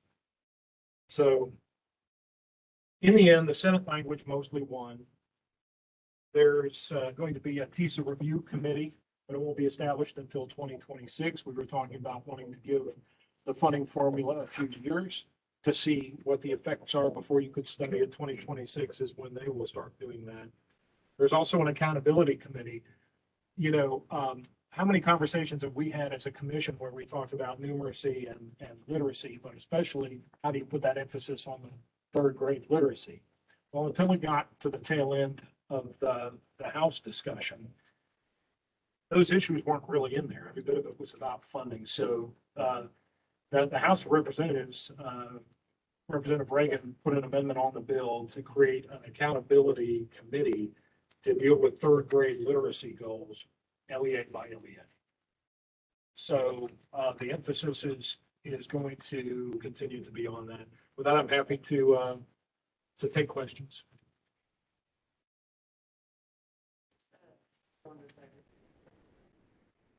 Yeah, it is. So bill passes now. There's certain aspects of it that will begin earlier. The Department of Education will start some rulemaking processes and things like that. Next year is a BEP year, and then it'll be the next year. Glenn, so what's the guidance given to schools now?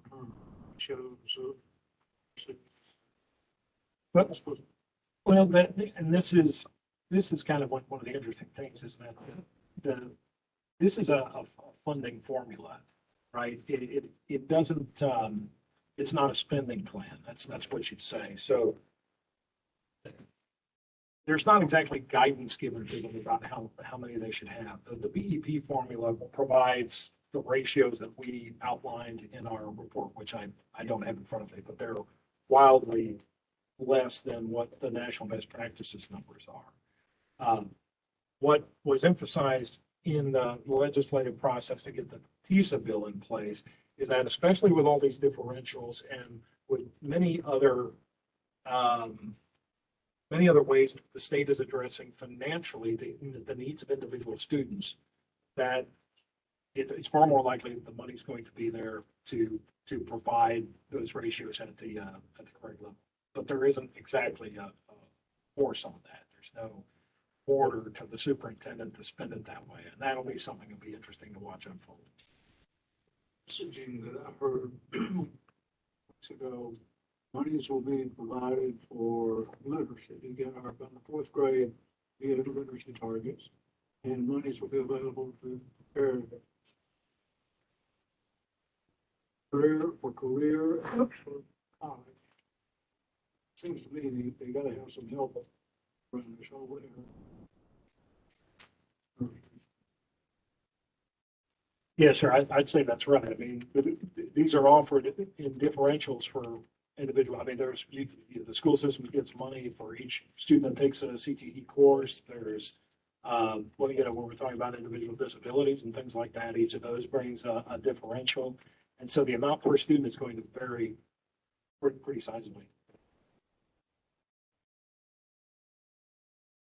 Speaking here, my emphasis is implementation. How do we now go on our analysis? What it is, we gave the recommendations of what it takes to get us where we want to be. We could talk about metrics. Let's get the issue. So I'm happy to provide you the entire length of the bill. It's got 101 provisions, and it has a review committee. It's got a special accountability committee for third grade literacy.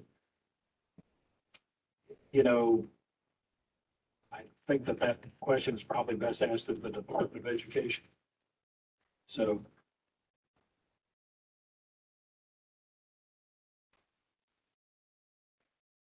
Thank you both for two things. One, the amount of work and time and effort you both put in during this legislative season is spectacular. And I cannot tell you how fascinating it was to see you operate and how you were able to then do the negotiations, have the conversations, and make the introductions. And certainly some of us were able to help participate and support the work that Eric had done.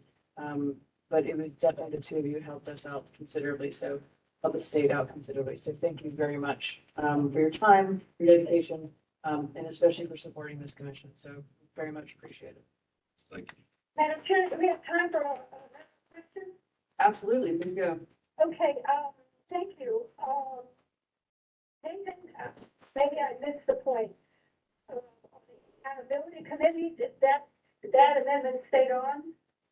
Yes, ma'am, it did. And who appoints the accountability committee?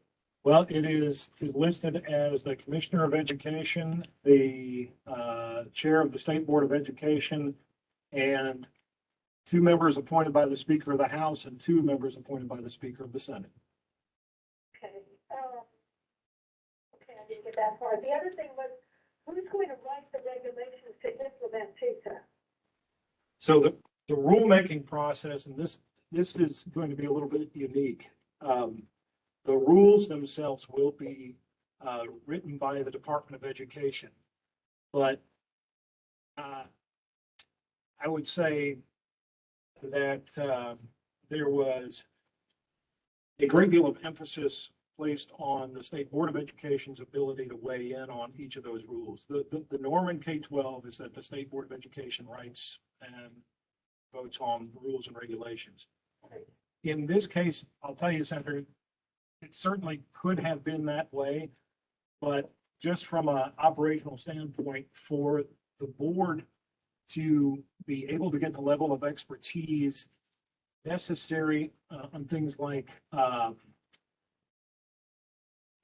local funding and the implementation, that sort of thing, we would have had to effectively recreate the Office of Local Finance at the Department of Education.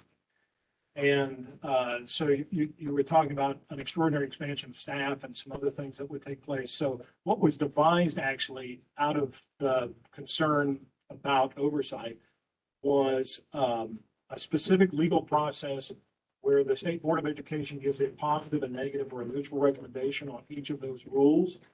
And let's put it this way, the Government Operations Committee, the Joint Gov Ops Committee is extremely interested in each one of those recommendations. So, does that make sense? The joint ops, joint government ops would absolutely do that.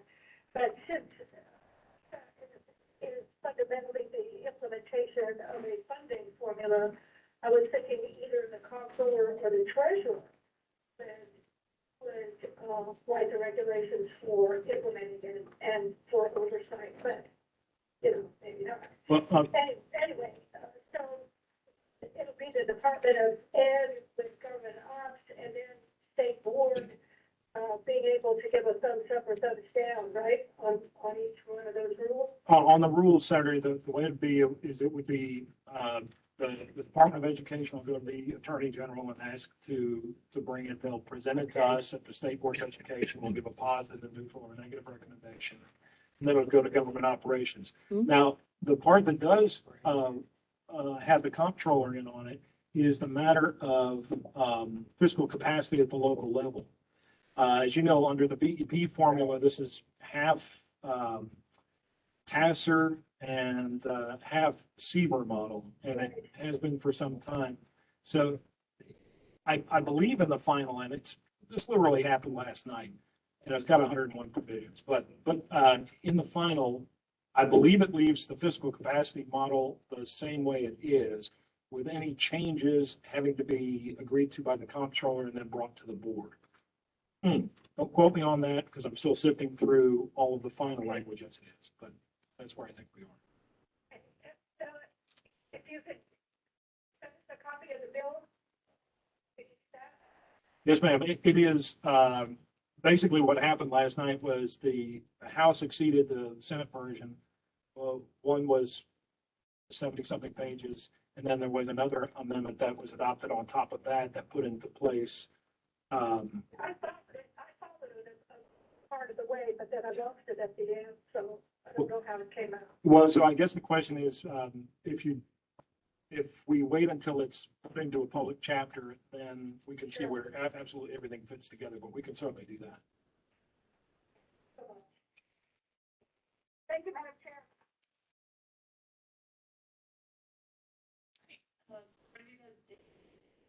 Success metrics, and we've had a few conversations. Success metrics that we'll include in the year 3 report.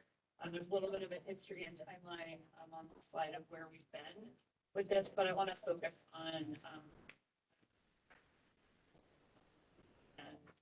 thinking about as we've had these conversations. Based on input and guidance from you all, been focused on trying to keep the number of total metrics manageable. Right now we have 13 ish, I think. We've been trying to keep them ambitious and achievable, so balancing those things, aligned to the 9 priority areas, and connected to existing data sources where possible for establishing baseline data. So trying to make sure that it's something that's currently measured and we have sort of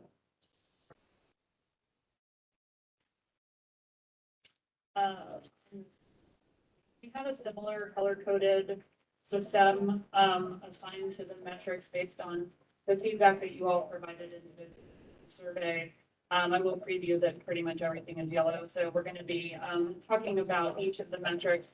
I will do my best as we get to each metric to kind of describe where we've been, because some of the comments that came back in the survey were questions that would have taken us back to a prior version and undone a prior decision. So which is completely fine, but I want to make sure everybody is kind of on the same page with where we've been and moving forward.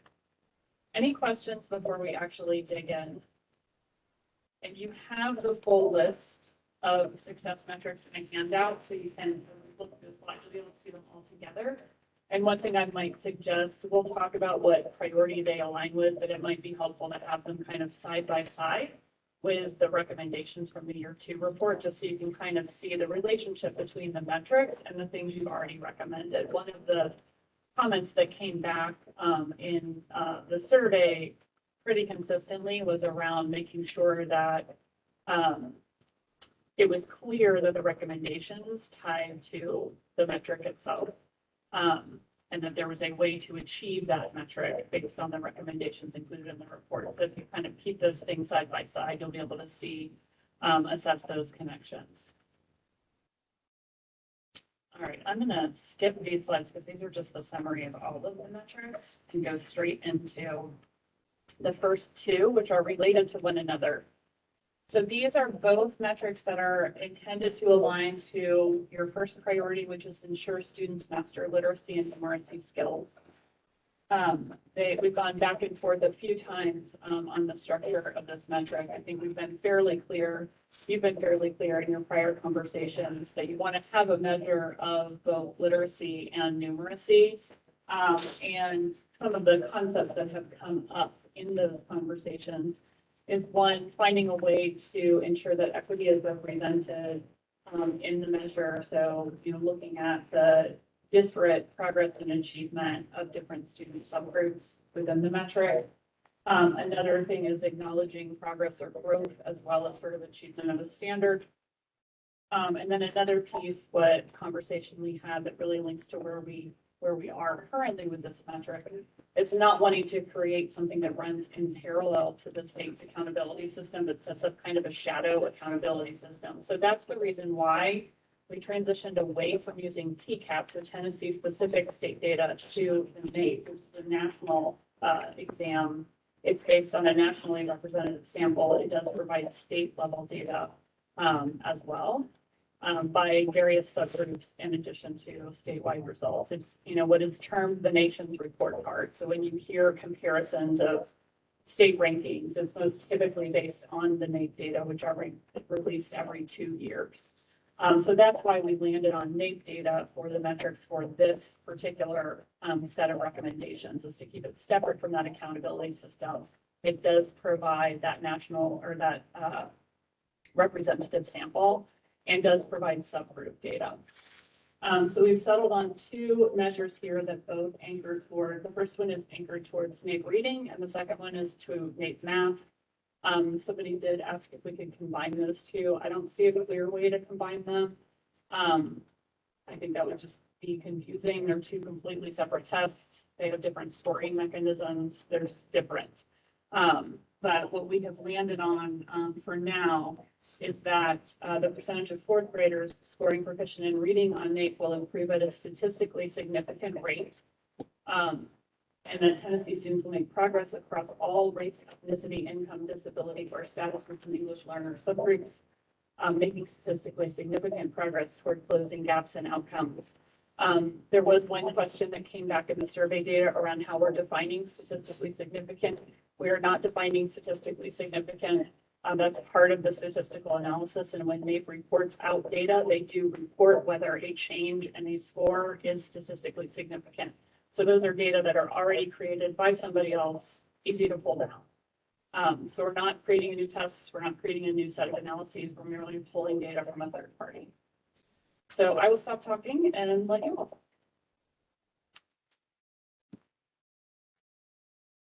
Just points of clarification. The NAEP reading is only offered to 4th graders. It's not offered to 2nd or 6th or 8th graders. It's offered 4th, 8th, and 12th. The 12th grade data is not awesome in terms of data quality. The 4th and 8th grade data, we could do both. I think we were trying to keep the measures a little bit tighter and focusing more on that early literacy piece, because that's where a lot of the state efforts have focused, is in that K2 space. And it's same with math, is offered 4th, 8th, 12th. Correct. Got it. The only comment I would make about statistically significant is that a small change with large numbers can be statistically significant, but not, in medicine, we'll call it clinically meaningful. I guess this would be educationally meaningful. I just would make that comment. Mr. Burns, I guess this clarification. See where you listed race, ethnicity, income, disability, or status as English learner. Should we put in geographical location?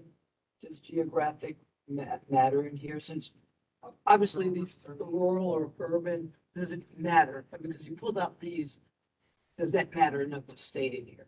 I mean, I think we can certainly add it, the data are available based on geographic typology, like we can't go below the state level. The data aren't available at the district level for most school districts in the country. There's a small exception. But we could do geographic location as well. I don't think there's any harm in it. So, and my next question goes back to statistically significant. And you made a point about that. I guess you were talking about p-values, right? But that's not what they're doing. They have their own definition of what's statistically significant. Is that what you're saying with Nate? No, I mean, it's there, I think they're using, I don't know, are you using p-values? Yes. Okay. Okay, they're using p-values, and I agree with my colleague. I mean, you could have all sorts of differences, and it's greater than, p is less than 0.05, but so what? Yeah, I think, sadly, I think if you look at the NAEP data, what you'll see is that most of the changes are not statistically significant. They're very stagnant. And so I think, So that won't be an issue, really, that's what you're trying to say. and I think Because that it doesn't move. if you're seeing a statistically significant change, it's That's a worthy good of thing. notice. Yeah. Yes. Okay, all right, thank you. This is clear, we line. I have some real concerns with this one. I was a revise, and would have probably been, I'm a revise. I don't think anybody in education right now is afraid of accountability. It is expected and it's part of what we do. My concern here, and I think it would be the concern of teachers across the state, NAEP is given every 2 years, 4 grade levels, to a random selection of kids. So if I'm a classroom teacher and I'm going to be graded, my kids may not even be tested. I understand what NAEP does. But if we're going to use NAEP to measure our success, why take TN Ready? Currently, our first, second, third grade, we're uploading data from universal screeners to the state to look at progress that would measure that. So I'm just really, really concerned on both of them about every 2 years and it not necessarily accounting for it. Every kid ought to be, I may not even take the test, or I have a kid in my class that takes the test. So as a teacher, I would really have a hard time with that being a metric to measure the success. I just want to remind everyone too, that, it was 2007, I think, that the need for the nation's report card came out and determined Tennessee is having an ebb in advertising because we had lowered our standards so considerably. And then we have, over the past, over 10 years or so, have been elevating our standards. And so having an outside measure, totally get where you're coming from. Having an outside standard across where to compare ourselves to other states, or in some cases you might even consider looking at it at a international level, but not really with NAEP. I think there's value in using that to certainly just double check and make sure that we are aligned to what is expected at even a broader national level. So it's food for thought and why I believe the NAEP is actually probably better. I understand the challenge with determining whether it's statistically relevant. There's a lot of data that NAEP can provide to be able to prove that statistical relevance, even though I think that there's a lot of, just it's a random sample of kids or students across the state, right? It's not just all in one particular district, which can be, I think, a little bit challenging for people to digest that. But it is the way that we're reporting things. I think that becomes an important piece to consider when we're comparing ourselves nationally. We'd love to reduce it from 13 to something smaller, right? A couple things to consider. One, I think is a little more controversial than the other one. Partly it has to do with our previous administration, but what if we were to say we want to be the fastest improving state in the nation? Or for both 4th grade and 8th grade math and reading. Or if we want to reach the top quartile for both math and reading across 4th and 8th, however it's stated here, and have it be a little bit more granular than statistically relevant. I'm also stuck on that. And there's a stagnation. And so is there an opportunity for us to throw a ball, like, aim for something bigger as opposed to just looking for statistical relevance? So just food for thought. I like the idea of top quartile. The other problem with statistically significant rate is that, and I know we would all hope that this happens, but once you become the best, you can't go up anymore. So you might not increase. I mean, what if you were the top state? You know, so I think maybe setting a target for the top quartile. I don't know if Nate produces that kind of information. They produce a ranking. I mean, it could be. No, it's like one to. I think it's a ranking, but you could calculate a quartile. It's not hard. Not algebra 4. It's 12.5. Metrics are very dear to my heart.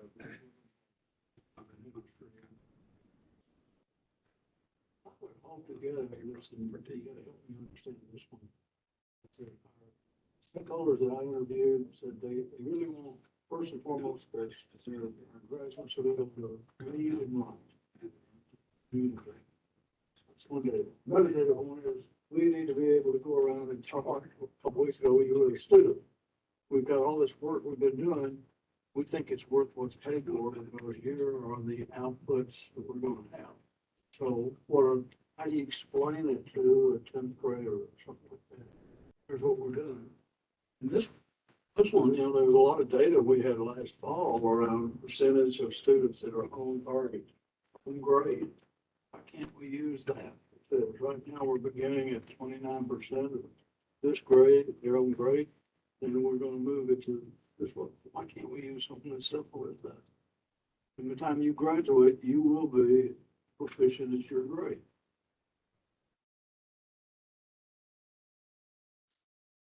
So refresh my memory, where do we stand in the ranking of NAEP right now?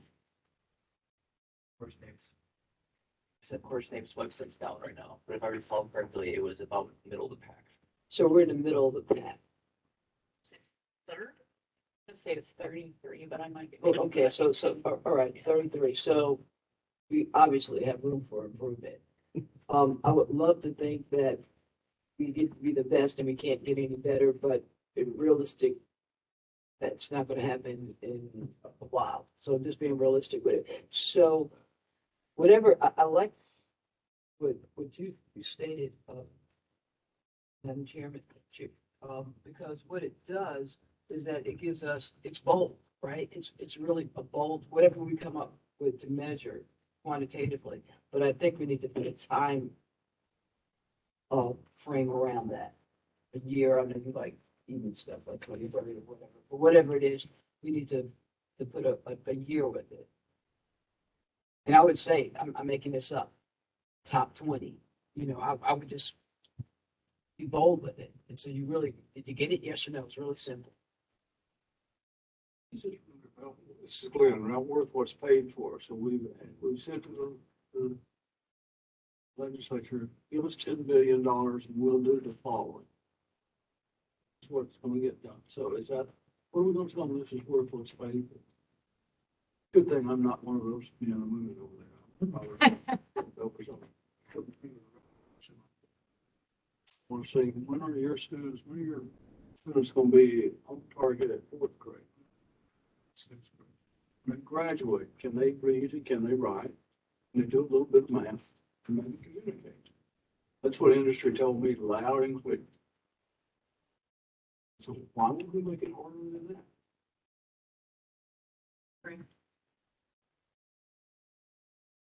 I'd like top 20, or I would even settle for top 15. Because I think that's something that's achievable, and I think we've come a long way as a state from when we were in the low 40s. Just or we could go with what Glenn suggested, be on top, whatever the target range is, but I think we need to put a date. By 2030, I'm hoping the top 20 is on target, but I don't know the data. So there's been a lot of policies been passed over the past couple of years tied to literacy, not yet quite as aggressive when it comes to math, but I think we all should the priority here is to ensure students mastering literacy and numeracy skills. Like that's what we want to put out there is how what we're measuring. But it's not about individual schools or teachers. It's like at a state level, are we accomplishing what we want to accomplish? And state level last year is a lot that passed for supporting literacy. It needs to have same sort of pressure, I think, for math. It's a different level of conversation, not instant adding. The house is on fire. Nobody like to hear that. Right. No one likes that. And so if we think about it, we could be big and bold. We could say, by 2030, number year, I guess, this is where we want to be. That's, with some of the literacy policy, it's potentially feasible. I am not the expert in that space. So I think, if we want to be big and bold and say we want to be the top 20, top 15, I think that would state a significant expectation that we believe as a commission we have for the state in this particular priority area. When I look at this, we're looking at, this is Joey Vaughn, we're looking at a profession that we can't recruit people to. MTSU, one of the biggest education floods, one of the biggest education floods in the state. Probably going to graduate about 150 kids this coming semester. They'll all get a job probably in Rutherford County unless they go home. So, we look, and yet, so we're fixing to say, you need to meet your AMOs. You need to meet your state achievement. You need to meet your value added. You need to meet your third grade literacy rate. You need to do your EOCs. And then we also need you to score well enough on standards that are Tennessee standards that are prescribed by the state that we assume would be in alignment with the rest of the nation. We want you to be number 20. Bravo. And we want to be number 20. And understand, perception is that's one more measure, and we're measuring kids a lot. So why go teach fourth grade? Or why go eighth grade math? Some of your students probably took Algebra 1, which is a different set of skills than what is actually even tested. So they're not included in some of the exams. I'm really concerned about, I like being broader, setting a level, but I'm still concerned that if I'm a teacher, I'll try to figure out what to teach so that we score on the eighth. And I know we want to teach what's best for kids, but you still have to look at, if my school's an A, yet my NAEP scores are this, there's just lack of alignment. Correct me if I'm wrong, Joey. I guess when I was hearing this, it sounded like this was state level data. So that, as an example, your school, let's say I'm a fourth grade teacher and some of my kids get tested, but I would never get feedback on them, except for at the state level. We would hear that the state was ranked 25th. But I wouldn't know where my kids were, nor would I get feedback on that. And so if our commission has set a goal for top 15 and the state comes back at 25, I don't see, as a commission member now, I don't see that as a failure of the teacher, the student. I would say that the state has not put the resources to the schools to allow them to get to that achievement. We haven't paid the teachers enough. We haven't recruited enough. We haven't made it attractive enough for the best people to go into teaching, whatever that may be. But that's kind of how I see this as aspirational. But I was not looking at this as a scorecard for teachers or schools. And I appreciate that, and that makes perfect sense, and I do appreciate that a lot. So let's be careful how we frame it and how we word it, so that it doesn't look different than what the intention is. I'll just add, I think one thing to be mindful of is that, and this is not my specialty area. However, most of the conversation was that TISA in implementation at maturity doesn't even occur for like 5 more years. And so as we begin to think about, well, what date by do we want to be awesome? I think having a realistic date of, say, a 10-year glide slope, that seems like a really long time. It's really not. We're going to spend the next 2 to 3 years just figuring out what learning loss means. And so, and I mean that that has implications for higher education and K-12. And so I think you're talking about, when to hit 15 or 20 as a ranking, that date needs to be cognizant of the ramp up. Because all of these programs that TISA is supposed to be funding, RTI, the reading, and all these other things, we're not going to fully understand the impact, then to see the ship start to turn, for quite some time. Just thought. I think we need to also look at what is the top. So, I mean, I'm going back to Glenn's, is the top 10, is the top 20? Like I said, I would like to think, but I don't know the data. Are they proficient? Because we don't want to compare ourselves, put ourselves on the top of anything that's not hitting goal. So I think that's whatever that top X is, we need to make sure it is meeting proficiency. And we need to have a vision. I think in any of these so far, in my opinion, I haven't seen a statement that has been really bold that said we want to be the best by X. And I don't know if this is the place or there's another place. I guarantee, I won't guarantee it, but I know in my world is that even if something was at a systems level, it eventually will go down to those schools, because if the system is being held accountable, if it's real to them, they will say, okay, where are we not proficient at, and how can we tighten that up, shore that up? And I think that should happen. Discussion, hopefully, first of all, Julie, I like your comment. If we could do macro level, what's the state? I wouldn't get into the, we're the best, we're the bottom or whatever. Where are we? Can our students in the 4th grade read and write and do arithmetic? Basic stuff. Are they prepared then to go into industry? So those are just kind of basic things. If I were the king for the day, I would say, I don't want to see another nickel spent for the $58 billion. Unless how is it going to improve literacy? That would drive behavior. The stuff you just articulated, no doubt in my mind, the teachers are at the front end of this. They get the good news and bad news. We're asking them to do stuff. Probably doesn't help literacy. Go back to UT, go right to Tom, that organization, say, Randy, what are you guys doing to improve literacy? But I'm not the king. Might be. I just think, right now, we didn't need one. We have no reason to worry about being one.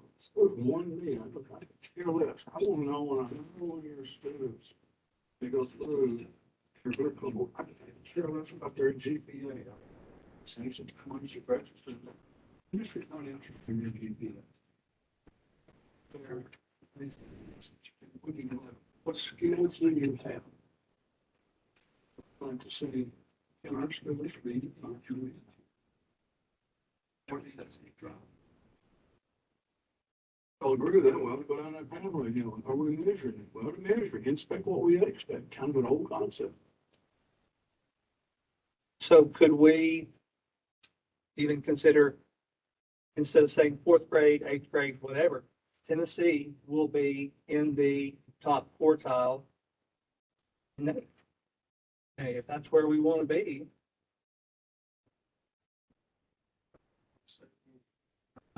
Yeah, I'm good with that. If we want to put the shift on Tennessee as the responsible party, which it seems like this test does. But I think we need to define what that quartile, I like top because it sounds better, top whatever, but that has to be proficient. Whatever the top is, it has to be proficient. We don't want to be the top of the losers. Loser out there. So I think that if I remember correctly with NAEP, you can rank order the states based on proficiency. So you go when you look at 8th grade math, or you go when you look at 3rd grade literacy, 4th grade literacy. That's how you rank them. So if we desire that across, and I think we're pretty close right now as far as where we are on math, and reading in these particular grades.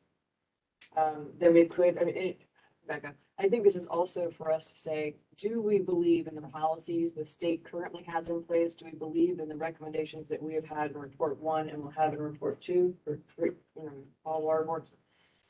If we believe enough in the policy, the people and the processes that currently exist or that will come to life, then what's our vision? Where should we be? So if we believe that by, let's say 2030, just for giggles. I don't think I'm too aggressive, but let's just say 2030. So we want to be in the top 15 of all the states across the nation. What does that mean? I mean, that's just an aspirational piece. Will we get there? I mean, there's potential that we'll get there. Will we be measured on it down to a teacher level? No. But I think all the things that lab collectively, as a whole, as an entire state, if we're all working towards these common goals of what you have for your district or your school or your classroom, then we're heading in the right direction. But I think we have to have a belief enough in what is in place to say, this is where we're going. I echo that, and I say it's more than a belief. We have to have a vision, and then the how and what comes into place. But you have to have the vision.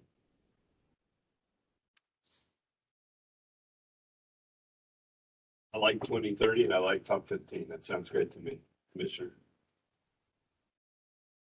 Any other comments on top 15 and 2030? So the next question is, do we want to be specific and say by 2030, Tennessee will be in the top 15 of states for 4th grade scoring proficient in reading and 8th grade scoring proficient in math and then the rest of it? I vote yes. So Yes, we need the to- way it's written, but just add in Tennessee will be in the top 15. What I have jotted down is by 2030, Tennessee will rank in the top 15 of states based on 4th grade, based on proficiency in 4th grade reading and 8th grade math on the NAEP. And then you add in then you added the rest of that, the Tennessee students will make progress across all races. And geographical regions based on rural, suburban, and urban. Assuming that's how they, I don't know how they classify it. A reasonable question, someone might say, where are you going to get that? So county give me. 33. 38 yards. From where you- 33. Yeah. We have some room for improvement. Yeah, well, I think, well, said that, you know, I think on each metric, I would think, kind of, where am I starting from? We can include that context in the report. I think that'd be excellent, because then it has meaning. That was the green goal. Thank you. It's better.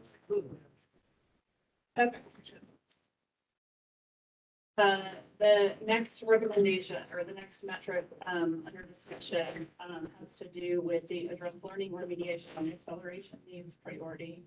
The percentage of first-time freshmen attending community colleges required remediation in one or more subjects will decrease from 55% in 2020 to 28% by 2030. Couple questions that came up in the survey on this is where did 28% come from? There was a discussion of wanting to reduce the remediation rate by half. So we divided it by 2, and then we rounded. And the other question that came up is why be specific to community colleges, and that's because remediation in Tennessee is handled very differently in community colleges versus four-year universities. Because remediation in four-year universities is concurrent with courses, it's just not measured the same way, and we can't do the same type of metric. But the remediation rates in community colleges are also significantly higher than in four-year universities. So putting the metric here probably makes sense.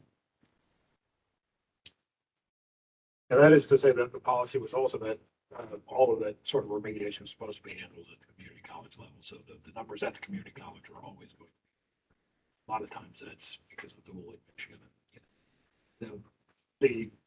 Cleveland State will handle it for UT Chattanooga.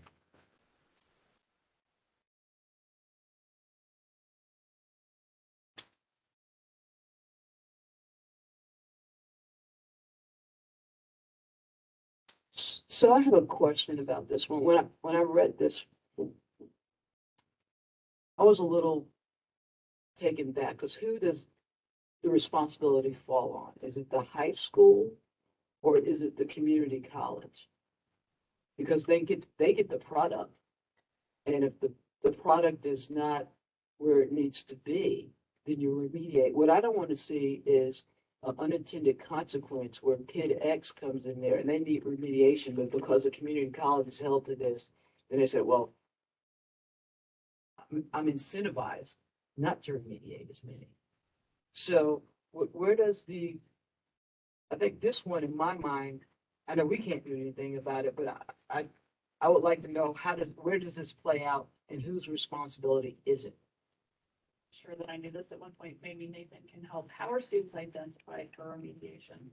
ACT scores, yeah, there's initial exams that are given when you come to a community college. All of the state institutions, with the exception of UTK, are access institutions. And so it's one of those things they check you out on. And then this question of who's responsible. Senator Gresham had a bill that and it pops up every once in a while that would hold the individual LEA responsible for the costs to take care of remediation. We got pushback on that. I can't understand. But so I think it's a difficult answer on that, isn't it? I mean, I had a pretty good high school. I remember when I first took my PSAT and I was in the 99th percentage for verbal, and I was barely registering as having a pulse for mathematics. And it was, so I had to do remedial math in the same year that I got 6 English credits given and left out of about 4 political science classes, right? So, I don't think that's my high school's fault, but they sure tried. I just, I said, Mama tried, I don't, that's what I am in terms of that. One piece of framing I would put here is that, these metrics are intended to measure whether or not the body of recommendations that this group has put forward are being implemented well or having an impact. So if you think about the recommendations that you've made across really K-12 and post-secondary, they're designed to reduce remediation. And so I don't know that this is necessarily tied to holding a particular entity accountable specifically for remediation, but more holding the state accountable for the implementation of the recommendations that are designed to achieve this end. Yeah, and if you go back and look at all the recommendations under this particular priority, a lot of it is tied to both K-12 as well as post-secondary. It's a combination of both. I think this leans towards 25% of all of our graduating students go into a community college. And 60% of them require some level of remediation. So that really has to be a K-12 and community college partnership. The question then remains, do we have that written in the recommendations that are in here? And just scanning them up would say if any of them were executed, I would say some of them certainly would do so, like an early warning system and such. One thing, and Nathan, you might be able to help with this, that we do not have in here is aligning expectations between K-12 and community college. So in the 2021 school year, the average GPA, we're going back to the GPA conversation, was 2.99 for students entering in first-time freshmen at community colleges. Yet their ACT was 19. And 60% of them require remediation. So there's got to be some sort of disconnect between expectations in the class that's forming the GPA, the taking of the ACT, and the remediation that's needed between the two. So there's something in that I don't believe we've addressed with our recommendations that certainly reinforces this particular metric. You're putting your finger on something which was a pretty big deal this legislative session as well, because University of Tennessee and some of the universities didn't want to, they wanted to quit using the ACT to to help them determine admissions, right? But at the same time, we're the only state in the union, I think, that pays for students to get the ACT twice. We even let you screw it up one time and take it again at taxpayer expense, right? So from fiduciary responsibility, the state comes in, there was a lot of legislators who said, don't you tell me you're not going to take the ACT. Because the ACT is fundamentally the only thing that pushes back against this idea of grade inflation, which isn't an idea, it's a constant thing. And that every bit of that gets into this discussion about over testing and testing too much. And any course that doesn't have an end of course exam, the state has no ability really to make certain that the test has been taught with, or that the course has been taught with fidelity. So it's interesting because you've got this natural tension there. You don't use the ACT and you don't use end of course exams. Anybody can kind of put anything they want to on the paper, and you can have the valedictorian who does math worse than I do and has trouble making it through a freshman year at Vol State Community College. So that's a big thing. That's a big thing. But I don't know how you attack that issue without also having to go through your mind about end of course exams on these courses, or how do you make sure that these courses are taught with fidelity? So. Going back to the metric, I do think that I'd like for us to have further conversation about recommendation, but that's not what we're talking about right now. We're talking about this metric. And do we believe that under this priority of address learning, remediation, acceleration, if this particular want to reduce the size of remediation, required remediation by half? That is the right metric for this particular priority. Well, what about if you set a metric that says reduce the amount of remediation? There's a whole lot of bureaucratic minds that can cut the amount of remediation in half. You might think about finding a way to say cut that need for remediation. In other words, to eliminate the actual disease rather than say there can only be 50% treated. It's written better than I just stated it. I like the need because I don't want a student to be punished because of this. And somebody's chasing a metric. And you see it in healthcare, you see it in education, that if I'm going to get punished, usually by, I think of healthcare, by the insurance company is not going to pay me the full load here, is that then you have things, well, then I'm just not going to do this. Okay, because I'm chasing a number. So as long as we write it where the student who needs remediation, every student who needs it gets it, I'm okay with it. So it's the need, not to reduce remediation. I just won't give it, and then I reduce it. Change requiring to needing, just to make a finer point on that. I'm gonna change it to the percentage of first-time freshmen attending community college. Needing remediation.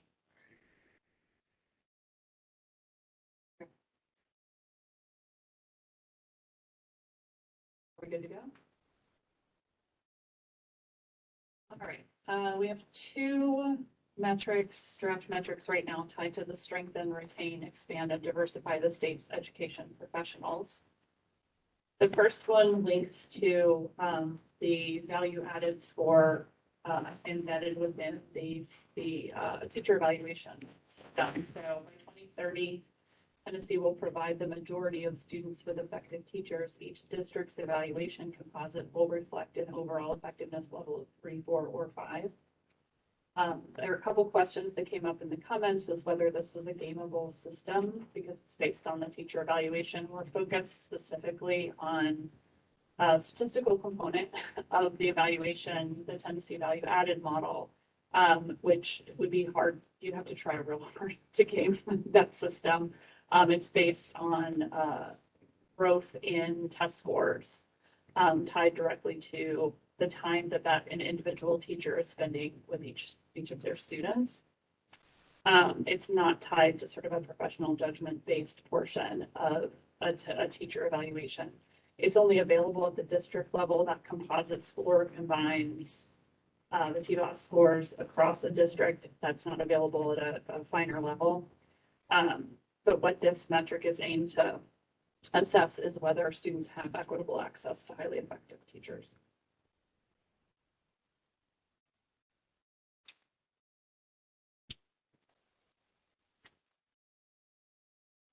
So we're good. Okay. The next one is it gets at teacher diversity. By 2030 at the district level, the percentage of educators who identify as people of color will represent a gap of no more than 5% below the percentage of students who identify as people of color.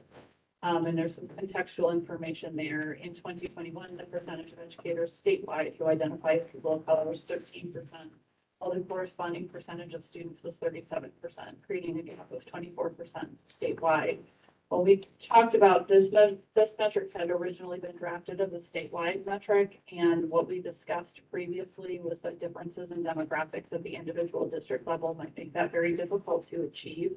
And that's why we transitioned to a district level metric and based it on sort of where the demographics of the teacher population within the district sits relative to the demographics of the student population in that same district.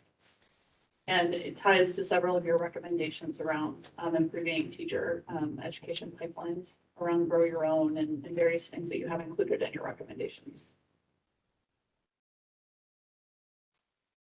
Is people of color too broad a term? I just wonder if there are 1,000 people who identify as people of color, what would the percentages be that are Black, Hispanic, I don't know, Asian, I mean, do we have any information regarding that? I mean, we can pull the demographics of Tennessee. I don't know them off the top of my head. The largest group, I believe, would be Black, followed by Hispanic. Asians usually in kind of the 5 to 6% range.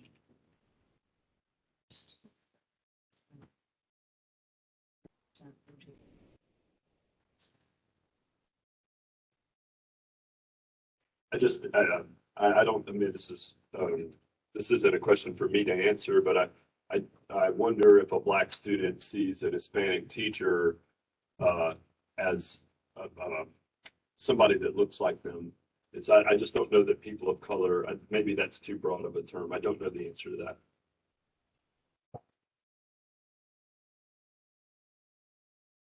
I have a question. When I read this, it was a lot of words. So what are we really, I got caught up all in the words. Are we saying that we want teachers to represent the body of students that they teach? Yes. Okay. Well, you need to figure out a way. I mean, the wordsmith is better, but,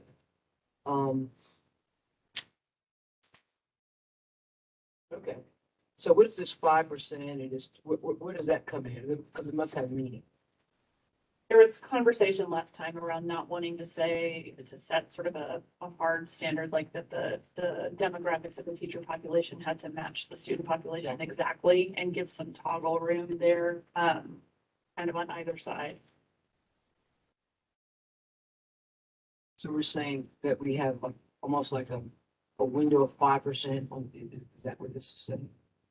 Yes, just below. So if you got into a situation where you had more teachers of color than the representative student body, that would be okay. We just don't want to have this gap situation that is currently. You understand? So if it's higher, we're okay. Right. But not lower than 5%. Like if you have 20% students of color and you have 30% teachers of color, that, right? Oh, sorry. Correct. Recognize. Right. Yeah. But if it's the opposite way, then it's a flag. You want to put a timeline on that? Says by 2040. 2030. Oh, I see it. Okay. We can take the parenthetical out at the end. We just put that in there for your context so you know what the current state was as you're thinking about the Just metric. like currently the gap is. Statewide, yes, sir. One other thing I would point out is that this is a state level recommendation, so state level metric. Yeah. And so I don't, what do schools look like in some of our urban areas? Are there areas where we have a majority of people of color that are students and people of color teachers? Do we know that? I haven't looked at school level data on this, but there's such a huge gap statewide. I would be surprised if that were the case in many schools. I just do think we want to be sensitive to the fact that this would be a great problem if it starts to flip.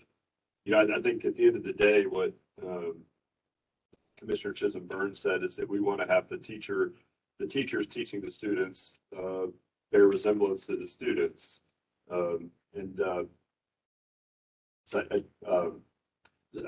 that's the goal of it. So I don't know that we want big gaps either way.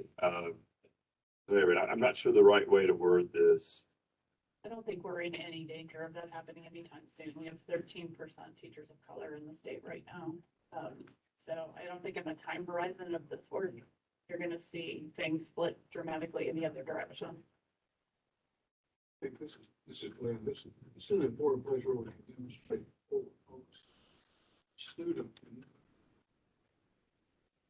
it would be no good if, you know, if there's a drug sentence, they don't have no.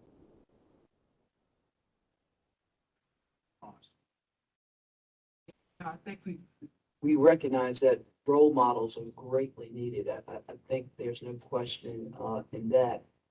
And I'm okay as long as we, you know, kind of reduce the words and everything. But it'd be interesting what other strategies, and we went over the strategies. I would like to see when we have this as a metric, what strategies match to make sure this, to ensure that this happens. Unless to just be out there hanging and won't have no meaning if we don't have a lot of strategy.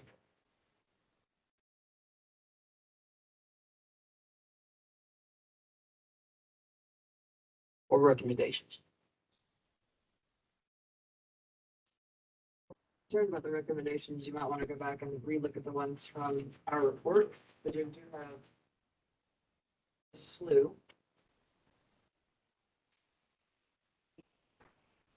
So if those are some that are of concern, or if we're not covering what we need to cover, then we probably need to talk about what an added recommendation would be next meeting. Just from our site visit, they elevated that they're using the Grow Your Own program as a way of doing this, and we have that in our recommendations. We also have the Minority Teaching Fellows program being expanded, which in theory should be supportive of this.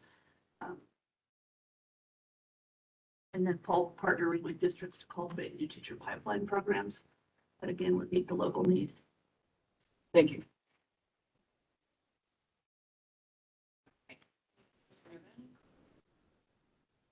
The next priority is around equipping schools and districts to address students' well-being needs. The first metric, by 2030, all schools will have a chronic absenteeism rate of less than 10% with no significant gaps by student subgroups. Conversation around this was really trying to come up with an indicator that sort of may not explicitly tie to a well-being measure, but is a signal of well-being. Chronic absenteeism is generally a reflection that something is amiss with a student, which can be caused by a variety of things, but chronic absenteeism is one of those flags. I wish that Commissioner Dixon were still here because he could talk about this from his own perspective and experience, but it's one of those indicators and flags that schools use to identify whether or not something's going on with a student, connected to a variety of things that could be academic, but can also very often be related to well-being. So that's why we selected it, to get something that is measurable and baked into the metric around well-being.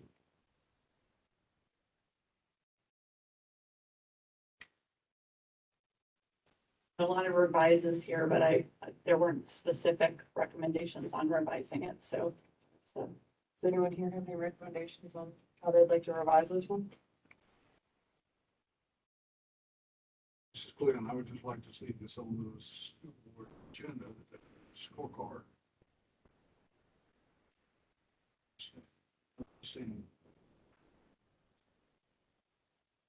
The next metric is the four-year high school graduation rate. I would actually, there was a lot of discussion within the comments on this one about making sure that it wasn't just the graduation rate, that it was the 10 ready graduation rate. And we actually have a separate metric tied to that. So one suggestion would be to strike this metric and just use the percentage of students that are graduating ready. This is ready graduate. Right, sorry, yes, getting all my readies mixed up. So if you're agreed, we can move on from this one and we'll capture graduation along with that ready graduate piece. And just a reminder, the ready graduate is the students are graduating with a 21 or above on the ACT, have taken 4 early post-secondary courses and some, the one is like a military. PSOs plus something. Okay.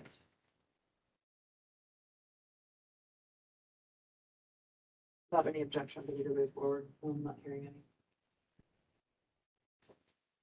any. Next priority is optimizing capacity for flexible, high-quality school options. This metric ties to accessibility of devices. By 2025, 100% of students will be equipped with a device other than a cell phone that is connected to high-speed internet. That had some green here. So I have a question on this one, and this is a question for you, Joey. In looking at this, I'm sure I've advocated originally for us because but I have no idea what I wrote in here. 100% of students, I think about the schools that have like pre-Ks and kindergartens. The idea of my son who's in kindergarten right now walking around with a tablet all the time would make me bonkers. I do believe there's ways that they can be used in the classroom, but I don't know if is it all grades or should it be like 5th through 12th? Like I would love to hear your perspective on that, Joey. Okay, so, I agree. We are a one-to-one district, but that means that during the day, like my K2s have touchscreens. Yeah. But they do not go on. So. And that would have to be designed district by district, but I'm. Any other comments on this one? See, I read this as something to take home. Yeah. And that's not a good. So maybe it's something like a school-based resource or something. I don't know how else to rephrase that. But I mean, you think the high schoolers and middle schoolers would take something home, but maybe we just need to let the schools make the best determination for what's best for their students. could add available at school or home, and then it could be interpreted. Right, or just say access. The schools like this. Yes. Students will have access. Could we say 100% of students who need high-speed internet will be equipped with a device that is connected to high-speed internet? But that, I would think most K through 2 don't need this. And then if there's a 5th grader that's being given high-speed internet assignments, then he needs to have that. But if we just specified that students who need it will be equipped with it. The issue is not having a device. The issue is having the internet. Yeah, I agree. Okay, so we're specifying, I've lost this here. Are we specifying access? Are we specifying need? I think we're specifying access. That's what I'm hearing. We want to limit that to.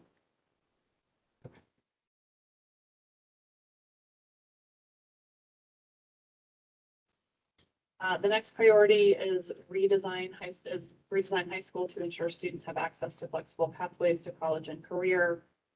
This is the measure I was suggesting we could have in lieu of the graduation rate. By 2030, the percentage of high schoolers that demonstrate readiness for college and careers on Tennessee's Ready Graduate Indicator will double from 41% to 82%.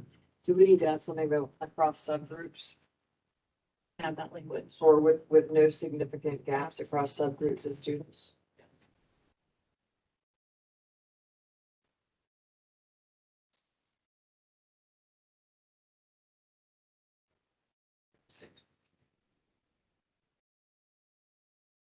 So this is Joey, and I know that this is not, but I can't not say it. I understand wanting a 21 on the ACT, and I understand that that's what it says. But just because you do not make a 21 on the ACT does not mean that you will not be a successful adult. We have many kids in high schools that are going to work right now welding or wherever, and they're making good money. And no matter what, how much time they put in, we're pulling kids from CTE classes into that fourth year of math. That may change here soon. It doesn't matter how many math classes they take, they're not going to make a 21 on the ACT. I understood the ready graduate to be more. So it's 21 or 4 EPSOs, which would support your kids that are going into school, or 2 EPSOs and the whatever. The ASVAB, the military exam. It's 21 or higher, complete 4 EPSOs, or complete 2 EPSOs plus an industry certification, or 2 EPSOs and earn a score on the military rate as ASVAB score that's eligible. EPSO is an early post-secondary option. Thank you. Not sure I have those.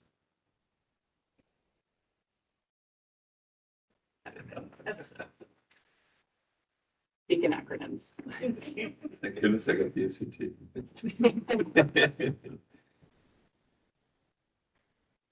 Okay, so we're good to go. All right. The next priority is streamline post-secondary systems to facilitate lifelong learning. 2 related metrics here. We added the second one in our last conversation. They're the same metric, but they up the ante between 2025 and 2030. So by 2025, 55% of Tennesseans will hold a post-secondary degree or certificate. I think we're at around 48% right now. And then by 2030, 80% of Tennesseans will hold a post-secondary degree or certificate. Where did the 80% come from? Is that?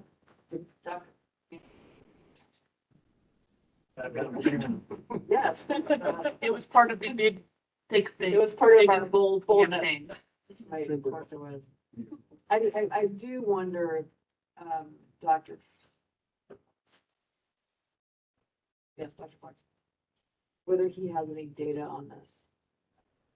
Yeah, on what we think across Tennessee. And he, in partnership with Georgetown, not mistaken, helped with the original Drive to 55 initiative. I was wondering if he might have that data. Well, if we're comfortable with this metric in spirit, we can reach out to him after this meeting and see if he has advice on whether we need to refine that 80% to align with what they're projecting. Before Lou left, he leaned over and he said, there's this metric that says 80%. So that's absolutely impossible. There's no prayer whatsoever. Did he give you an option? He said 60%. 60% is Herculean, but it's at least possible. He said 80% is not a possibility. So I said, I got your back. So I'll lay that information. I would be fine with changing that to 60%. Thank you, Nathan. If everyone else is amenable to that, I still think it'd be valuable to reach out to Dr. Fox and just ask him if he's got a perspective on where the state stands and what will be needed by 2030. That probably needs to specify an age. Would it not? 80% of Tennesseans over the age of, I think it's over the age of 24. okay, good. If I'm not mistaken. Yeah. And it was defined by the Drive to 55 initiative, but I don't remember the specifics. And that's any sort of post-second. You can get one by before you graduate from high school, right? So we'll change it to 60 for now and we will verify, validate.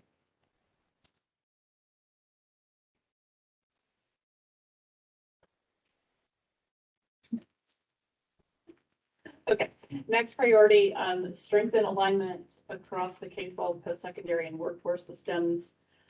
This metric is really a process metric aimed at measuring whether the work that you all have prescribed in your recommendations has been done. So by 2025, Tennessee's K-12 post-secondary and workforce systems will be aligned on which agency is accountable for each of the success metrics outlined by Eric, and we'll have a process in place to track progress toward each metric.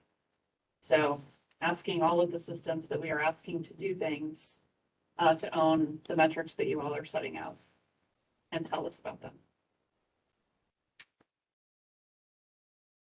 Glenn gave it a big thumb up.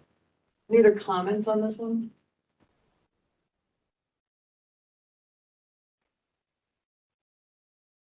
Hearing none, I think we're moving forward. All right, last one, and probably the sort of hardest to define, I think. The last priority is incentivize locally led innovation. Your recommendation related to this has to do with establishing an innovation hub.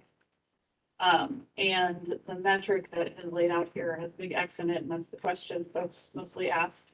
But by 2030, Tennessee's innovation hub will have provided at least X million in grants to districts, schools, and/or educators to support local innovation. The question was, what is X? And I don't know the answer to that. You all would need to decide kind of what is the level of investment that this group is looking for from the state. Another suggestion that came up in the comments was, do you anchor it not to a dollar figure, but to a number of grants? I don't know how we would determine what that number would be, but that is up to the commission. And certainly we could think of a different metric too, potentially, but this is where we've been for the last couple conversations. There currently any money being, You're asking them to create something new. okay, Well, there are some innovation grants, but this is the creation, our recommendation was to create an innovation hub. The Board of Education has some, I think about the innovative high school grant, I think is one of them. So there's, I don't know how much is involved in this. As I recall, I looked into some of this, that there's money, it said, this exists today, there's a fund, and it's been basically underutilized. So this is not a new concept.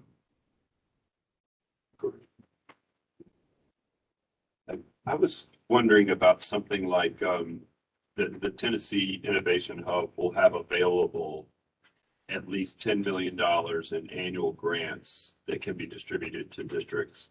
I like the idea of available better because then it doesn't incentivize the Innovation Hub to just give unnecessarily, but the money's there if worthy projects come forward. 10 million seemed like a low number for the state, I guess. It's not my money, but I, anyway, that's how I was thinking about it. I was thinking just the opposite. Again, strikes me that it's going to hey, put a number of 10 million in there, so go and send people.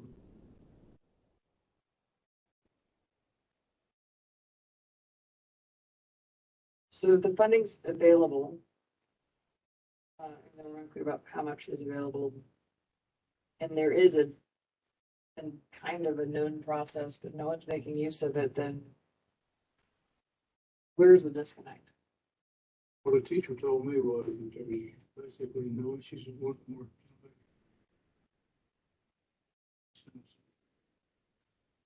We incentive to do this because you're going to be wrong in elections.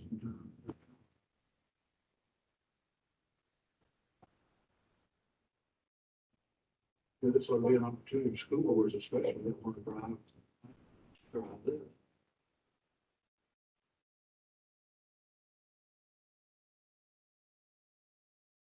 Sounds like this one might need a little bit more research to understand what currently exists. What the current process is. Okay, we can look into it. Are we okay with kind of the spirit? So what I'm hearing in terms of the spirit of the metric is we want to create a metric that requires these funds to actually be used. And it sounds like also we need to remove what those sort of barriers or disincentives people Got have. to incentivize, new ideas and testing those, and, That might be part of a recommendation as opposed to a metric, obviously, but maybe we might need to go back and relook at our recommendation for that and see if we have other parts that we need to add or edit. within the industry, as you well know, you did some of the research, there's quite a few educational grant processes that go on in the industry for education. That is our last metric. Oh, Joey. Yeah, sorry. Can we go back to number 12? So By 2025, K-12 post-secondary workforce will be aligned on which agency is accountable for each of the success metrics outlined by Eric. And we'll have a process in place to track progress toward each metric. Our purpose was not to put additional pressure on fourth grade or eighth grade. How else are you going to measure, track progress unless you're, and I'm just wondering how we're going to track progress, coordinate, showing that I'm having a hard time wrapping because we're rule followers. So how do we envision that? And I'm sure it's really simple. I mean, the only thing you can do to track progress on NAEP is to check NAEP when the NAEP results are released. So that seems fairly low lift. They just got released last fall, so they've got a couple of years to plan for that too. And that NAEP is every 2 years, but it's like alternating subjects, right? But 1 year it's math, 1 English, one's. Reading and math is every 2 years. There's also social studies NAEP that is only given in science. It's only given periodically, which I would not recommend you include a trick on that. The reading and math are regular, have been going on for a long time. It's a solid data set. I'm just trying to figure out how to document progress toward NAEP. And I know when the test happens, but usually you have to give more than just, well, we scored here. Well, what are you doing to score better than here? But isn't that part of your like regular annual planning, or how you kind of look at helping elevate students' literacy? I mean, outside of NAEP, like, but as a district. Absolutely, yeah. Everybody has an improvement plan each year, and we set goals that are always literacy and numeracy goals. But they're, yeah. I actually would not envision that a district would be reporting on progress here, that this would be the state saying NAEP came out and we're 30th or we're 25th. Versus particular. Like the department, all of the department, the commissioners. Perfect, thank you. And there's innovation grant money available to help people fix on their new bit. Exactly. Okay, now we are through with metrics and ready to move on to the year 3 outline. I'm turning it over. All right. All right, I'm just gonna pull up the slide really quick. Let's see here.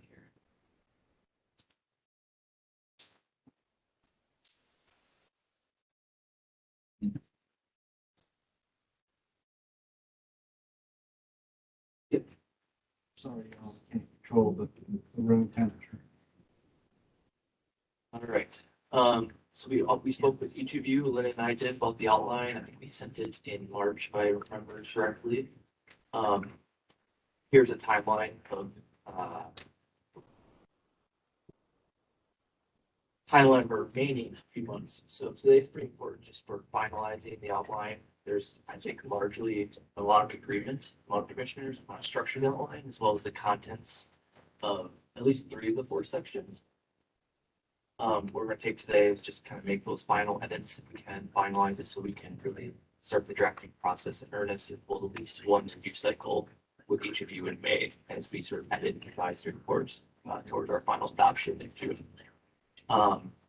As a reminder, we talked in March about kind of the high level vision for the report and what the kind of grounding framing pieces would be. So we discussed this slide. Again, there wasn't much disagreement on kind of these large frames for the report itself. And we used this to sort of draft the outline, that 2 to 3 page outline that you received in March that you have a hand copy of today as well. So based on the conversations we had, we made these revisions in red. You'll see they're fairly minor. Most of them are just adding a little bit of nuance, a little bit of detail. And that's sort of what we used to draft the outline. Before I jump in, so I'll just preview that the third section, which focuses mostly on how we're going to present the recommendations, is where there was a little bit of disagreement on how exactly we should present those recommendations. as well as kind of how we should talk about legislation that's been approved in 2022. Just to kind of level set for everyone, these are the broad sections for the report. We have the introduction that is going to provide some framing around the purpose of the commission, its vision, its charge. We'll briefly touch on the commission's work in year 1, 2, and 3, just to provide context for the readers. The second section will focus on what we just discussed, the success metrics. We'll talk about the purpose of the metrics, how they should be used, how they were developed, and present them in table format. The third section, we're planning on summarizing the year 2 recommendations, describing what legislation has been enacted or proposed. We'll be updating that all the way, obviously, to the publication date.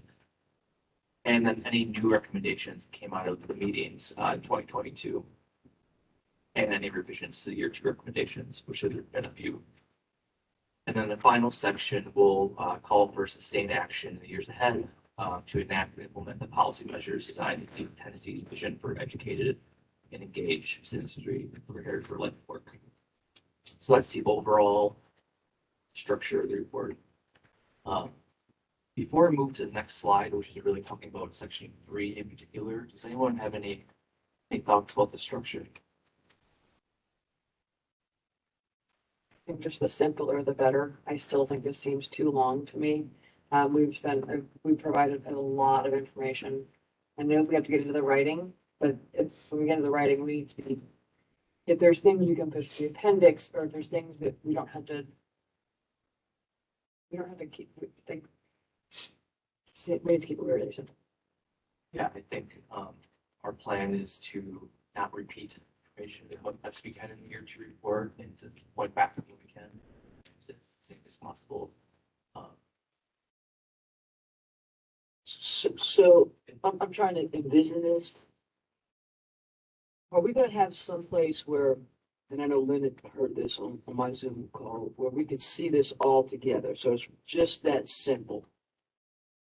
Like in a table, you know what I'm saying, where I could link the metric to what we're trying to do, to the strategies that are associated with achieving the metric. I think that would be hard to get into one table just because of the amount of recommendations, but we'll do our best. I mean, But we could at least map the recommendations to the metric.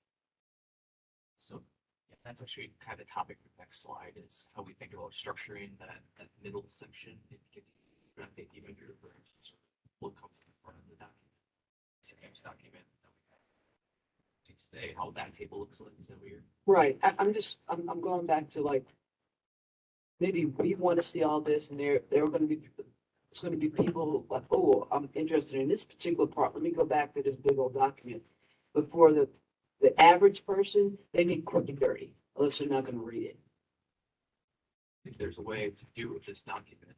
It's just going to be some table formatting. It's going to make it a little longer. I mean, like 6 pages. You have to scrunch in the middle column with all the recommendations in it. Make space for that success metric that's aligned to each priority. So instead of a 2-column table, you have a 3-column table. But we can play with the Basic formatting. I think it can be done. Yeah. And I know it's not possible, probably, but we literally need a 1-pager. When we go and. And some magnifying glasses. Yeah, but when we go to present, there's so much that they get lost. And I know it's bigger, but so 4.1. with a. I mean, the challenge is the volume of the recommendations that just physically will not fit on one page. But I think if we can create a table, at least we'll make it a little more modular so that as you're talking about them, you can talk about them in categories. Hopefully that helps. So I think that's what I'm getting at, where it's all together. We're not hopping around and trying to put it. So at least for whatever the metric, then you have the recommendations. It's right there in that spot. I think until we see it, that's when you'll hear reactions from us. But if we can have it all together. So it sounds like we have some competing goals for the document, and that's at least part of the discussion. I would think that, and I didn't have the privilege of, and I'm sorry I didn't join you guys with the presenting this to the legislators.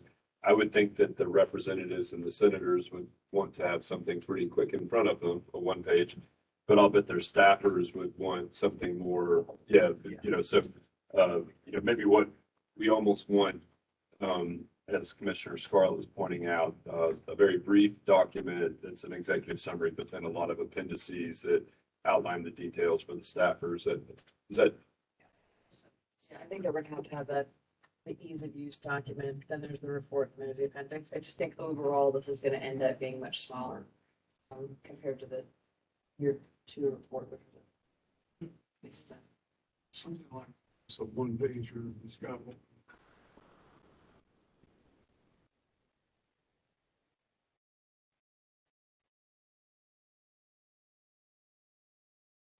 So I think where the most volume in the report, as it's currently structured, is this third section.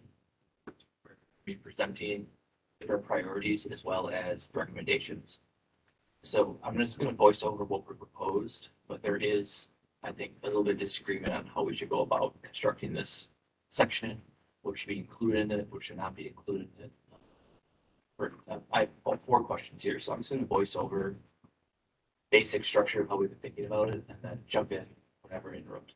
But the way we've been thinking about it is this section will begin with a very brief overview of the approach the commission took to crafting recommendations, brief overview of the 9 priority areas, and then a 2 to 3 sentence recap of the presentations to the state General Assembly. It will conclude with a high-level summary of what's been accomplished thus far and major areas that still need to be addressed. And then I think where there's a little disagreement is how we should include the section in general. There were some pushes to prioritize which recommendations have not been taken up by the General Assembly. So of the recommendations that weren't covered and they didn't lose overview earlier, should the commission put forth what they think should be prioritized next, or should they keep it as a menu of options that the General Assembly can choose from in the future? So I think I'll just throw that question out as a starter. I like priority. I know that would take maybe some time for us to come to consensus, but we've been pretty close. There's some things that we know we want done, that need done, and I think we need to say, here's number 1.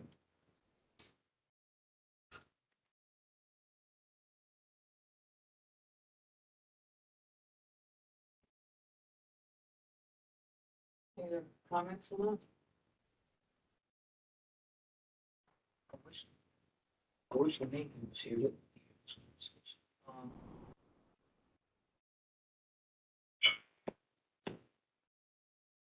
Priority is always nice. To be honest with, I just don't know if, I would like to hear what is more digestible in some of these. I just don't know enough about all these recommendations and how factors surrounding them. So if we are legislators and we have this ease of use document, gone through it, we, are you imagining for I'm gonna back us up to the legislation update, are you imagining just kind of like a parentheses, see House Bill blah, blah, blah, or are you getting like a big old rundown about what it was? So the way we've been thinking about it, at least, is in this section, there would be 1 page for priority.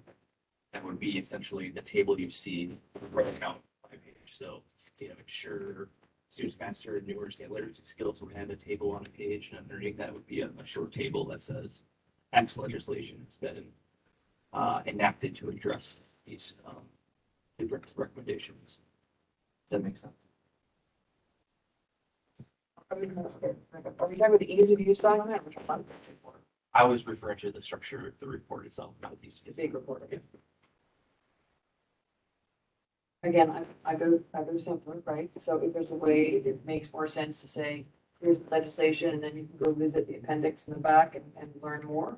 That is one way, as opposed to having to have it all be on 1 page. So it would depend on the flow. It's hard for me to visualize it without actually seeing it. When it comes to the brief description of the approach, we've gone over that so many times, but not everyone has seen the report. So it's like, what is the best, like, I think it can be relatively short, and it's almost like boilerplate that is included in the report. We had a paragraph that just kind of described the work over the course of the commission's existence.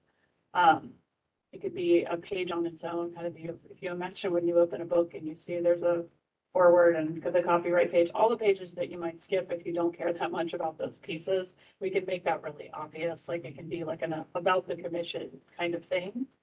The meat of the report, I think, would be, and we could push that to the back if we wanted to as well. the other thing in regards to prioritization, I'm hesitant to suggest that we reprioritize how these are listed. Because then you might be looking at this report versus the next report. It's all going to have the same recommendations on there, and then so which number is this? So, one way to resolve that, if we choose that we want to prioritize certain ones, we can't prioritize all of them. Right, but if there's like one or two in each section that we're like, we could do little asterisks, the bottom footnote say, you have to prioritize, this would be how you prioritize, but I think, I don't know how I feel about prioritizing. I feel like we've been really good at providing a menu of options that allows for anyone to take advantage of it.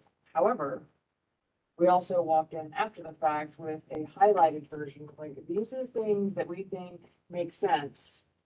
And many of them were taken up by the legislators. So Nathan, I think I would like to have your input on this as well. The question is, do we prioritize somehow the leftover recommendations that did not move forward this session, or do we not? But I'd love to hear I think several would like to hear their recommendation on that. Yeah, I would refrain from doing that. I think you put it in front of them and kind of let them pick. That was why I thought about it when we went after it last time. And I'll tell you, I was blown away by the amount of bills that did get introduced. When we just came in and said, look, here's the recommendations, and the next time we met, they had bills drafted and were passing around to get sponsors and all of that sort of thing. Lou's not here to defend himself, but one of the things he quipped about was he wished that all of the bills that we worked on were Eric bills because they seem to lead rather charmed lives by comparison. And one of the reasons for that is not only, of course, that you all were created by the General Assembly, but that you had recommendations there that could suit a lot of different interest areas for a lot of different members. And each one of them, I mean, at least I could say with the previous report that these things in many cases stood on their own. That if they passed and nothing else passed, it would still be a step in the right direction kind of thing. So that's my 2 cents.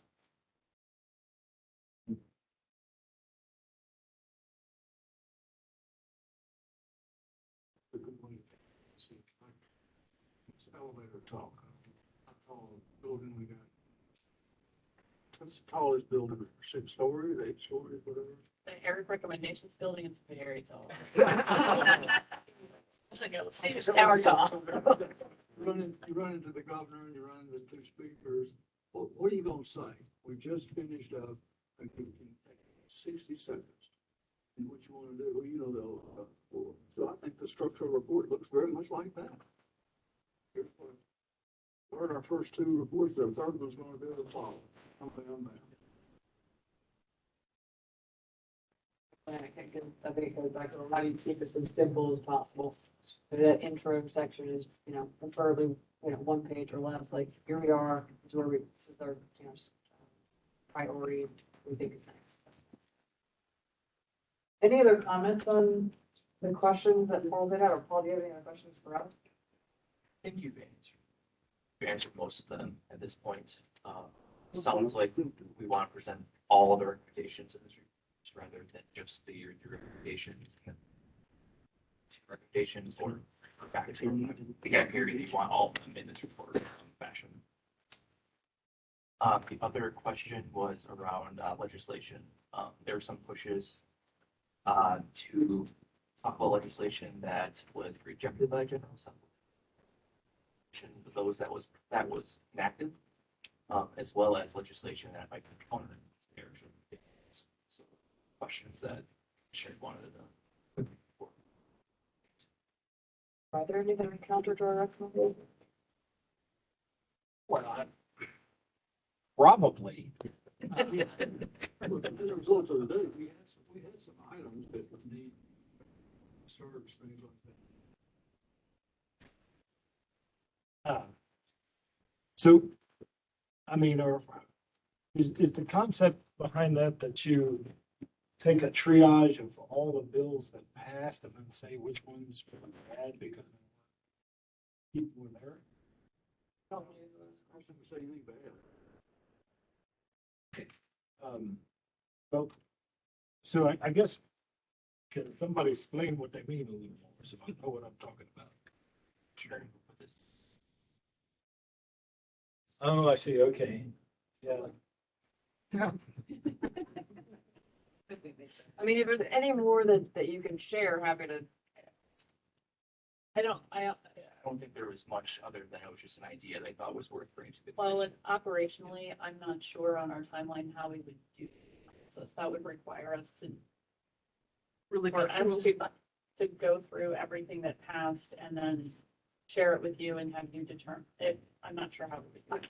I would propose that we stay the course and continue with the vision and recommendations that we've set forth and not worry about other legislation that might have been anti to our recommendations. And then continue to push for what we believe is right for the state. I think we start so we understand.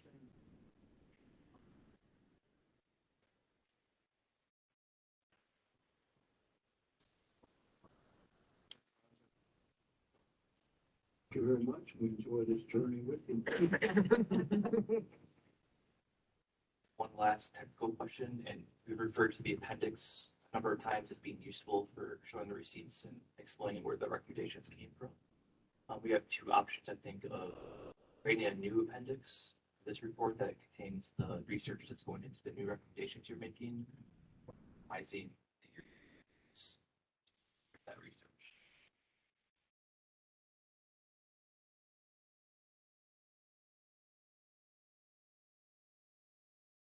So, we'll just repeat the options. One is to revise.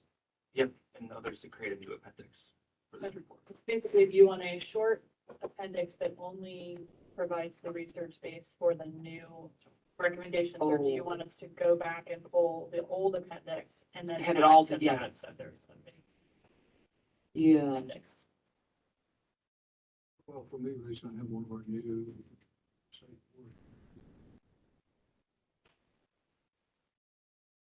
Go to our website. For one, for three, smart people that they're on that. Just tell them what we want to tell them in report three. But you got a great story, so tell the story.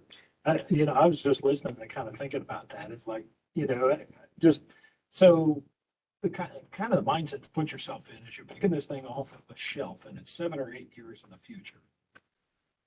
And, I think if it was going to be, if we were going to put them all into one tome, which it would be, right, to put the three of them together, we probably could have made note of that with the first one and the second one and say we're going to do a cumulative one at the end. But I think it just makes more sense to say this appendix is reference to this report, this appendix is reference to that report. If we do that, we're going to have some sort of note, because if we're going to come back with all the recommendations together, this plus the new ones, and then had to be some sort of note specifying where to go find the appendix. So year 2, and then appendix year 3 would be at the back of this. That's a good point. And then you also have to know for individual recommendations, which one goes in which place, which feels like too much. I would in my mind, and I hear it out loud, and I've come back, 10 years in the future, I'm downloading this document again. I would like to have it all together. That way, I'm like, okay, I don't have to find the emails from 10 years before. What was report 2? Download, yeah. I think we just have to think about what's gonna be easiest for the reader or the viewer of the future. But would arrange it maybe, if you have it all together, but arrange it for report 3 with those up front. So if you're referring, you're referencing table 1, do those tables up front for that report, and then have the other behind it. There's a number of ways we could call up the new ones. I think that's one approach, simple. I guess we could play with it, probably present you in one-on-one conversations, see what you like.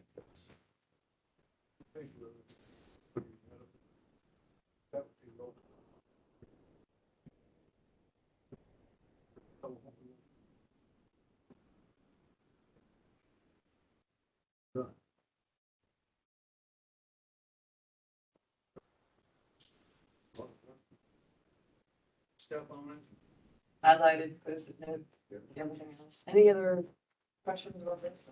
Do you feel you got clear direction? Yes.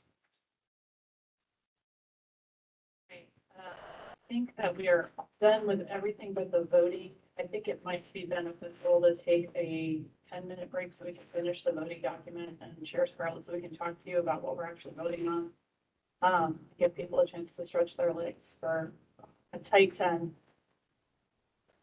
That'll bring us back at the top of the hour. Excellent. Brownies and no water. In case he didn't take everything. Here's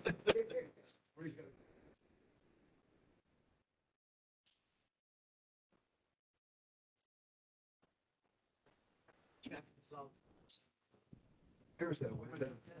Whatever you do not drink from the water fountains. Really? No, don't do that. Now, we do have water filtration. Yeah. Shoot bottle.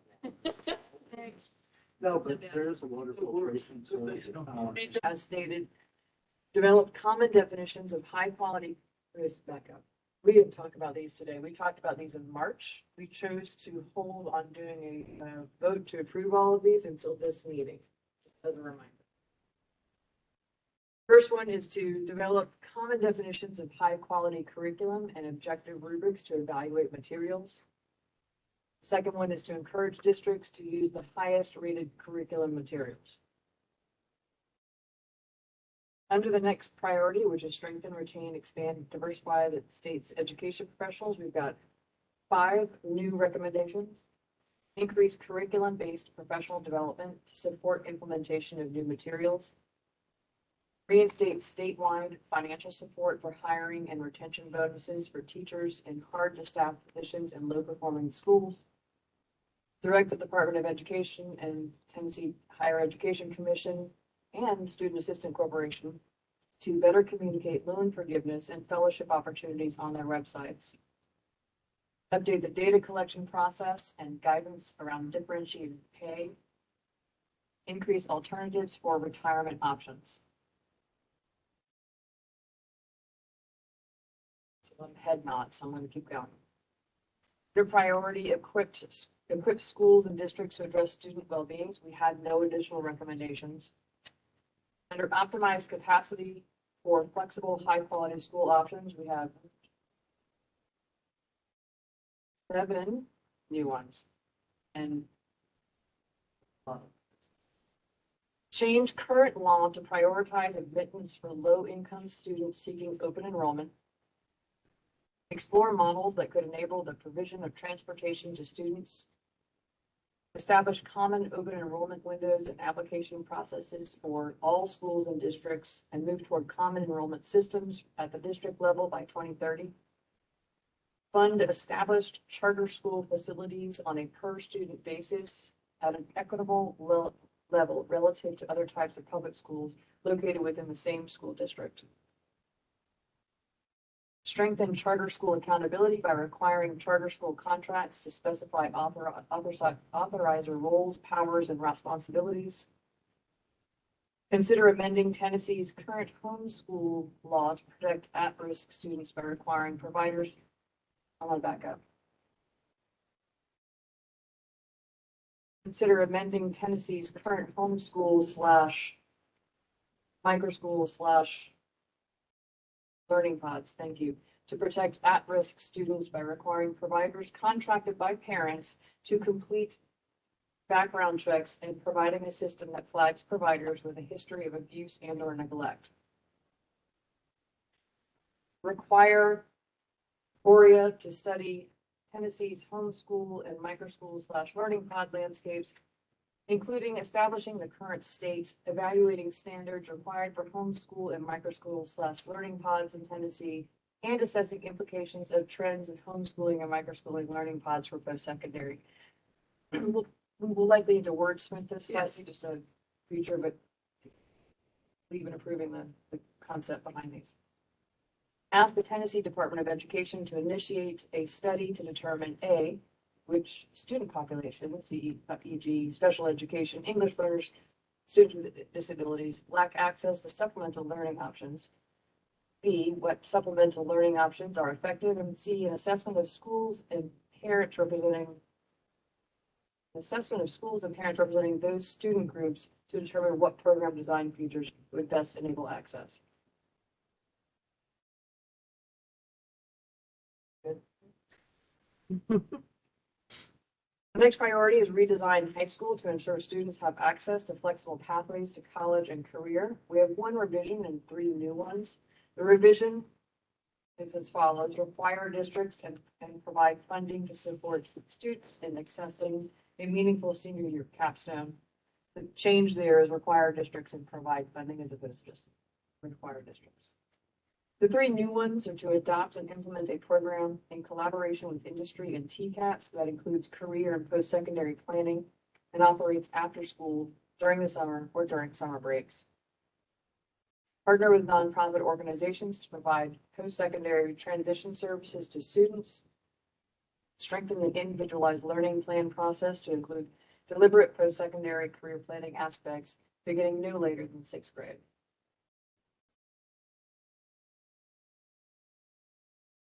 Next priority is streamline post-secondary systems to facilitate lifelong learning. We have 3 new recommendations here. Recommend a review of TBR and state university system hybrid programs and courses to determine which institutions are offering them, evaluate their value to students and faculty, and identify how the state can best support hybrid learning. Assess previous partnerships between providers and the University of Tennessee programs to evaluate how those programs or courses were received by students and what lessons could be learned. I think it's supposed to be hybrid providers. Identify and establish hybrid education online provider to establish a pilot program in partnership with 1 or more public Tennessee university and or college, ideally in a high demand career area.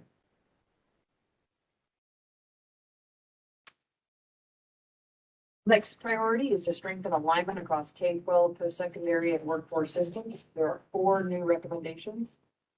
Strongly encourage institutions to offer a semester-long or year-long first-year experience type course or program to support students as they transition to post-secondary and career.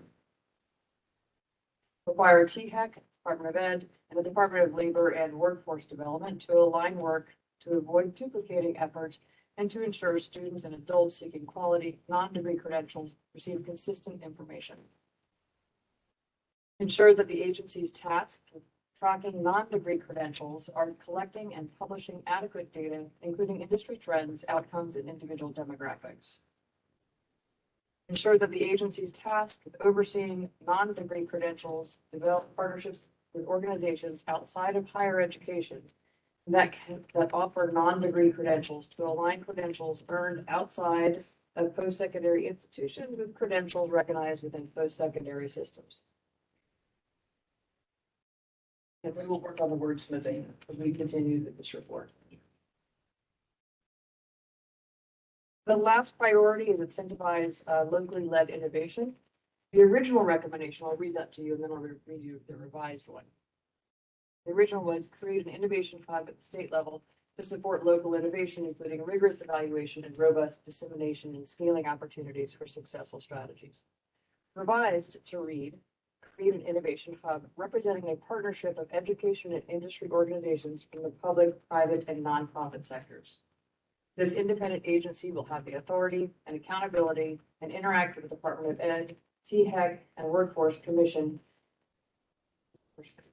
Labor Commission to focus on educational innovation across kindergarten to career. Additionally, this work will include establishing grant opportunities to encourage entrepreneurs to innovate in support of student success, e.g. post-secondary transitions, early literacy, and math.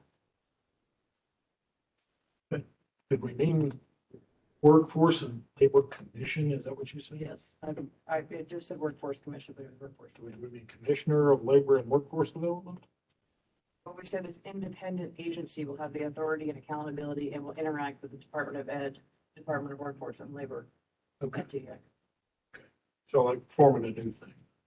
It's providing more definition to the innovation hub that was in the last priority. I just don't know of such a commission. There's no. There's no, so it would be if you create. This would be the thing we're creating. Yeah, the innovation hub.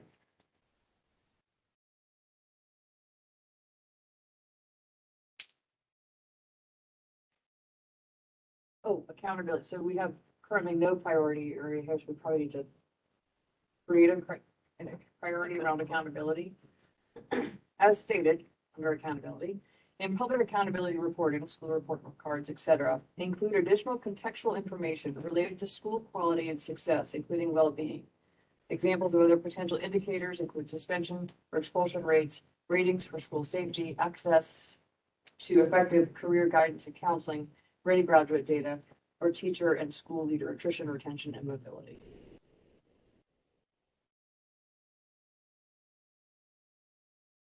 Before we leave that, I would like to entertain a motion to accept all these recommendation concepts. And then we can discuss wordsmithing when the report is in front of us. To approve. Second? Okay, all in favor? Since we have one member who's joined us electronically, they have to do my call. Oh, right, okay, sorry about that. All right, Frank, if you wouldn't mind using your name when you provide the motion.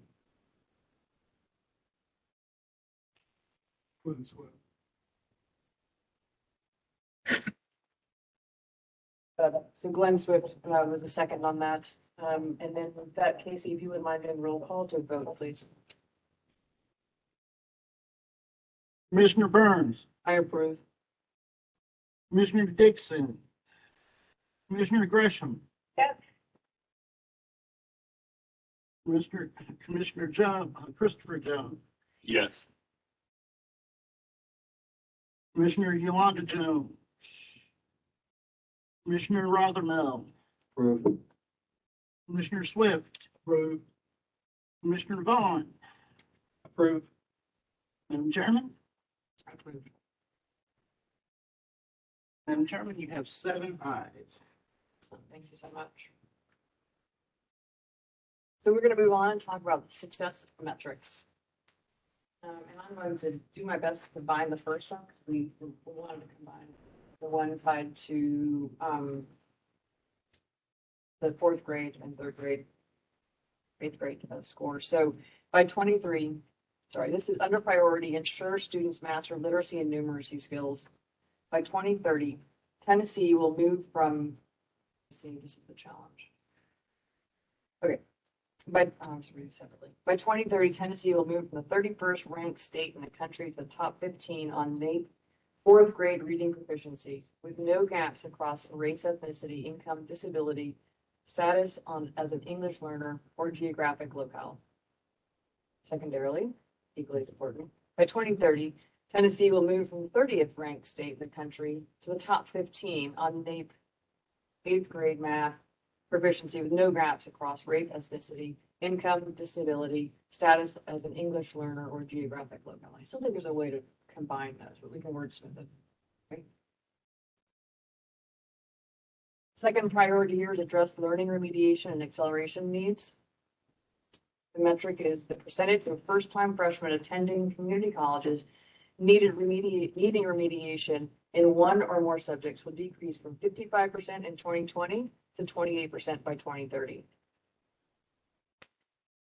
Priority to strengthen, retain, expand, and diversify the state's education professionals. We have two metrics here. The first one is by 2030, Tennessee will provide the majority of students with effective teachers.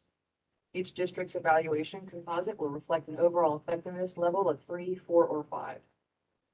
Second metric for this priority is by 2030. At the district level, the percentage of educators who identify as people of color will be no more than 5% below the percentage of students who identify as people of color. Currently, the gap is 24% statewide. The next priority is to equip schools and districts to address students' well-being needs. The metric is that by 2030, all schools will have a chronic absenteeism rate of less than 10% with no significant gaps by student subgroup. The next priority is to optimize capacity for flexible, high-quality school options. And the metric is by 2025, 100% of students will have access to a device or other than a cell phone that is connected to high-speed internet. Under the priority, redesign high school to ensure students have access to flexible pathways to college. The metric is by 2030, the percentage of high schoolers that demonstrate readiness for college and careers on Tennessee's Ready Graduate Indicator will double from 41% to 82%, with no gaps by race, ethnicity, income, disability, status as an English learner, or geographic locale.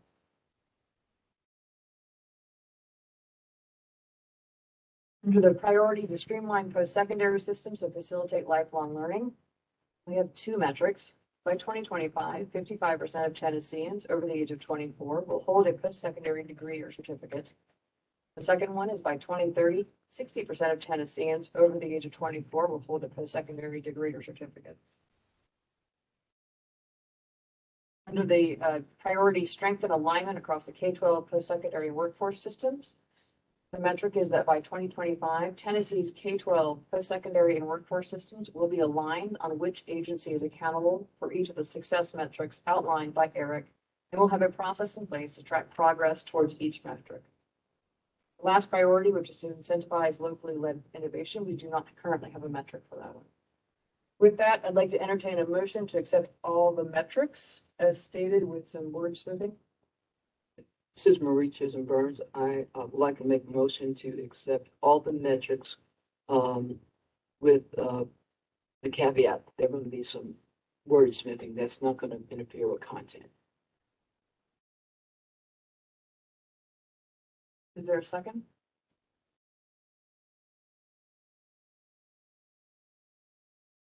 Second. Casey, would you mind doing roll call for us, please?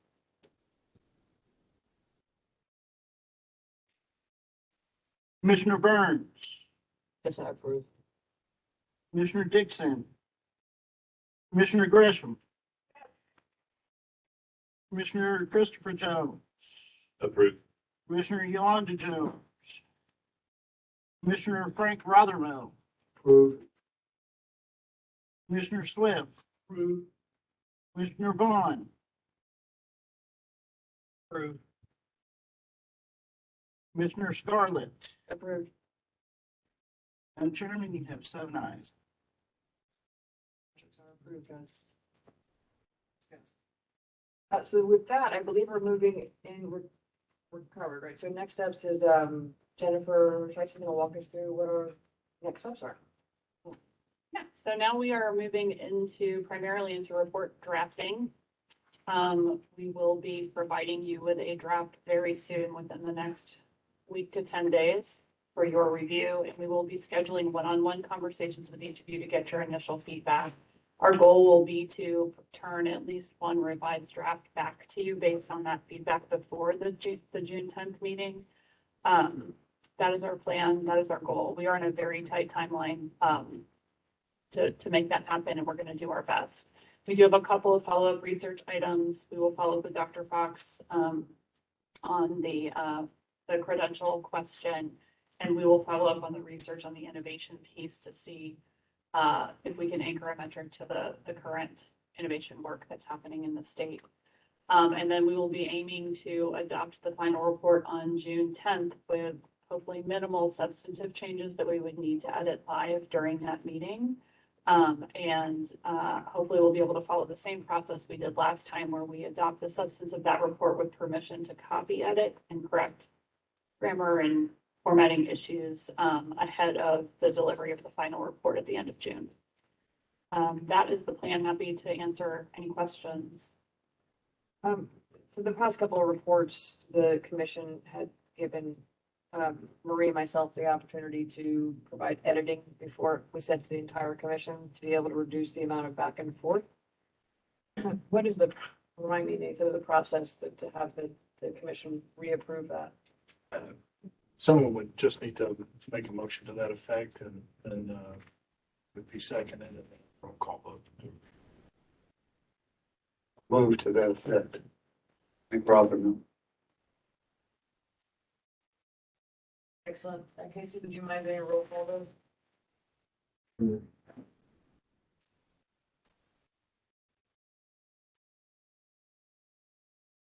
Commissioner Burns, Yes. Commissioner Dixon, Commissioner Gresham, Commissioner Christopher Jones, Yes. Commissioner Yolanda Jones, Commissioner Rothermel, Commissioner Swift, Commissioner Vaughn, Yes. Commissioner, Madam Chairman? Madam Chairman, you have 7 ayes. Excellent. Thank you so much. With that, similar to our last process, it would make it a little bit easier for you all to work with just the two of us until that draft is more or less ready, and then be able to have send out the commissioners' voice. I think it'll be an editing nightmare. Realizing that probably gonna have to get it in May, right? So you can make. You're gonna have to get it within the next few days in order to achieve that, and we're gonna need to turn that around, so. It's gonna be a this week thing. Okay, all right. Next week for this next week, you're right. Chair, there's one other housekeeping thing. You'd also take a vote to allow the audio for this meeting to count as the minutes of read and the previous recording for the last meeting to count as the minutes for that one. Get a motion as they've been stated. I'll make that motion. Second. Casey, would you mind? Was the Chris, Joey. second? Vaughn and Jones.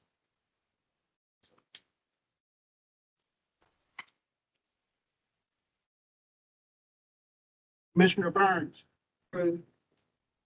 Commissioner Dixon, Commissioner Gresham, Yes. Commissioner Chris Jones, Approve. Commissioner Yolanda Jones, Commissioner Rothermel, Approve. Commissioner Swift, Commissioner Vaughn, Approve. Madam Chairman. Yes. Madam Chairman, you have 7 ayes. Thank you very much, Casey. With that, stand as report. And it is 3:30 on the dot, like the second hand just hit the bell. So thank you all very much for being here in person. It's been a great session. With that, the meeting is adjourned. Bye, Dolores.